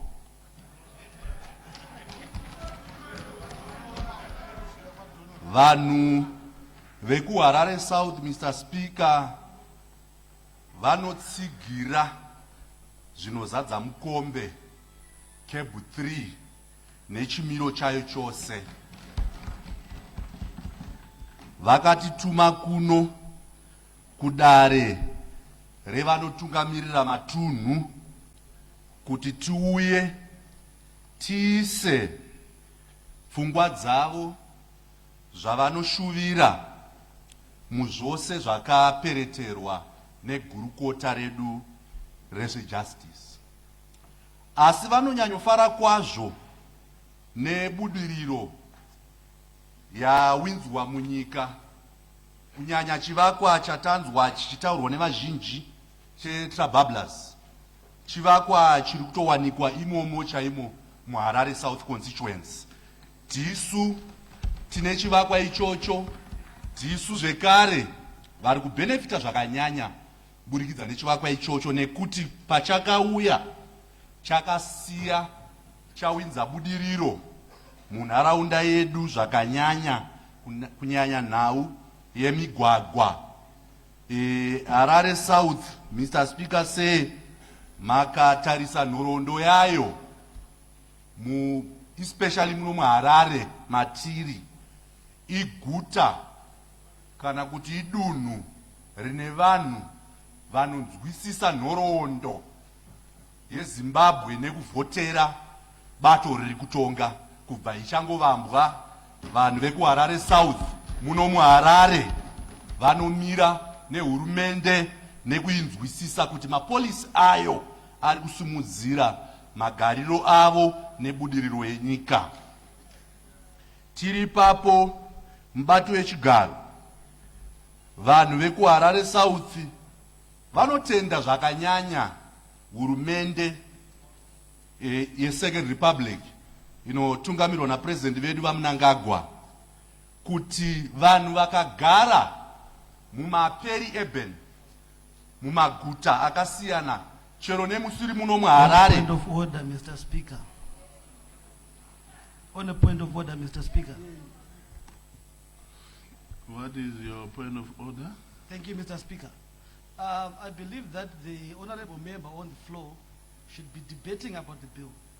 He should not be showboating on the achievements in his constituents. Let's focus on the bill and make sure that we do away with the whatever that we are supposed to do here. He should focus on the bill. Thank you very much. Order. Order, honorable members. Honorable Mavudzi, when you lay your debate, you are putting across your ideas in support or against a certain topic. Right now, Honorable Kanopula wants to justify why CAB 3 is important to him through tangible works that have been done by the same government led by the President of Zimbabwe, Comrade Emerson Mnangagwa. So it's within his right order.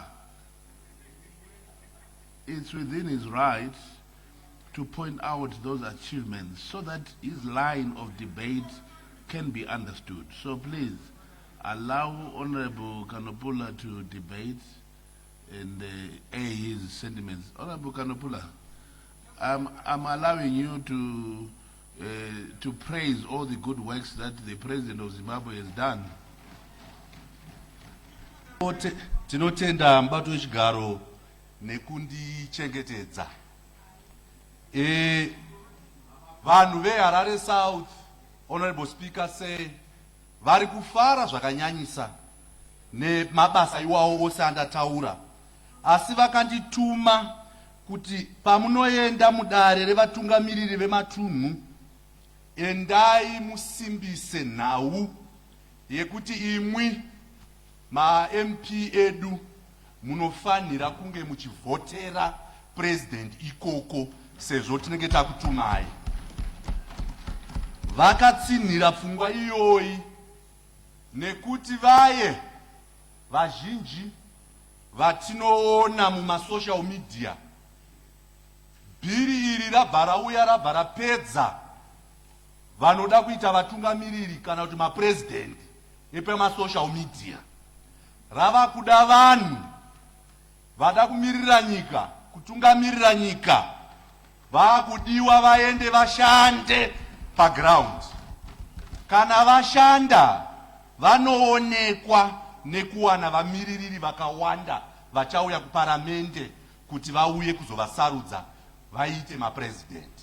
Naizvozvo bhiri irori rabva rapedza mhirizhonga dzanga dzichisanganikwa nadzo dzekuti mune vari mupolitics dzekupikisa, politics idzodzi dzekuti ndini haivhiiwe ndisipo, tinoidira jecha, haiwa ichi chauya chikwapuro kuti chiuye kuzonatsurudza. Kana uri nyama inodyika, uri nyama yakanaka, aiwa kana uchiti aiwa ini yatinoti pachirungu influence yada kuonekwa, bhiri rauya kuzopa mukana kune vaye vanozviti vane influence kuenda kunze uko kunoita mabasa akanaka, vanhu vasarudze ma-MP avo vouya kuno kuparamende kuzovasarudza kuti vaite mapresident. Zviye zvekuti vanhu vanongogara pamba pake ari kuseri kwedhoo wotongobata keyboard wotanga kutaipa pasocial media, bhiri iri rauya kuzoti vanhu vagare pazvoto zvinoenderana navo. Izvi zvekucharika zvekuti kana ukasamira neni, kana takakuti buda imomo muimba yevatongi buda, wakasazobuda haudzokere, aiwazve chishandisai kuvana veZimbabwe vanoda kuita mapresident nebhiri iri rakatezurwa zvakanaka naminista vedu kuti aiwa chishandisai kainfluence yenyu nemabasa akanaka kunze uko, muone vamiriri vakawanda mouya kakuno, aiwa kana munavo munovhoterwa motungamirira Zimbabwe. Izvi zvekupolitika nesocial media bhiri rauya rakazviisa parutivi. Tinokutendai minista vedu vaZiyambi nevamwe venyu vamunoshanda navo, zvazvinoita kana tiri timu yebhora kana kuti bato rinovambwa kuti rivambe hurumende. Vanhu vanopinda matongero enyika kuti vazotungamirira hurumende yeguta ruzhinji. Ndo zvawinzwa, ndo zvakaonekwa nevanhu veHarare South kuti izvi zvakaitwa zvose izvi, kunyanya isu vari kuHarare South tanga takagara nzvimbo dzisina mapepa. Hurumende paichawana mukana wekuti iwedzerwe nguva yekuti mabasa aitwe. Hatitarirei basa ranga richiitwa rakanaka represidential title deed. Rinoda nguva, rinoda proper research kuti ari kubenefita ndiye here. Rinoda kugadzirwa kwemadrawings ayo atingati anofambisa mvura. Zvose izvozvo zvinoda mwaka wakakwana kuti vanhu vedu vange vachiwana mapepa enzvimbo dzavakagara. Saka vagari vekuHarare South vakanditumira mashoko avo vakati iri bhiri vanorida, vanoda kuti ripinde rese rakadaro.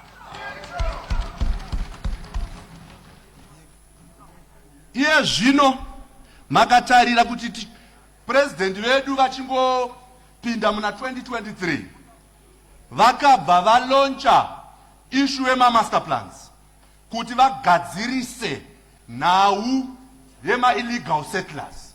Isu tiri kuHarare South, tisu vamwe, ndini mumwe vatungamiriri ane nzvimbo dzisina kugara zvakanaka, idzo dzichawana nguva pakuwedzerwa kwecycle yetemu yapresident yeparliament necouncil kuitira kuti zvinhu zvavo zvigadzirwe mune zvakanaka. Saka bhiriro rirauya panguva yakanaka, rauya panguva yekuti patinosvika muna 2030 vanhu vazhinji vanenge vane kugadzikana, vanhu vazhinji vachange vachirara hope dzakanaka, uyezve rinoita kuti mitemo yehurumende inogadzirwa iwane nguva yekunyatoshandwa kusvika kumapeto kwayo. Bhiri iri ratibatsira zvekare kuti avo vanoda kusaboteja hurumende vane tarisiro yekuti padiki padiki ndakuuyawo, padiki padiki ndinoenda pasocial media. Aiwa, iye zvino hatichibvai masocial media, hatichibvai kuvandalism, kufosa mutemo pasingade referendum. Isu toufosa kunonzi kuvandaliza constitution ikoko. Nhasi tiri kutanga World Cup, kune Mexico versus South Africa. Ibasa remakurukota edu, maminista nevavanoshanda navo kutsvaga nzira dzekuti timu imamiriro yakaita torova nepapi, tikurova nekuwing ipi, tikurova nekunhamba 11 here, tikurova nepaka, vanotsvaga pane zinyekenyeke. But hazvireve kuti line up yaiswa neSouth Africa kana kuti Mexico iri illegal. No, iri legal, iripo, ndei pamutemo. But ibasa remakurukota newisdom yapresident kutsvaga vanhu vanokwanisa kunzvera pekuti topinda sei sebato tivambe hurumende.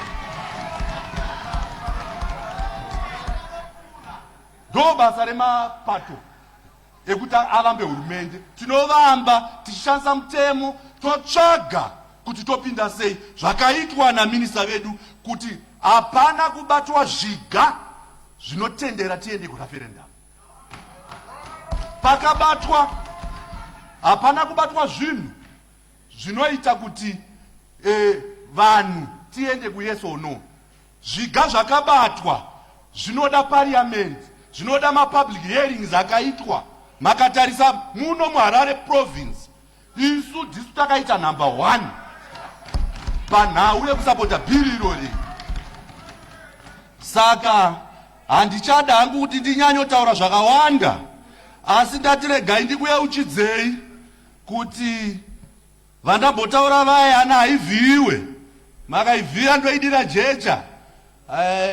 Handei tinoita basa paground, handei tinoshanda. Zvekugara pachoto chisiri chako siyanai nazvo. Zvakataurwa muno naHonorable Sakwanya Steny kuti kana usingakwanise kuronga mumba mauri kubva, iyo ungazokwanisa kuironga here Zimbabwe. Saka handei tinorongeka, handei zvatinotaura zvekuti ndinodiwa nevanhu, ndini ndinodiwa. Aiwazve mukana wavhurwa, handei paground tiratidze kudiwa nevanhu kuye. Tichaona nema-MP achauya kuparliament pamanhamba. Saka bhiriri vatsigiri vedu vakativhotera kuHarare South vati ndiwe nditaure nemo kuti aiwa iri tinorida uyezve ngaripinde rakadaro cab 3 po zvekuti so I submit.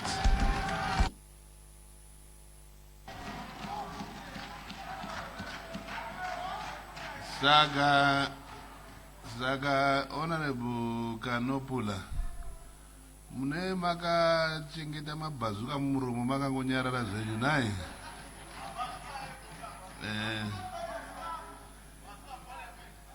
The next honorable member to take the floor is Honorable Chimbaira.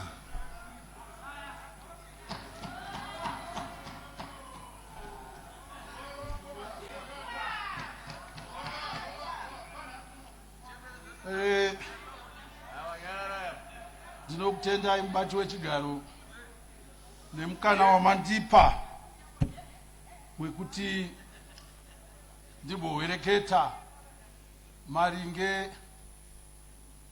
neconstitutional amendment bill number 3 iri kuzikamwa nekuti cab 3. Mubati wechigaro, regai nditange nekutenda vanhu vekuzengeza east vakandipa mukana wokuti ndiwe ndizovamiririra mudare rino. Iyeni ndikagozvipirawo ndikavavimbisa kuti ndichakumiririrai. Mubati wechigaro, munzvimbo yandinomirira inonzi Zengeza East ndo makaitirwa public hearing panonzi paAquatic Complex. Ma-constituencies ese ari mashanu ndo paakanga ari. Asi rombo rakaipa rakaitika nderekuti vagari vemuzengeza East havana kukwanisa kuuya kuzopa mafungiro avo nezvikonzero zvakasiyana siyana. Vagari vezengeza East vakazondidana mumawadzi avo vakati tisu takakushara kuti uende kuparamende unotaura muono watinoda. Order.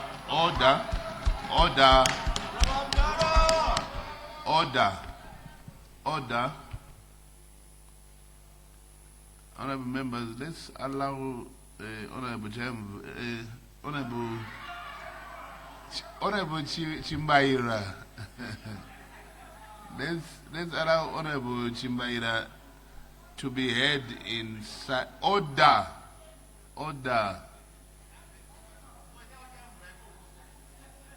Honorable Makumiri, if I say order, it means you must keep quiet. Let's allow Honorable Chimbaira to be heard in silence, please.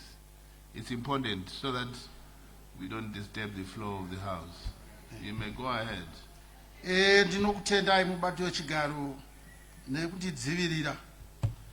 Mubati wechigaro, regai ndiendere mberi ndichiti pavakandidana ndakaenda kumawadzi avo ndikataura navo vakati chienda unotaura. Saka zvandichataura panapa hazvisi zvachimbaira, ndiri kutaura mashoko akabva muva. Mubati wechigaro, chishona chedu chinoti hanyakatsodogo nyama yechidembo inodyiwa nakasunga moyo.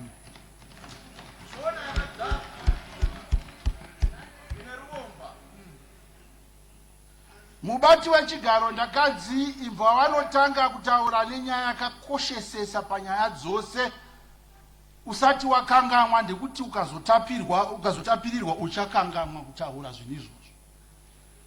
Nyaya yokutanga yavakandipa ndeye yekuvandudzwa kana kudhadhamurwa kwetemu kubva pamakore 5 kuenda pamakore 9. Vakati nditange ndapa muenzaniso. Mavhiki mairi akapera mubati wechigaro kwakava nemutambo wenhabvu pakati pezvigananda nemakepekepe muNational Sports Stadium.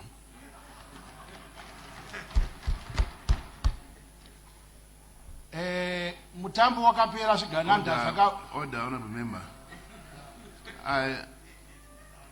I'm not aware of. I'm an avid football follower. I've never heard of a team called the Gananda in Zimbabwe. Which team is that? Order. Which team is that, Honorable Chimbaira?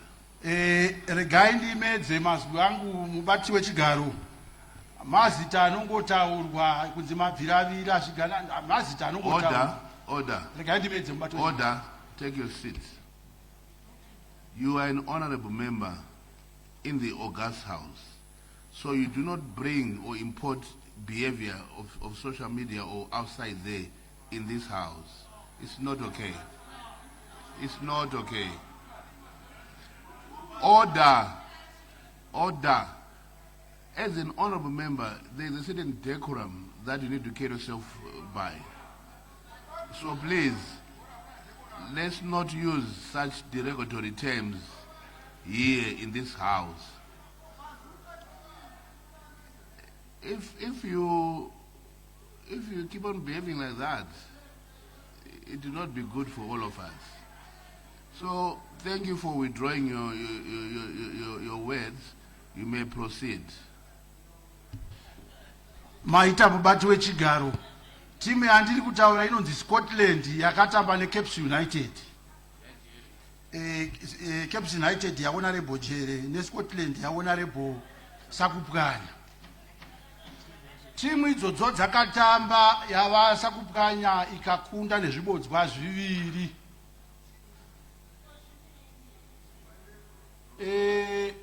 Nobva mutambo wapera pa 90 minutes. Hazvinei nekutamba kuti yaona rebo Jere yaitamba zvakadii kana zvakanaka, asi havana kumbonokumbira kumuzvina pembe kuti dai wambotiwedzerawo zvima minutes zvishoma shoma.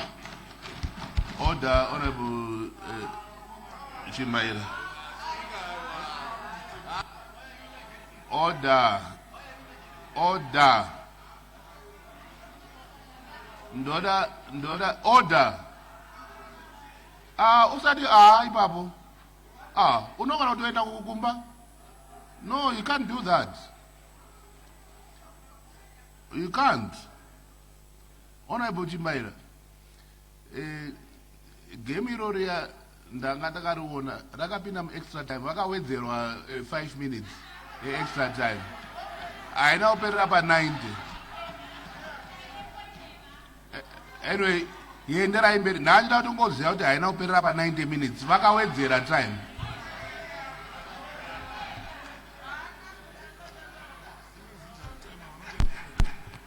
Ndinotenda mubati wechigaro regai ndiendere mberi. Ndanga ndichida kungoburitsa pfungwa yekuti ndo zvakafanana nesu tiri mudare munomu takasarudzwa mugore ra2023 zvichireva kuti term of office yedu inopera 2028. Hazvinei nekuti ndaita zvakanaka zvinengei kana zvakashata. 2028 vagari vemuzengeza east vakatodzoka. Kana wadzoka toona kuti zvinokodzera here kuti tikuendese mberi kana kuti gare pasi. Order. Yes, what's your point of order, Honorable Matanga? Thank you so very much, Honorable Speaker. Say, my point of order is, take a horse to the river. If he doesn't want to drink, it will not drink. He who doesn't want to come back after 2028, he must stay home.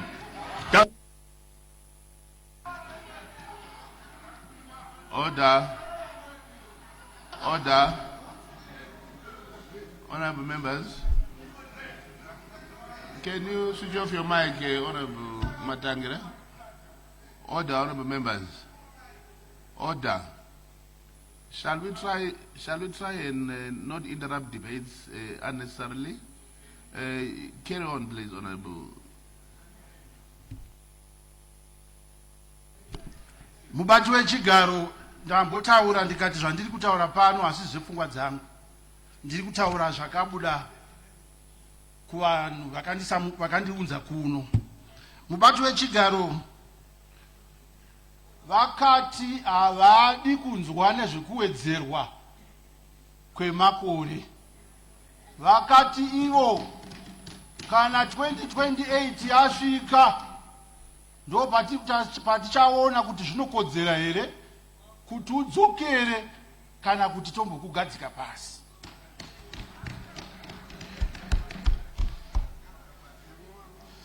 Mubati wechigaro nhau dzekuwedzera makore dzimubati wechigaro zvikaita sokuti mutemo uyu wabudirira munomu, zvakafanana nekuti ukaraidza chembere muto wegwaya inofira mudhamu.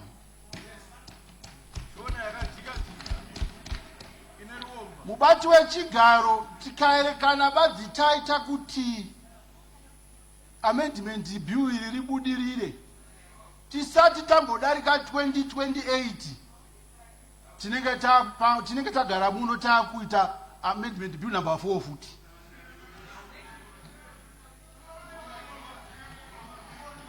Mubati wechigaro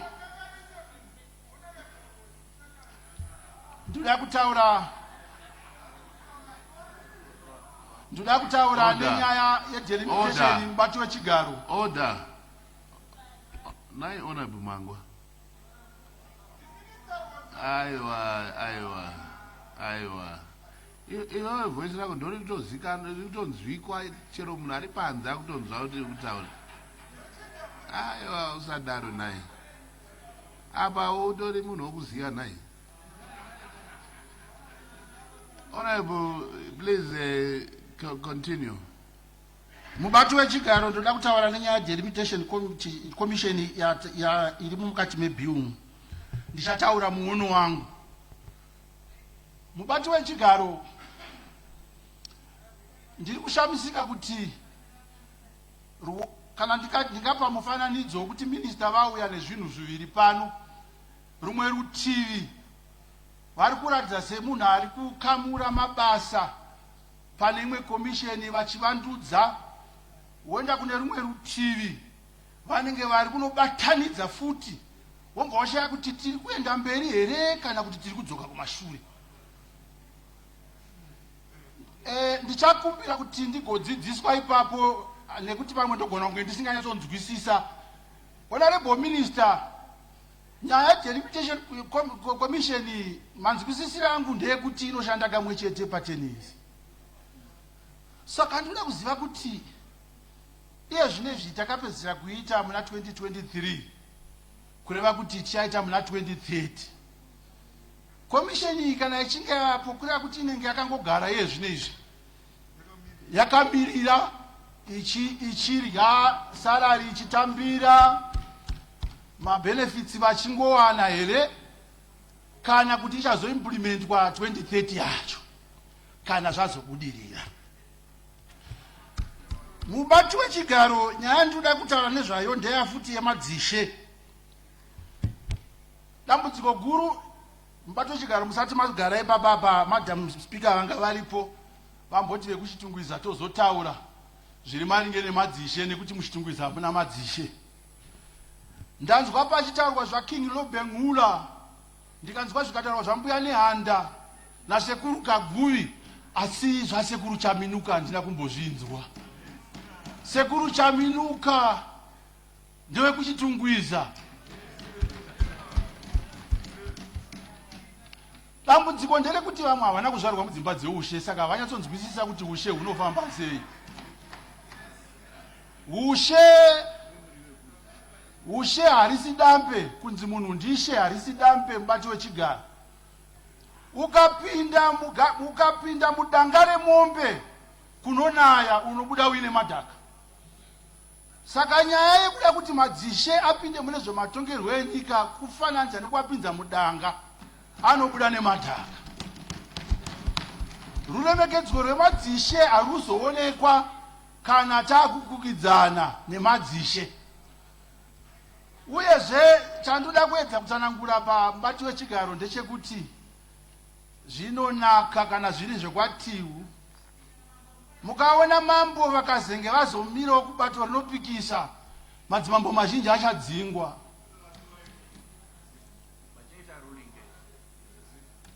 Saka zvamadzishe idzi dai tagara takusiyana nazvo, zvamadzishe hatisiyane nazvo, madzishe agara arimo muparamendi arimo kana mune zvimatongerwo nematunhu arimo. Chatiri kuda kumbonyatsovamanikidza kuti vauye vakukwidze zvematongerwo enyika chii. Dambudziko richaitika ndechekuti mukugara mumusha mavagere muchaita kusawirirana nevagari vemumusha nekurwidzana nekuda kwezvematongerwo enyika. Mubati wechigaro ndaikumbirisa maningi kuti dai zvaigoneka minista vazopaona ipapo vabvisa, nekuti vagari vekuzengeza East vakati kwete. Mutauro mukuru wandingataura handisingapedza nguva nekutoziva kuti zvakawanda zvataurwa. Ndangoda kuti ndingowedzera badzi kuti vagari vezengeza East vakandituma munomu vakati enda unoramba zvemhando yepamusoro-soro. Saka nekudaro ndiri kuramba zvemhando yepamusoro-soro. Vakati ndofanira kunyatsodedzera maningi kuti zvinzikwe. Ndiri kuramba zvemhando yepamusoro-soro kuti kwete. Shoko rekupedzisira mubati wechigaro, dambudziko rataita nderekuti kune dzimwe pfungwa dzinenge dzakanaka asi dziri kurasika timing. Vanhu vezengeza East vaiti taitogona kutoritsigira iyi dai zvazviri zvokuti mashure me2028 taita maelections tomva tazviti ngazviitwe zvinhu izvozvo. Hakuna nyaya yakaipa yekuti tiri kuya panapa kuzomedurirana uchi vana veZimbabwe vachinonga svosve nemuromo. Vanhu vataura vakawanda ndati inini kunyepera kunge kuda president wakutanza. President anoda kuti aite maprojects apere. Kunyepa ndisu tiri kuda kuwedzera temu. Kunyepa.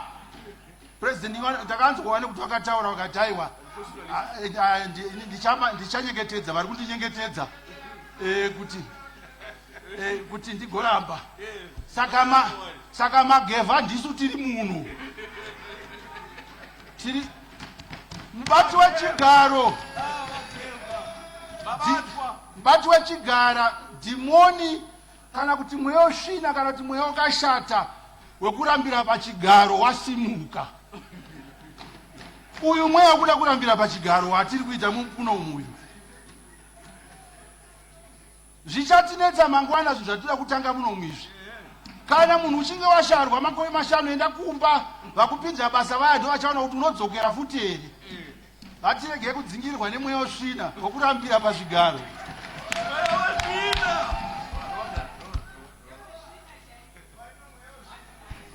Madam Speaker. Mr. Speaker.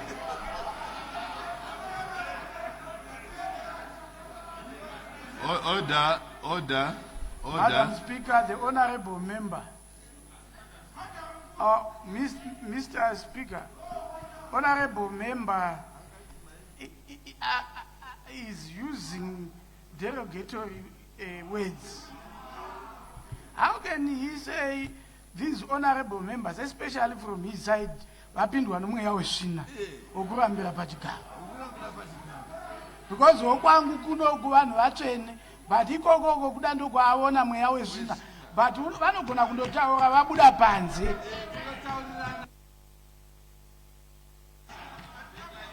Thank you.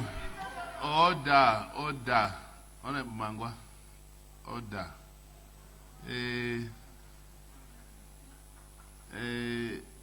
You know, there's a thin line between love and hate. So, pame mamashoko acho anozobaya. Chingofamai muchingoona kuti musazotsika vamwe pakutaura kwenyu.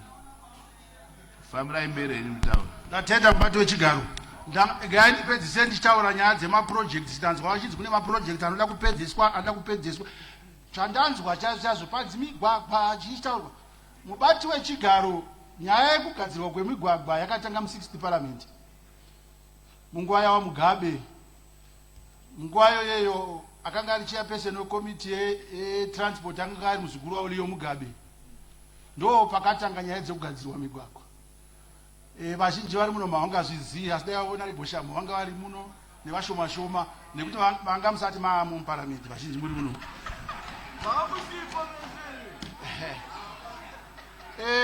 Mubati wechigaro Kariba Dam chayo mubati wechigaro yakatanga kuvakwa muna 1950s.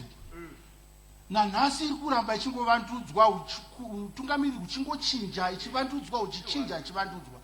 Saka iyo mapurojekti amunongotaura kuti mapurojekti amusingambotaura munomu kuti purojekti yakati ida kupedziswa ndeapi? Mapurojekti anoda kuva enyika kwete yemunhu. Akava yemunhu anonetsa. Order. Mr. Speaker. Wasaregwa ne 1 minute. Mr. Speaker. Mr. Speaker, Order. Mr. Speaker. Order. Order. Mr. Speaker. Order. Mr. Speaker. Order. No, avataura zvokudira Mr. Speaker. Honorable Amauswa. No, honorable. Switch off your mic. Mr. Speaker. No. Mr. Speaker. Yes. We have an honorable member ari kurambira pachigaro. Wataura makore agara muno.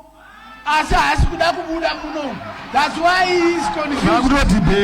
Vakuto debate avo.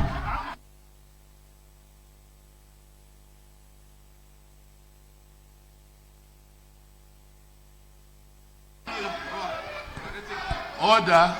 Order. Order. Order. Order, honorable members. Order. I am going to definitely give Honorable Chimbaira his 1 minute. So if you keep on talking, I'll stop the clock for him. Right. You may finish your 1 minute. Maita mubati wechigaro. Nyaya yekuramba uchidzoka nekuti isa hatina materm limits. Nyaya yekuramba udzoka unoratidza kuti unenge uri shuka yevanhu. Shuka inoramba ichingodzoka. Hazvina materm limits izvi ndo zvinoda kuti kana yakwana woendawo kumba. Vanhu vamosara vachiita se ushe madzoroka. Zvikabva apa zvoendapo. Kana vanhu vasadawo kuzengeza east vanoshandibvisa vounzawo mumwe hazvina kumboshata. Shoko rekupedzesera nderekuti tati bodo. Ndapedza nokutendai madhodha. Thank you, Honorable Chimbaira.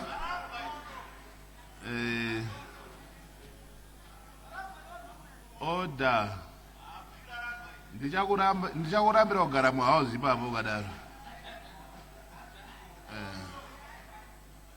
The next honorable member to take the floor is Honorable Samson.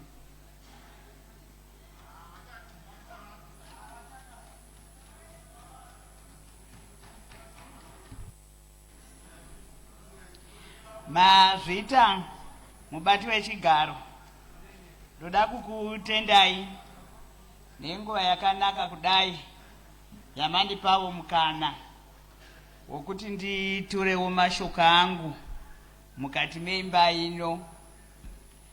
Asi ndisati ndatura mashoko angu andoda kutaura mukati meimba ino mubati wechigaro. Ndoda kungotaura zvishomanana ndakanangana nevabati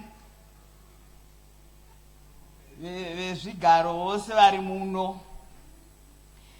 Chokutanga ndoda kutenda gurukota redu vanoona nezvemutemo honorable minister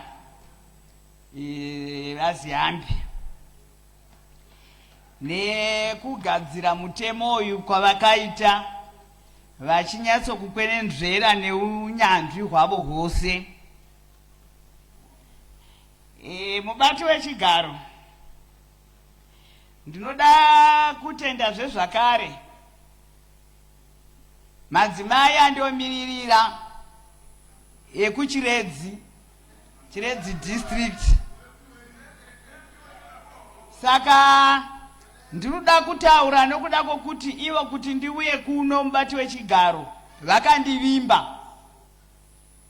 Saka kana vakandivimba ndoda kuzadzisa zvavakati nditaure mukati memba ino mubati wechigaro.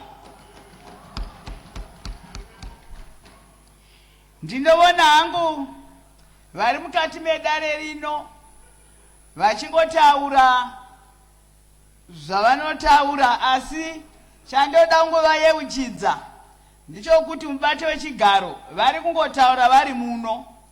Vakanzi chibudai mudzokere kumusha uko mundotsvaga zvigaro, kunze uko kunotonhora mubati wechigaro.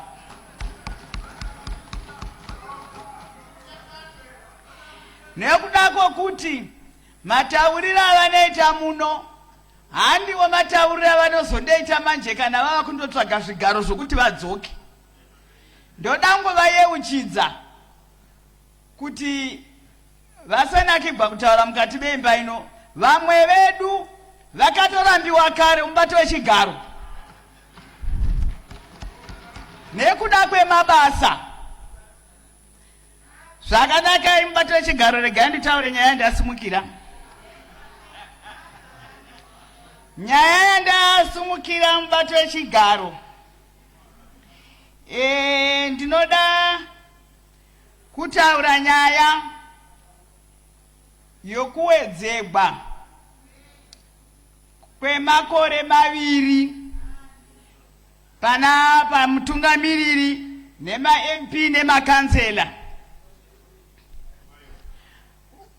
mubati wechigaro. Makore awo atinotaura nezvawo mashoma zvisingamboiti. Handitozivi kuti vanhu vanoridza mhere yei. Shuwa munhu anoridza mhere ari muno agonzwikwa nemunhu ari kugokwe achirwadziwa nekuti makore 2 awedzerwa. Mubati wechigaro ini ndinotsigira kuwedzerwa kwemakore 2 kubva mumakore 5 kuti ngazvienderere mberi.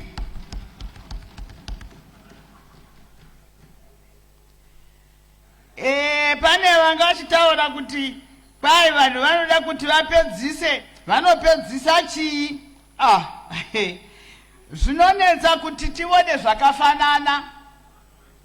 Kana umwe akataridziwa kuti unoone here kuti apa pakatsvuka apa, unoti pakaita white, nokuti haavoni. Mubati wechigaro ini ndoda kungotaura kuti ngatipei mukana wokuti basa rishandwe, nokuti isu tinoona zvakanaka mubati wechigaro. Kana munhu uchiona kana kutarisa, ngatidzidze kusefa. Kana tichisefa upfu hwakatsetseka hunoenda kwahwo hwoga, hwakamhazhika huchisara hwoga mubati wechigaro. Ndobva ipapo nokuda kwokuti handigoni kusatsigira makore 8 asi vakandituma kuti ndiuye kuno ariwo havakabvuma. Pakatendererwa vakauya kuchiredzi, vakauya muchitsanga, muhoro mukazara, vamwe vakakwira nemimiti vachida kuti vasapote zvavaida. Saka ini handigoni kuzviramba ndiri muno mubati wechigaro. Zvakare mubati wechigaro ndinoda kutaura pamusoro pegender commission. Igaro ziva kuti mukadzi wababa ndimai. Ini somudzimai ndakauyawo mumba muno ndisingagoni kana kutaura, uye ndatakangodzidza zvokunzi vanhukadzi vanongonzi vari pasi pevarume. Saka taingofunga kuti kunzi unzi uri pasi pemurume unofanira kungoteerera zvose zvose nezvisingateerereki. Mubati wechigaro. Asi Gender Commission yakatidzidzisa zvakakosha kuti unofanira kumira semukadzi uchizvimiririra. Zvakare mutungamiriri wedu wenyika President Baba Mnangagwa vakaona zvakakodzera kuti madzimai ngaasumudzigwe. Ndo zvatinoona mukati meimba ino tine maminista echidzimai, madeputy minister echidzimai, machief whip echidzimai. Kondo kugona zvoko mutungamiriri. Kwete zvokungonzi mudzimai rangonzi basa romudzimai kuzvara chete. Aiwa, mubati wechigaro harisiwo basa renyu rokungozvara. Tinotofanira kukukudzana nevarume ivavo vane matirauzi. Saka ini ndinoti Gender Commission ngaizvimiririre yoga pose apa yanga ichingotambura isingawani mari, ichingowana mari shoma. Taitokumbira kuti vebazi rezvemari ngavaisewo mari kuGender Commission igone kupiripita chitawo zvainoita yakamirirawo madzimai. Ndoona sokuti vakapiwa mari vakazvimiririra tinodzera kusumuka kubva patiri nokuti vanenge vogona kuita basa ravo zvakanaka.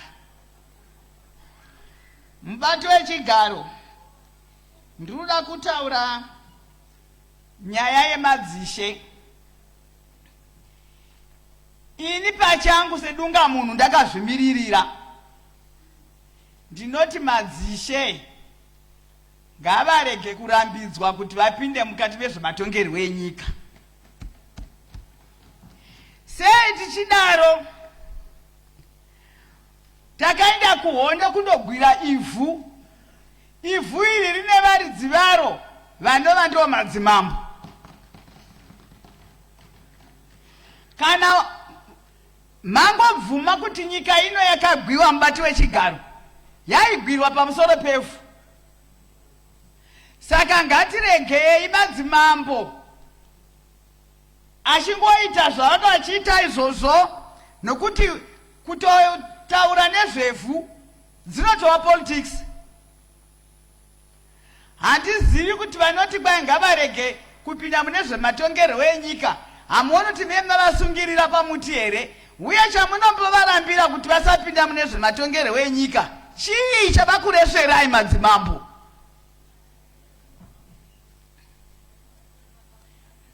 Mubato wechigaro handioni chakaipa pamusoro pemadzimambo yedu. Munguva yehondo maiti muchipinda mutete kana mugaza maitanga mandotsvaga mambo womunzvimbo iyoyo. Kana matsvaga mambo womunzvimbo iyeyo okutaurirai zvinodiwa munzvimbo iyoyo, ndiye waikuudzai nenzizi dzinoyera, ndiye aikuudzai kuti pachitubu ichi musasvikapo. Zvakakonzera kuti hondo yakagwiwa zvakanaka nokuti varwi vehondo vaitevedzera zvaidiwa nevaridzi vevhu. Kunyangwe nanhasi mubati wechigaro, kana mukauya kwangu kwandinozvarwa, ndinoremekedza mambo. Chero ndikasvikapo ndichida kundotaura nevamadzimai munzvimbo iyoyo, ndotanga ndaremekedza kuti ndinoremekedza mambo muridzi wevhu randakatsika, kutaura kuti tinoremekedza varidzi vevhu. Bva ndinoona hangu kuti pane vamwe vasingazvidi mubati wechigaro, asi haisiri mhosva yavo. Kana tikadzokera kuBhaibheri, shoko raMwari rinotaura iro richiti vanhu vangu vanofa nokushaya zivo, vanoparara nokushaya zivo.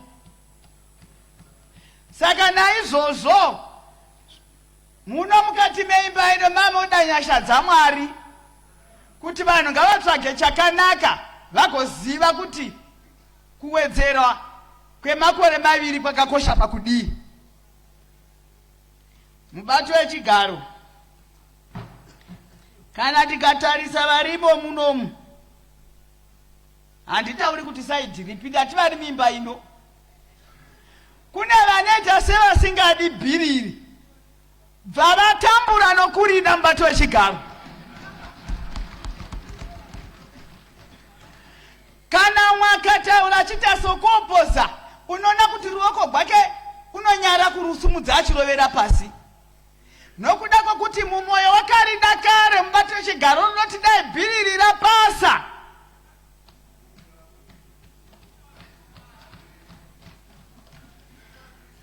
Saka tinoziva kuti kana zvose zvikaitwa semagadzirirwo rakaitwa, tinoona kuti tenge tangovamo tichita zvinodiwa nemutemo wakagadzirwa. Mutemo uyu ndodangoti ningovudza vanhu vari muno mubato wechigaro, hauna kugadzirirwa bato kuti ndiwe bato ripi, wakagadzirirwa vanhu vese vari muno muZimbabwe, wakagadzirirwa kunyangwe newevo nenivo takagadzirirwa kuti zvose zvinake. Saka dambudziko mubato wechigaro, vanhu vanonasa kuti bhiri iri rakagadzirirwa kuti tinoda kusapota purezidendi varipo, aiwa kwavanorambapo vachingova chigaro kuti vakaweldigwa here. Kana nguva yavo yasvika vanobva pachiuya umwe, asi unomuya iyeyo unongoona bhiri iroro rakadero.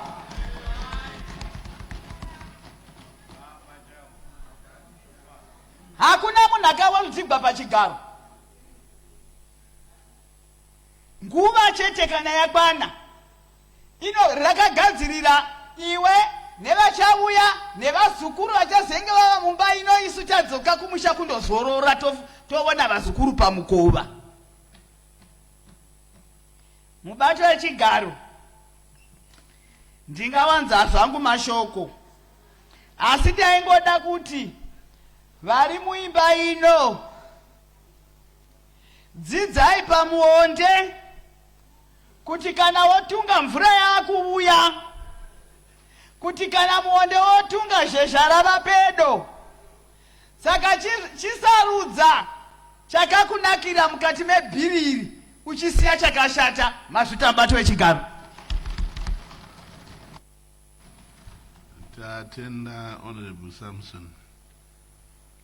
Ndikushamisika nenyaya yokuti Honorable Samson vechitaura vanga vachitoda kuvhirikidzwa fellow women MPs. Even Honorable Makumire anyatsogara pasi akanyarara, haamboita kana mere. Honorable MPs, you can't do that. The next honorable member to take the floor is Honorable Chaimvura.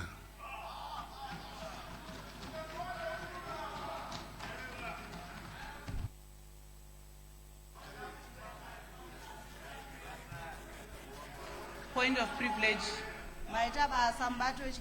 Point of privilege. Order, Honorable Chaimvura. Yes, Honorable Mamombe.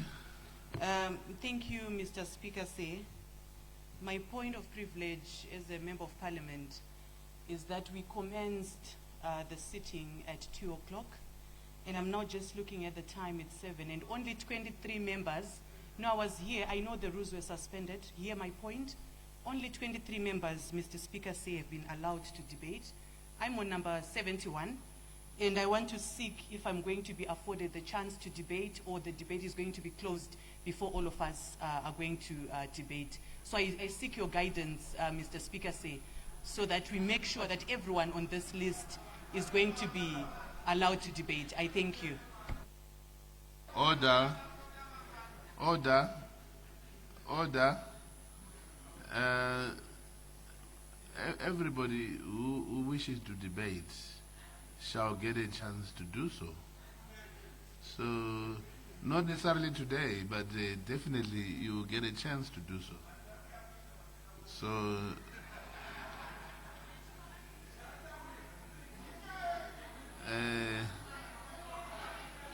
order, order, order, order. So, Honorable Mamombe, you can be rest assured your time shall come. Thank you, Mr. Speaker. This is actually a very serious matter. That's why I rose on a point of privilege. And, obviously, I'm serious on this. Are we going to be able to debate today, or it's probably tomorrow or any other date? Order. I seek your guidance, order, Mr. Speaker. Order. You may approach the chair, Honorable Mamombe. Honorable Jaimvura, carry on. Maita basa mubati wechigaro manhero akanaka. Mubati wechigaro ndinotenda nenguva yamandipa kuti nditaure nhau yadai kuchiriridza mudare rino reparamende. Iyi inhau yakanaka kwazvo Amendment Bill number 3. Ndinoitsigira zvakanyanya. Mubati wechigaro dai zvaibvira ndaikumbira Honorable Minister kuti ndimbomira vamboonekwa navanhu vose, ma-TV akatarisa kuti murume anogona kudai ndiani. Mubati wechigaro izvi zvinofadza izvi kuva nevane njere.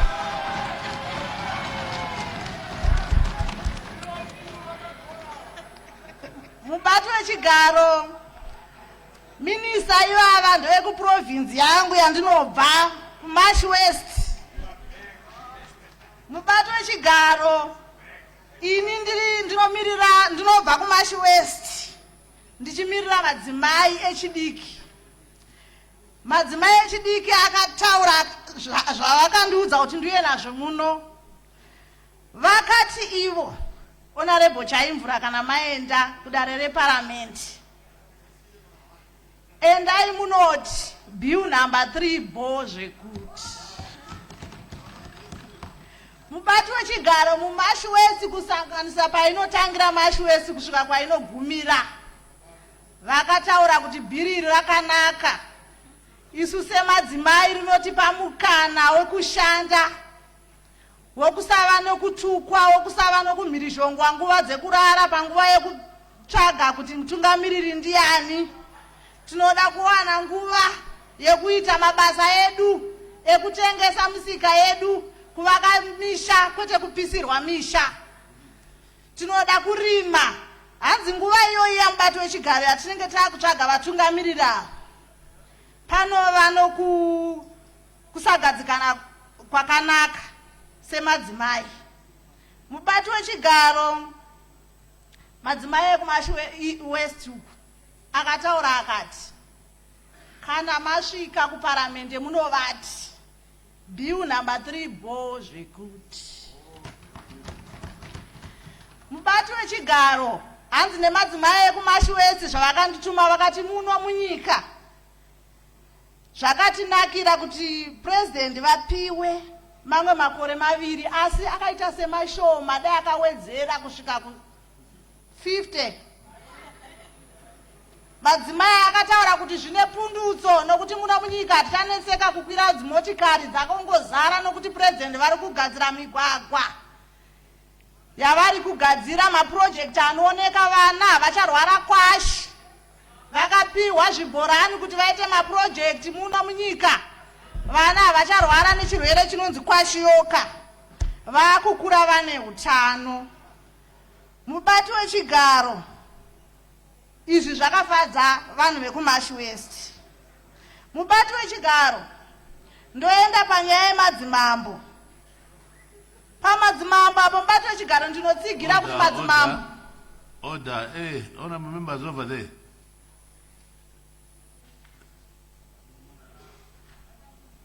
Amunyari. You may go ahead.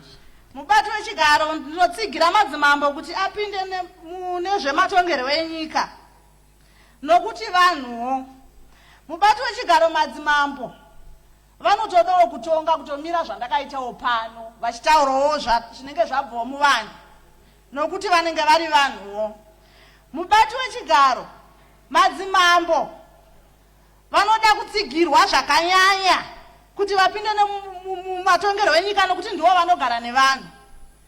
Mukanzwa vaya vanoti madzimambo ngaasapindi nezvematongero enyika vanoreva kuti ivo havana tsika nehunhu zvinodiwa nemadzimambo. Kana tikatarisa slogan yavo yavanoita seni ndakamira pano slogan dzavo dzimwe dzavanoita hadzina hunhu dzinonongedzera asi isu sebato riri kuno tinoisa chibhakera kuratidza kuremekedza vamwe vanodai nekagune saka zvinoshoresa izvozvo. Saka izvozvo vanozviramba nokuti madzimambo hatizvidi vanovaripisa ndatenda. Thank you, Honorable Chaimbura. The next honorable member to take the floor. Order. The next honorable member to take the floor is Honorable Ndlovu.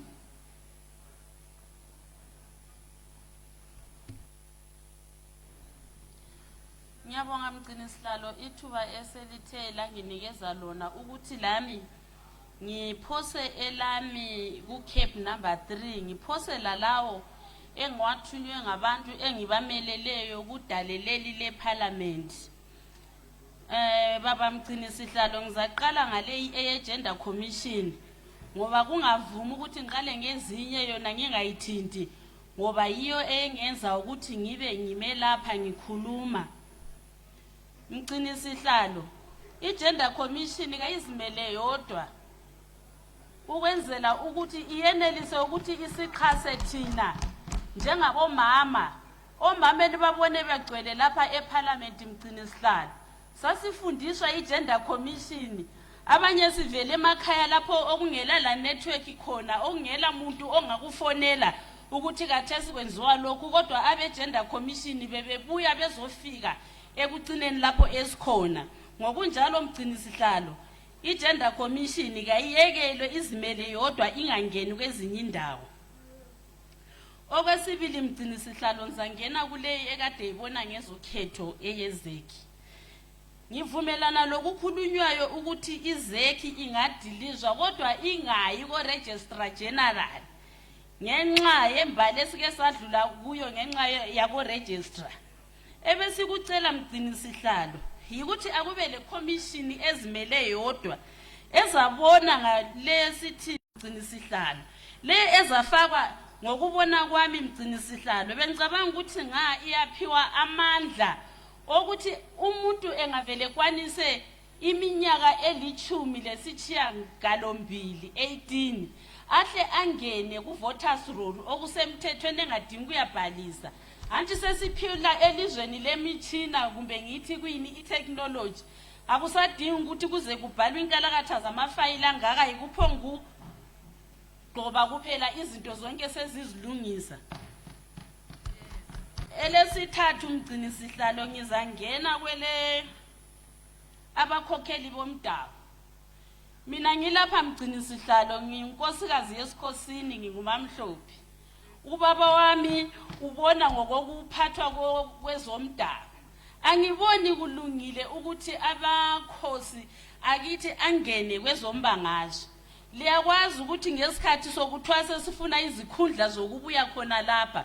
Inhlambe ezikhulunywayo mgcinisihlalo zinganani ngoba nxa kuyikuthi mina semisa nelenduna la ifuna ukungena sokuzamele ngiziphose phela inhlamba khuluma izinto ezizayisolisa kwenzela ukuthi abantu bengayivoteli. Ngesikhathi sinye sona leso ngumuntu okumele simhloniphe ngoba ngabona liyakwazi mgcinisihlalo nxa sokunzima sesidlephane kakhulu sicina sesiye ezinduneni zethu ebakhokhelini bomdabu baxazulule kube kuhle kodwa nxa kuyikuthi labo sebengenile ozaxazulula ngubani. Ngibone ngani sidinga omunye omsindo onzima ngesikhiwa kumbe ngithi sizama ukuletha ichaos elizweni angazi ukuthi ngingakubeka ngikuthini ngesintu. eyokugcina yenza gcina ngayo mgcini sihlalo ngepeace. Ungawube ukuthi sidinga ukuletha ingxabangxoza. Ngiyabonga baba, lapha siyabe sesiletha ingxabangxoza enzima ebantwini ngoba akusela oyalamulela omunye. Sonke siyabe sesifuna amandla, so sizadlephana izabona igazi lizachithe kanjani. Sona isintu sakithi mgcini sihlalo sithi amakhosi vele kumele ahlonitshwe. Lizabona singasahloniphi izinto lezulu asoze line mgcini sihlalo ngoba vele abanye abantu akumelanga bathintwe, kodwa ngenxa yokuthi sifuna amandla sizabathinta kuphela, sizawona into eziningi. Le ndawo ezizilayo zonke zizajujuka ngoba siyabe sesingasazili lutho mgcini sihlalo. Sengizobuya kule imgcini sihlalo okuthiwa ngeye-peace and reconciliation leyi ekade sikhangelele ukuthi iletha ukuthula. Baba mgcini sihlalo, thina njengabantu besiqintini seMandebeleni besilokhe siyilindile, angazi umbe belikwazi mgcini sihlalo ukuthi abantu bakithi balokhu belindile kule ndaba yeGugurawundi mgcini sihlalo eyanikezwa kuma-chiefs wona lawa kumbe ithi izinduna esesifuna zingene kwezombangazwe ukuthi bayekhulumisana labantu. Silokhe sihleli silinde impendulo mgcini sihlalo ukuthi basitshele ukuthi njengaba babona ngogatsha lelo olokukhulumisana esithi peace and reconciliation, babuye phela basitshela ukuthi njoba kwawonakala kwabanje kumbeni singayenza kubenje kumbe senze kube. Lokho silindele ukuthi sizatshelwa ukuthi siyenzani njengabantu esingumhlobo othanda ukuthula. Silokho sisalindile kuthiwa isidilizwa manje lokwana mgcini sihlalo sebe sesizabuzwa ngobani bakithi. Besicela ukuthi like liyeke liqala iqedisa umsebenzi wayo, lapho isiqedile selizayidiliza. Ngiyabonga. Siyabonga Mhlonitshwa Ndlovu. The next honorable member to take the floor is Honorable MC Ziambe.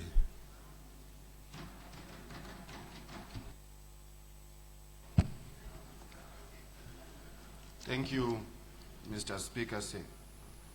Mr. Speaker, I would like to thank you for allowing me this opportunity to add my voice on the Constitutional Amendment Bill. Order. 3. Order. Honorable members, order.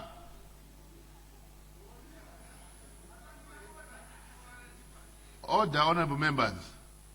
Hey, honorable member. Can we allow Honorable Ziambe to be heard in silence, please? Thank you. Honorable Ziambe, please carry on. Thank you once again, Mr. Speaker, for allowing me this opportunity to add my voice on the Constitutional Amendment Bill number 3. Mr. Speaker, I rise to lend my full support towards this bill and as a young and patriotic Zimbabwean. Mr. Speaker, I firmly believe this bill is a progressive step towards consolidating the developmental gains that have been achieved under the leadership of His Excellency, the President of the Republic of Zimbabwe, Comrade Emmerson Mnangagwa, and the Second Republic. Mr. Speaker, this amendment bill comes at a critical time when the youths are being placed at the very center of economic development towards Vision 2030. This was evidenced, Mr. Speaker, as the Parliamentary Portfolio Committee on Youth Empowerment, Development and Vocational Training was one of the 5 committees selected to take part on the just ended public consultations on the bill. Mr. Speaker, this proves the importance of young people in the current and future development of our country. The youth and people of Zimbabwe desire peace, stability, development, and prosperity. We are more concerned about innovation, industrialization, and economic growth rather than perpetual political contestation and politicking. It is against this background, Mr. Speaker, that I wholeheartedly support the bill as it is developmental oriented. Mr. Speaker, I would like to speak on Clause 4, which seeks to extend the presidential term from 5 to 7 years. Mr. Speaker, the extension of 2 more years to 2030 is aligning itself with major youth reforms and policies which have been evidenced, Mr. Speaker, by the National Youth Strategy 2026 to 2030, which was launched last year, and also the National Youth Policy 2026 to 2030, which was approved by Cabinet, I think, sometime last week. Mr. Speaker, these policies are providing for job creation, youth employment, entrepreneurship, mandatory youth quotas in formal employment, just to name a few. Therefore, this clause is positively aligning itself towards youth inclusion and empowerment, as both the clause and youth policies I mentioned just before are working together and complementing each other towards 2030. One would wonder, Mr. Speaker, that if both didn't have the same timelines, would the both survive or rather be achieved? Therefore, there is no better time to be a young person in this country than now, Mr. Speaker, and I'm positive the older generation in this House and across our nation envy us as young people at this very moment. Mr. Speaker, I would like to speak on clause 3, which seeks for the election of the President by Parliament. Mr. Speaker, this bill is not only promoting economic stability, but also a stable learning environment in our universities and schools. Mr. Speaker, during our public consultations, most students were in support of the bill, stating that presidential elections were destabilizing progress in their studies, mainly as the universities would be used for election purposes. Disputed elections were providing for examinations and learning times being put on hold, and such delays have a very negative impact on a student's life, Mr. Speaker. The delays also cause financial constraints on these very same universities at large, and also considering that these delays are unforeseen circumstances, they are not planned. Therefore, they were voicing their support on the president being elected by Parliament, as it promotes non-disturbances at their schools and provides for accurate planning for the future, bearing in mind that the youths are also the future of our country. Mr. Speaker, I would like to speak also on clause 8, which seeks to increase the membership of Senate from 10 to 90 by including 10 presidential appointees. Mr. Speaker, myself and other fellow young parliamentarians, especially under the youth quota, have been given the opportunity to represent the youth populace in this House without any direct election, but rather proportional representation. And this has been a positive milestone, as evidenced by various young MPs participating in this House for the betterment of the youth population across the country, including also the debate on this very same bill. That being said, Mr. Speaker, why is it supposed to be viewed differently when it comes to the addition of 10 more senators with whom we have the sole aim of increasing the pool of expertise within the Senate? Mr. Speaker, Senate fully comprised of members who came in without any direct election, just like the youth quota which I just mentioned before. Therefore, the argument against that these people are coming in without being directly elected does not hold any water, Mr. Speaker.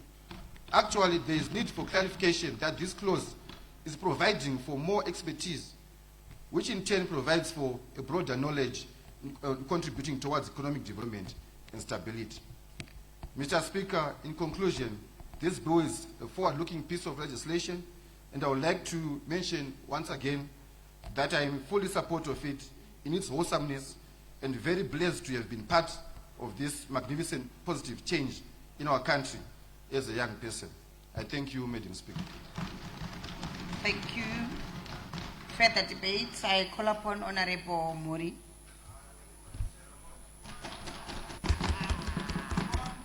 Maskata akanaka Honorable Speaker mem. Ini ndinonzi Wilson Muri. Ndinobva ku Shuruki South. Ndoda kuti nditange ndisati ndaenda kure kure Madam Speaker kuti bhiri iri ndinoda kurisapota nemoyo wangu wose. Madam Speaker mem, isu sevagari veShurugwi district takawana mukana wokuungana panozi pachachacha kuti tiongorore kuti bhiri iri chinhu chakaita sei. Ndisati ndaenda ikoko Madam Speaker mem, ndoda kuti nditende mutungamiriri wenyika akatipa utungamiriri hune utesha hwekugona kushanda basi. Honorable Ziyambi vakatitsanangura bhiri nomo zvakaita kuti tose tivhurike kusanganisira ini wacho. Ndoda kutenda izvozvo. Ndisati ndataura mapandiko andinoda kubata kana kuti ngati maclose. Madam Speaker mem, ndakambosimuka mudare rino ndichitaura nyaya inonzi national cadastre system.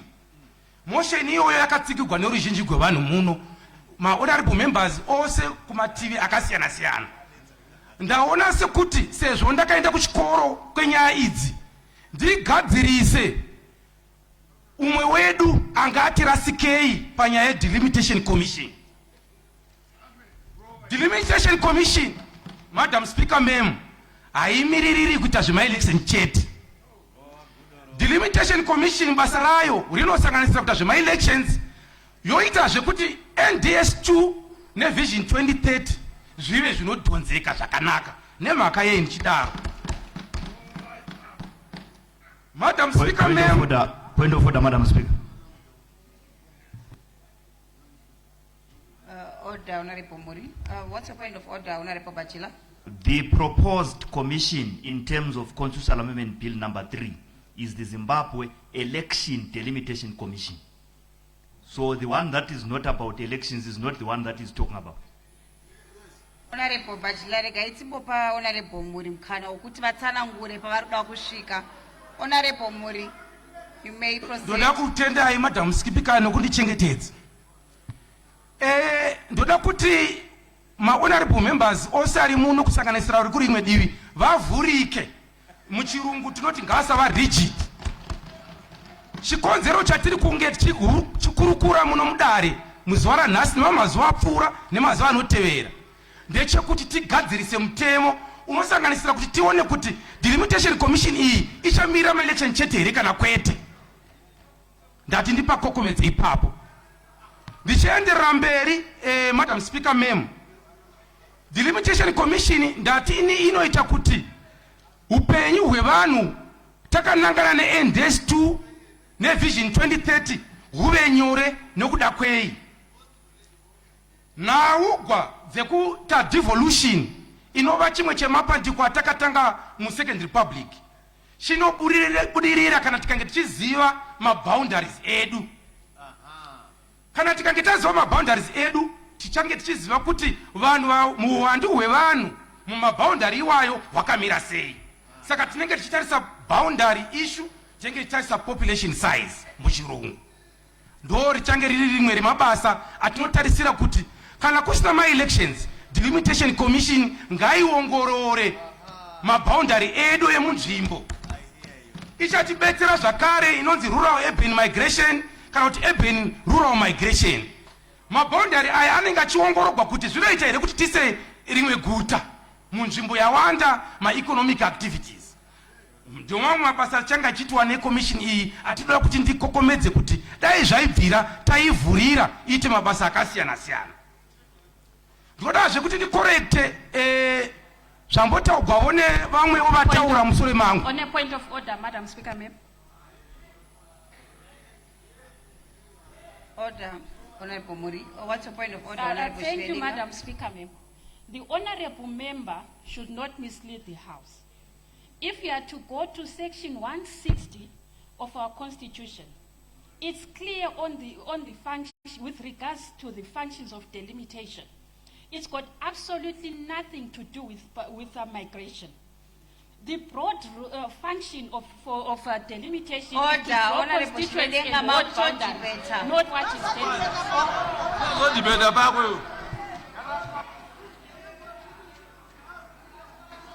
Honorable Shredinga Makusho debater.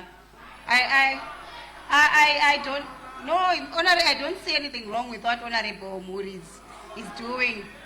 He's just emphasizing his point. Honorable Muri is just stating his facts. Honorable Muri, you may proceed. Maita nekundichengetedza mubato wechigaro.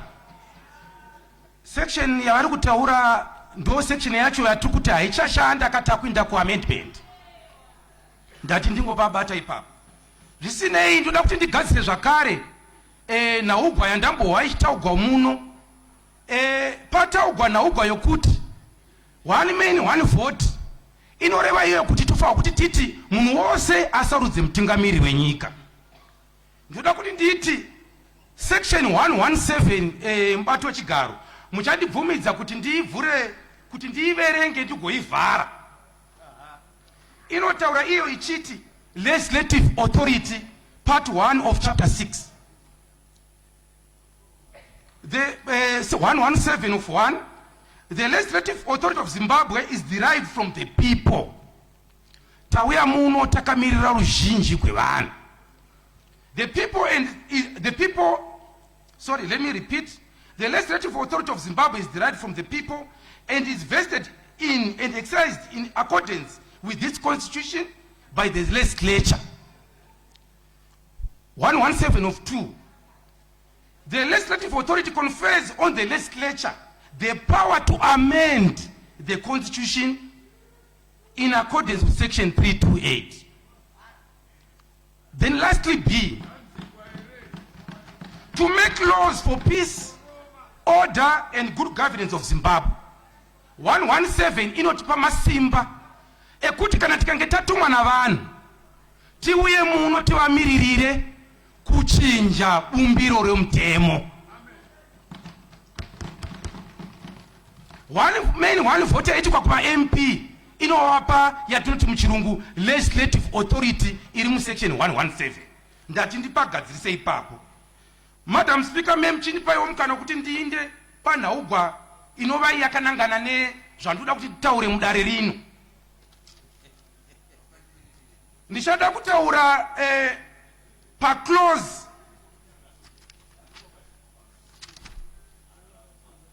ndichada kutaura panyaya clause 4, 9 ne10 inotora makore kubva pamakore 5 kusvika pamakore 9 kumutungamiriri wenyika, nhengo dzeparamende pamwe chete nemakanzura edu.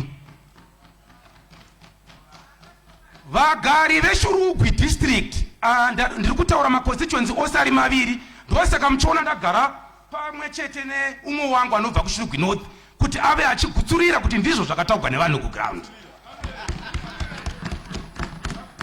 Madam Speaker, memo vanhu vekuShurugwi ndichitaura redistrict rose vakati ivo mugwagwa wemhandamabwe tuShurugwi wakaitwa neutungamiri hwababa Mnangagwa takauona. Vapei makore 2 varambe vachienda mberi. Vakataura zvakare kuti zvibhorani zvine masola zvinovhugwa mvura nematepu.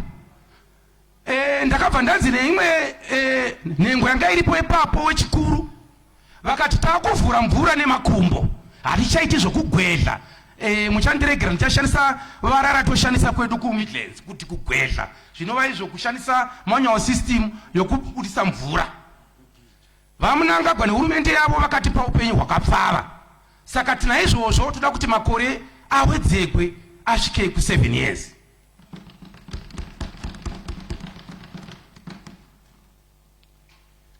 Madam Speaker, ndichada kutaura imwe nhaugwa yakabva kuvana veShurugwi.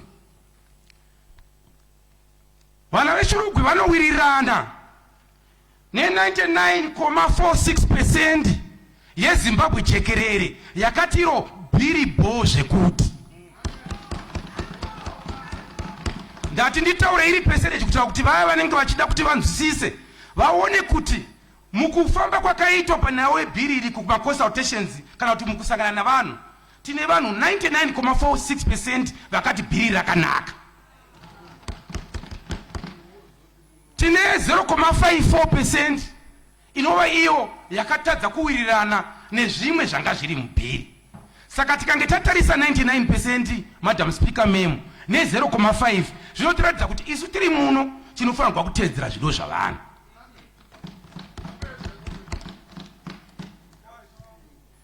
Panhau iyi yeclause 3, Madam Speaker, muchirungu vanoti who hires fires, who appoints disappoints. Muchirungu zvichireva kuti isu hatingati tinopiwa mukana wekuita impeach the president tisina mukana wekuti tivapinze basa. Saka zviri kunzi nevanhu vekuShurugwi, sezvo makamagara mune simba rokuvabvisa, tokupai chiita kuti muwane simba rokuvaita kuti vave pachinzvimbo. Saka vari kuwirirana neclause 3 inoti iyo president ngaasarudziwe nevanhu vatinenge tatuma kunzvimbo dzatinogara. Zvinova zvinowirirana zvakare neclause 117 inopa masimba kudare reparamende. Ndichipedzisa mubato wechigaro, ndoda kuti nditi ngatiregei kunge tichiita nhaugwa yebhiri iri tisingatarisi zvatatumwa navanhu. 99.46% yati bhiri iri ngaindire mberi, 0.54% ngaiteverere majority. Democracy inoreva iyo kuti minority inotevera majority. Ndinotenda mubato wechigaro. Further debates, I recognize Honorable Chiwota.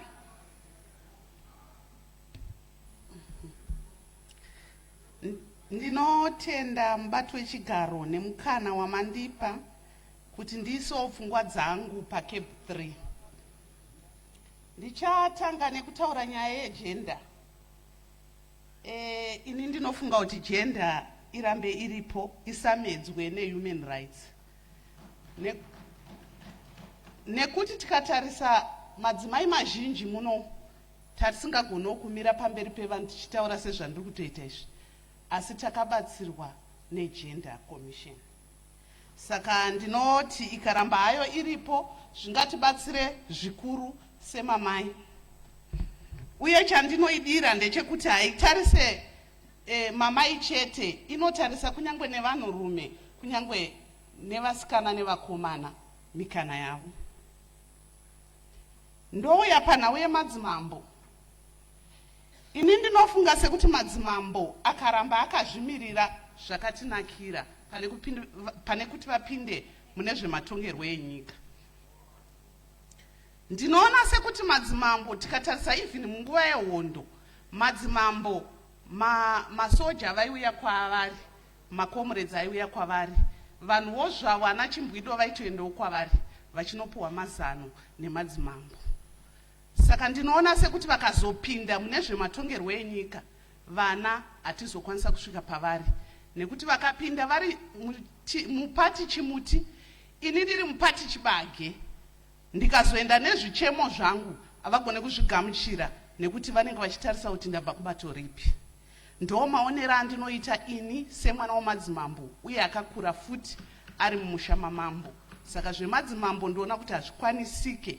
Umambo haugadzwe nekuvhoterwa, umambo hunogadzwa maringe nechivanhu chedu uye maringe neunhu hwedu. Saka madzimambo ngavarambe vari vaoni vematunhu nevanhu vavo vose, vasasarudze kuti bato iri nderipi.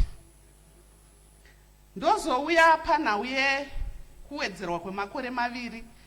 Inini maonero angu kubva pamashanu, ndichatanga nekuti munguva dzaivhotwa vanhu vachienda kumakwikwi esarudzo, ndakambopfuurawo nekuconstituency yaHonorable Nyampinga, ndikawana bridge road zvakanga zvakukurwa, asi nekuda kwekuti makore ake akaita mashoma zvakasiyirwa panzira, haana kukwanisa kuzvipedza munhu akanga azvitanga.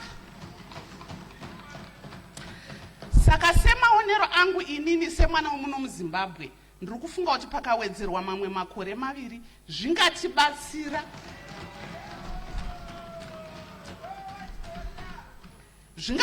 zvikuru, nekuti zvinhu zvizhinji zvinogumira panzira. Ndikatarisa basa riri kubatwa naHonorable Mona Minister, ndakaenda kwaSeke uko ndikaona mugwagwa uri kugadzirwa, ndikaenda kuMbire ndikaona mugwagwa uri kugadzirwa.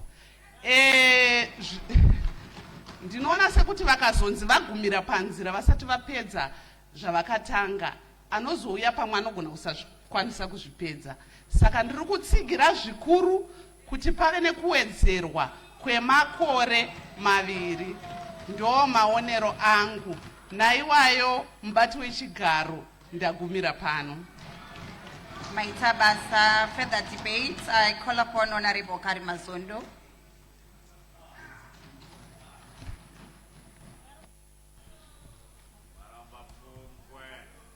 Maswera semubati wechigaro. Swera kana maswerawo. Tinotenda. Mubati wechigaro regai ndikutende nemukana wamandipa kuti nditurewo mashoko yangu pamberi peamendment bill number 3 ya 2026. Mubati wechigaro chekutanga ndoda kutenda dare reparliament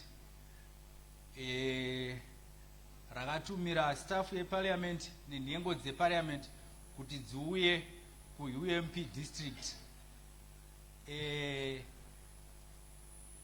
Nhengo dzeparliament dzakauya kuUMP district dzaitungamirirwa nevaroremekedzwa wamateu navakaitano vanga varipo zvakare navo vanoremekedzwa wamorekei vanga varipo zvakare.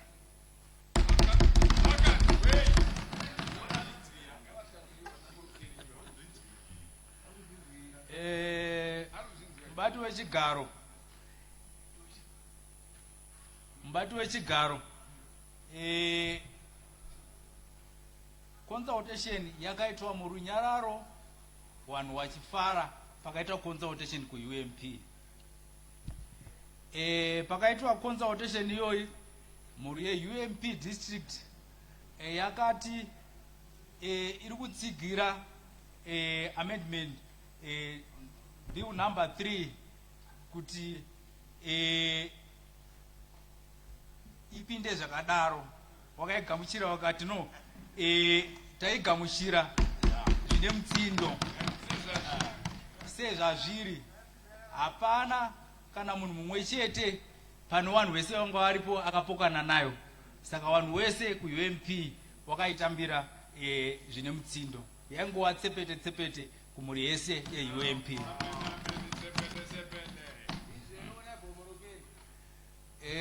Mubati wechigaro regai ndipfuurire mberi.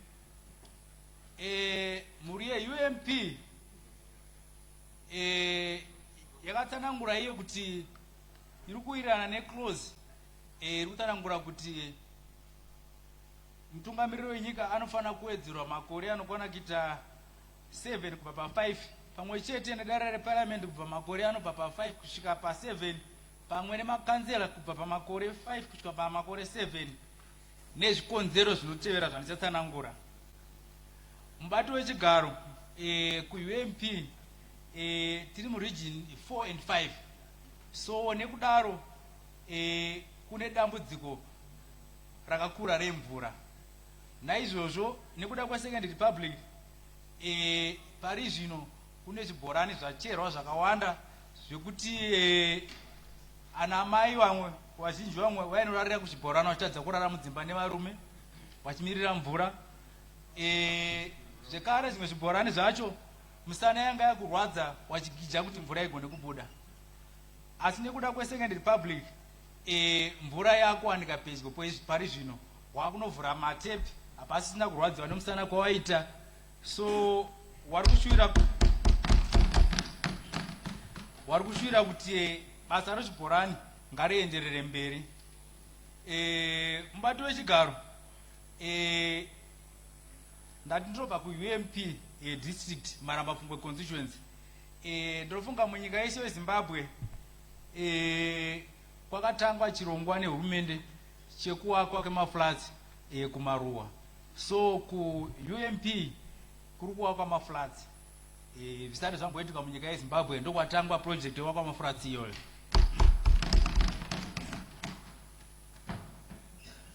Mubati wechigaro kune shanduko hombe iri kuitika kumhuri yeUMP chinova chinhu chawaichema makore nemakore akawandisa. Road yeko inonzi Mureva Mwadi Cheche road. Road iyoyo yaisafambika uye road iyoyo yanga ane makore nemakore akawandisa isingagadzirwe. Asi pari zvino nokuda kwaSecond Republic road iyoyo iri kugadzirwa zvemhando yepamusoro. Vanhu veko vari kufara zvikuru nezvavari kuona nekuti kubva kumashure kwese UMP nzvimbo yanga yakasarira panyaya yebudiriro. But nokuya kweSecond Republic vari kuona mabasa yakanaka ari kuitwa neSecond Republic. So wandituma kuti ndiuye kudare rino ndigotsanangura kuti vari kuwirirana nenyaya yekuti makore awanozobva pa5 years kuenda pa7 years wachiitira kuti development iri kuitwa isamiswe nokuti pakanzi paitwe maelections pachambomira zvakare kuita zvobudiriro vanhu vakumhanya kuenda kumaelections mari yakushandiswa kuenda so wanditi izvoni mhuri yeump pa7 days ipapo bho zvekuti mubati wechigaro nditenderei ndakuenda panyaya yemadzimambo. Nyaya yemadzimambo ndofunga tikadzoka kumashure nguva yehondo taiona madzimambo edu aishungurudza zvakanyanya wachisungwa nenyaya yezvematongerwo enyika, asi iwo vari waridzi wevhu. Mubati wechigaro mufungo wandava ndinawo ndewekuti madzimambo ava dai vatenderwa kuitira kuti anenge achida kupinda zvake asazowana kushungurudza sezvawaiitwa. Ndichapa semuenzaniso kuti toti ndimambo but zvaari mambo akaita basa rake reunyanzvi rokuti ave chiremba, so tochiti hagone kunoita chiremba here nokuti ndimambo, anotenderwa kunoita basa rake rechiremba. Uye kana achinge ari gweta haangarambidzwe ari mambo akapractice zvoita zvogweta kuti anoita basa iroro, anotenderwa kuti agone kunoita zvakare. Saka ndiri kuona kuti madzimambo ngavatenderwe kuti wapinde imomo anenge akasungunuka agone kuita zvake nezvematongerwo enyika. Mubati wechigaro ndinoda kuenda paclose iri kutaura nezvekwaregistrar. Ndinoona zvakakodzera kuti voters roll iendeswe kwaregistrar nokuti iwo ndiwo ano ruzivo rokuti pane mwana azvarwa apirwa birth certificate iye zvinezvi munhu atora birth certificate ana chitupa pari zvino munhu weye ashaya waburitsa zvekare death certificate, so iwo ndo ano unyanzvi hwokuziva kuti zvakamira sei. So ndinosapota kuti kuzek kuchibviswa gwara irori richiendeswa kwa voters roll ichiendeswa kwaregistrar kuti zvinhu zvifambe zvakanaka pasina vanozochema kuti no muvoters roll muri kuoneka vanhu vakafa, voters roll inenge yagadzirwa mune zvakanaka.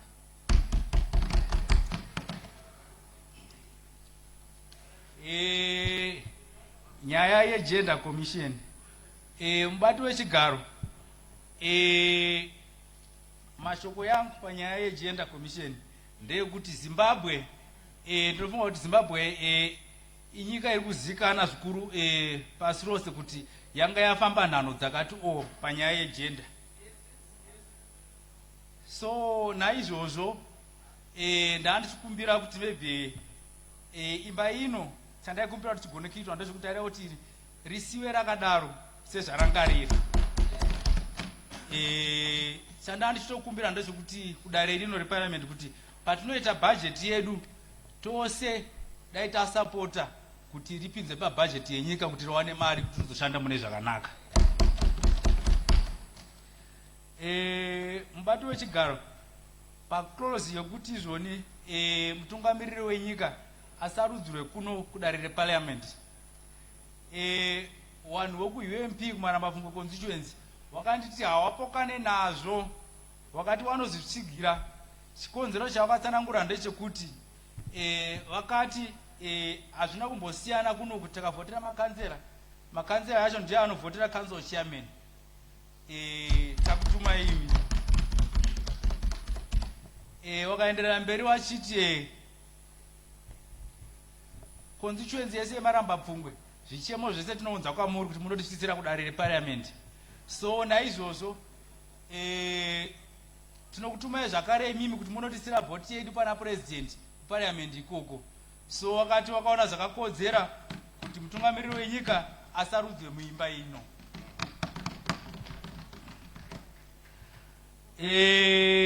Mubati wechigaro zvakawanda zvati zvitauro zvataurwa nevamwe, asi rega ndipedze nekuti ndoda kutenda honorable vanoremekedzwa wamateo na honorable Morokeri, honorable Kaitano na vamwe vese vakauya. Ndakaona zvikuru honorable Morokeri na honorable Mateo vachirova maoko pakapera kubata basa reUMP. Maita basa mubati wechigaro.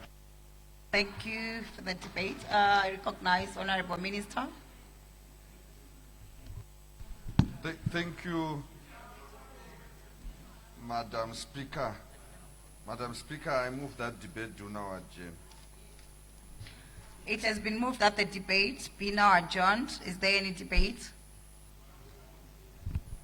I put the question that the debate be now adjourned. Those who have that opinion will say aye. Those of the contrary opinion will say no. I think the ayes have it. Ayes have it. The question is accordingly affirmed and the debate is adjourned. To what day, Honorable Minister? To tomorrow, Madam Speaker. The debate is adjourned tomorrow. I must be afraid. Madam Speaker, I move that the House do now adjourn. It has been moved that the House do now adjourn. Is there any debate? I put the question that the House do now adjourn. Those who have that opinion will say aye. Those of the contrary opinion will say no. I think the ayes have it. The ayes have it. The question is accordingly affirmed and the House is adjourned. To what day, Honorable Minister? To tomorrow at 9:30, Madam Speaker, ma'am. The House is adjourned to tomorrow at 9:30 a.m. Kune dinner upstairs. I'm advised. Sagade tinodya. Thank you. Koma drinks are kwene. Loan. Truda whiskey.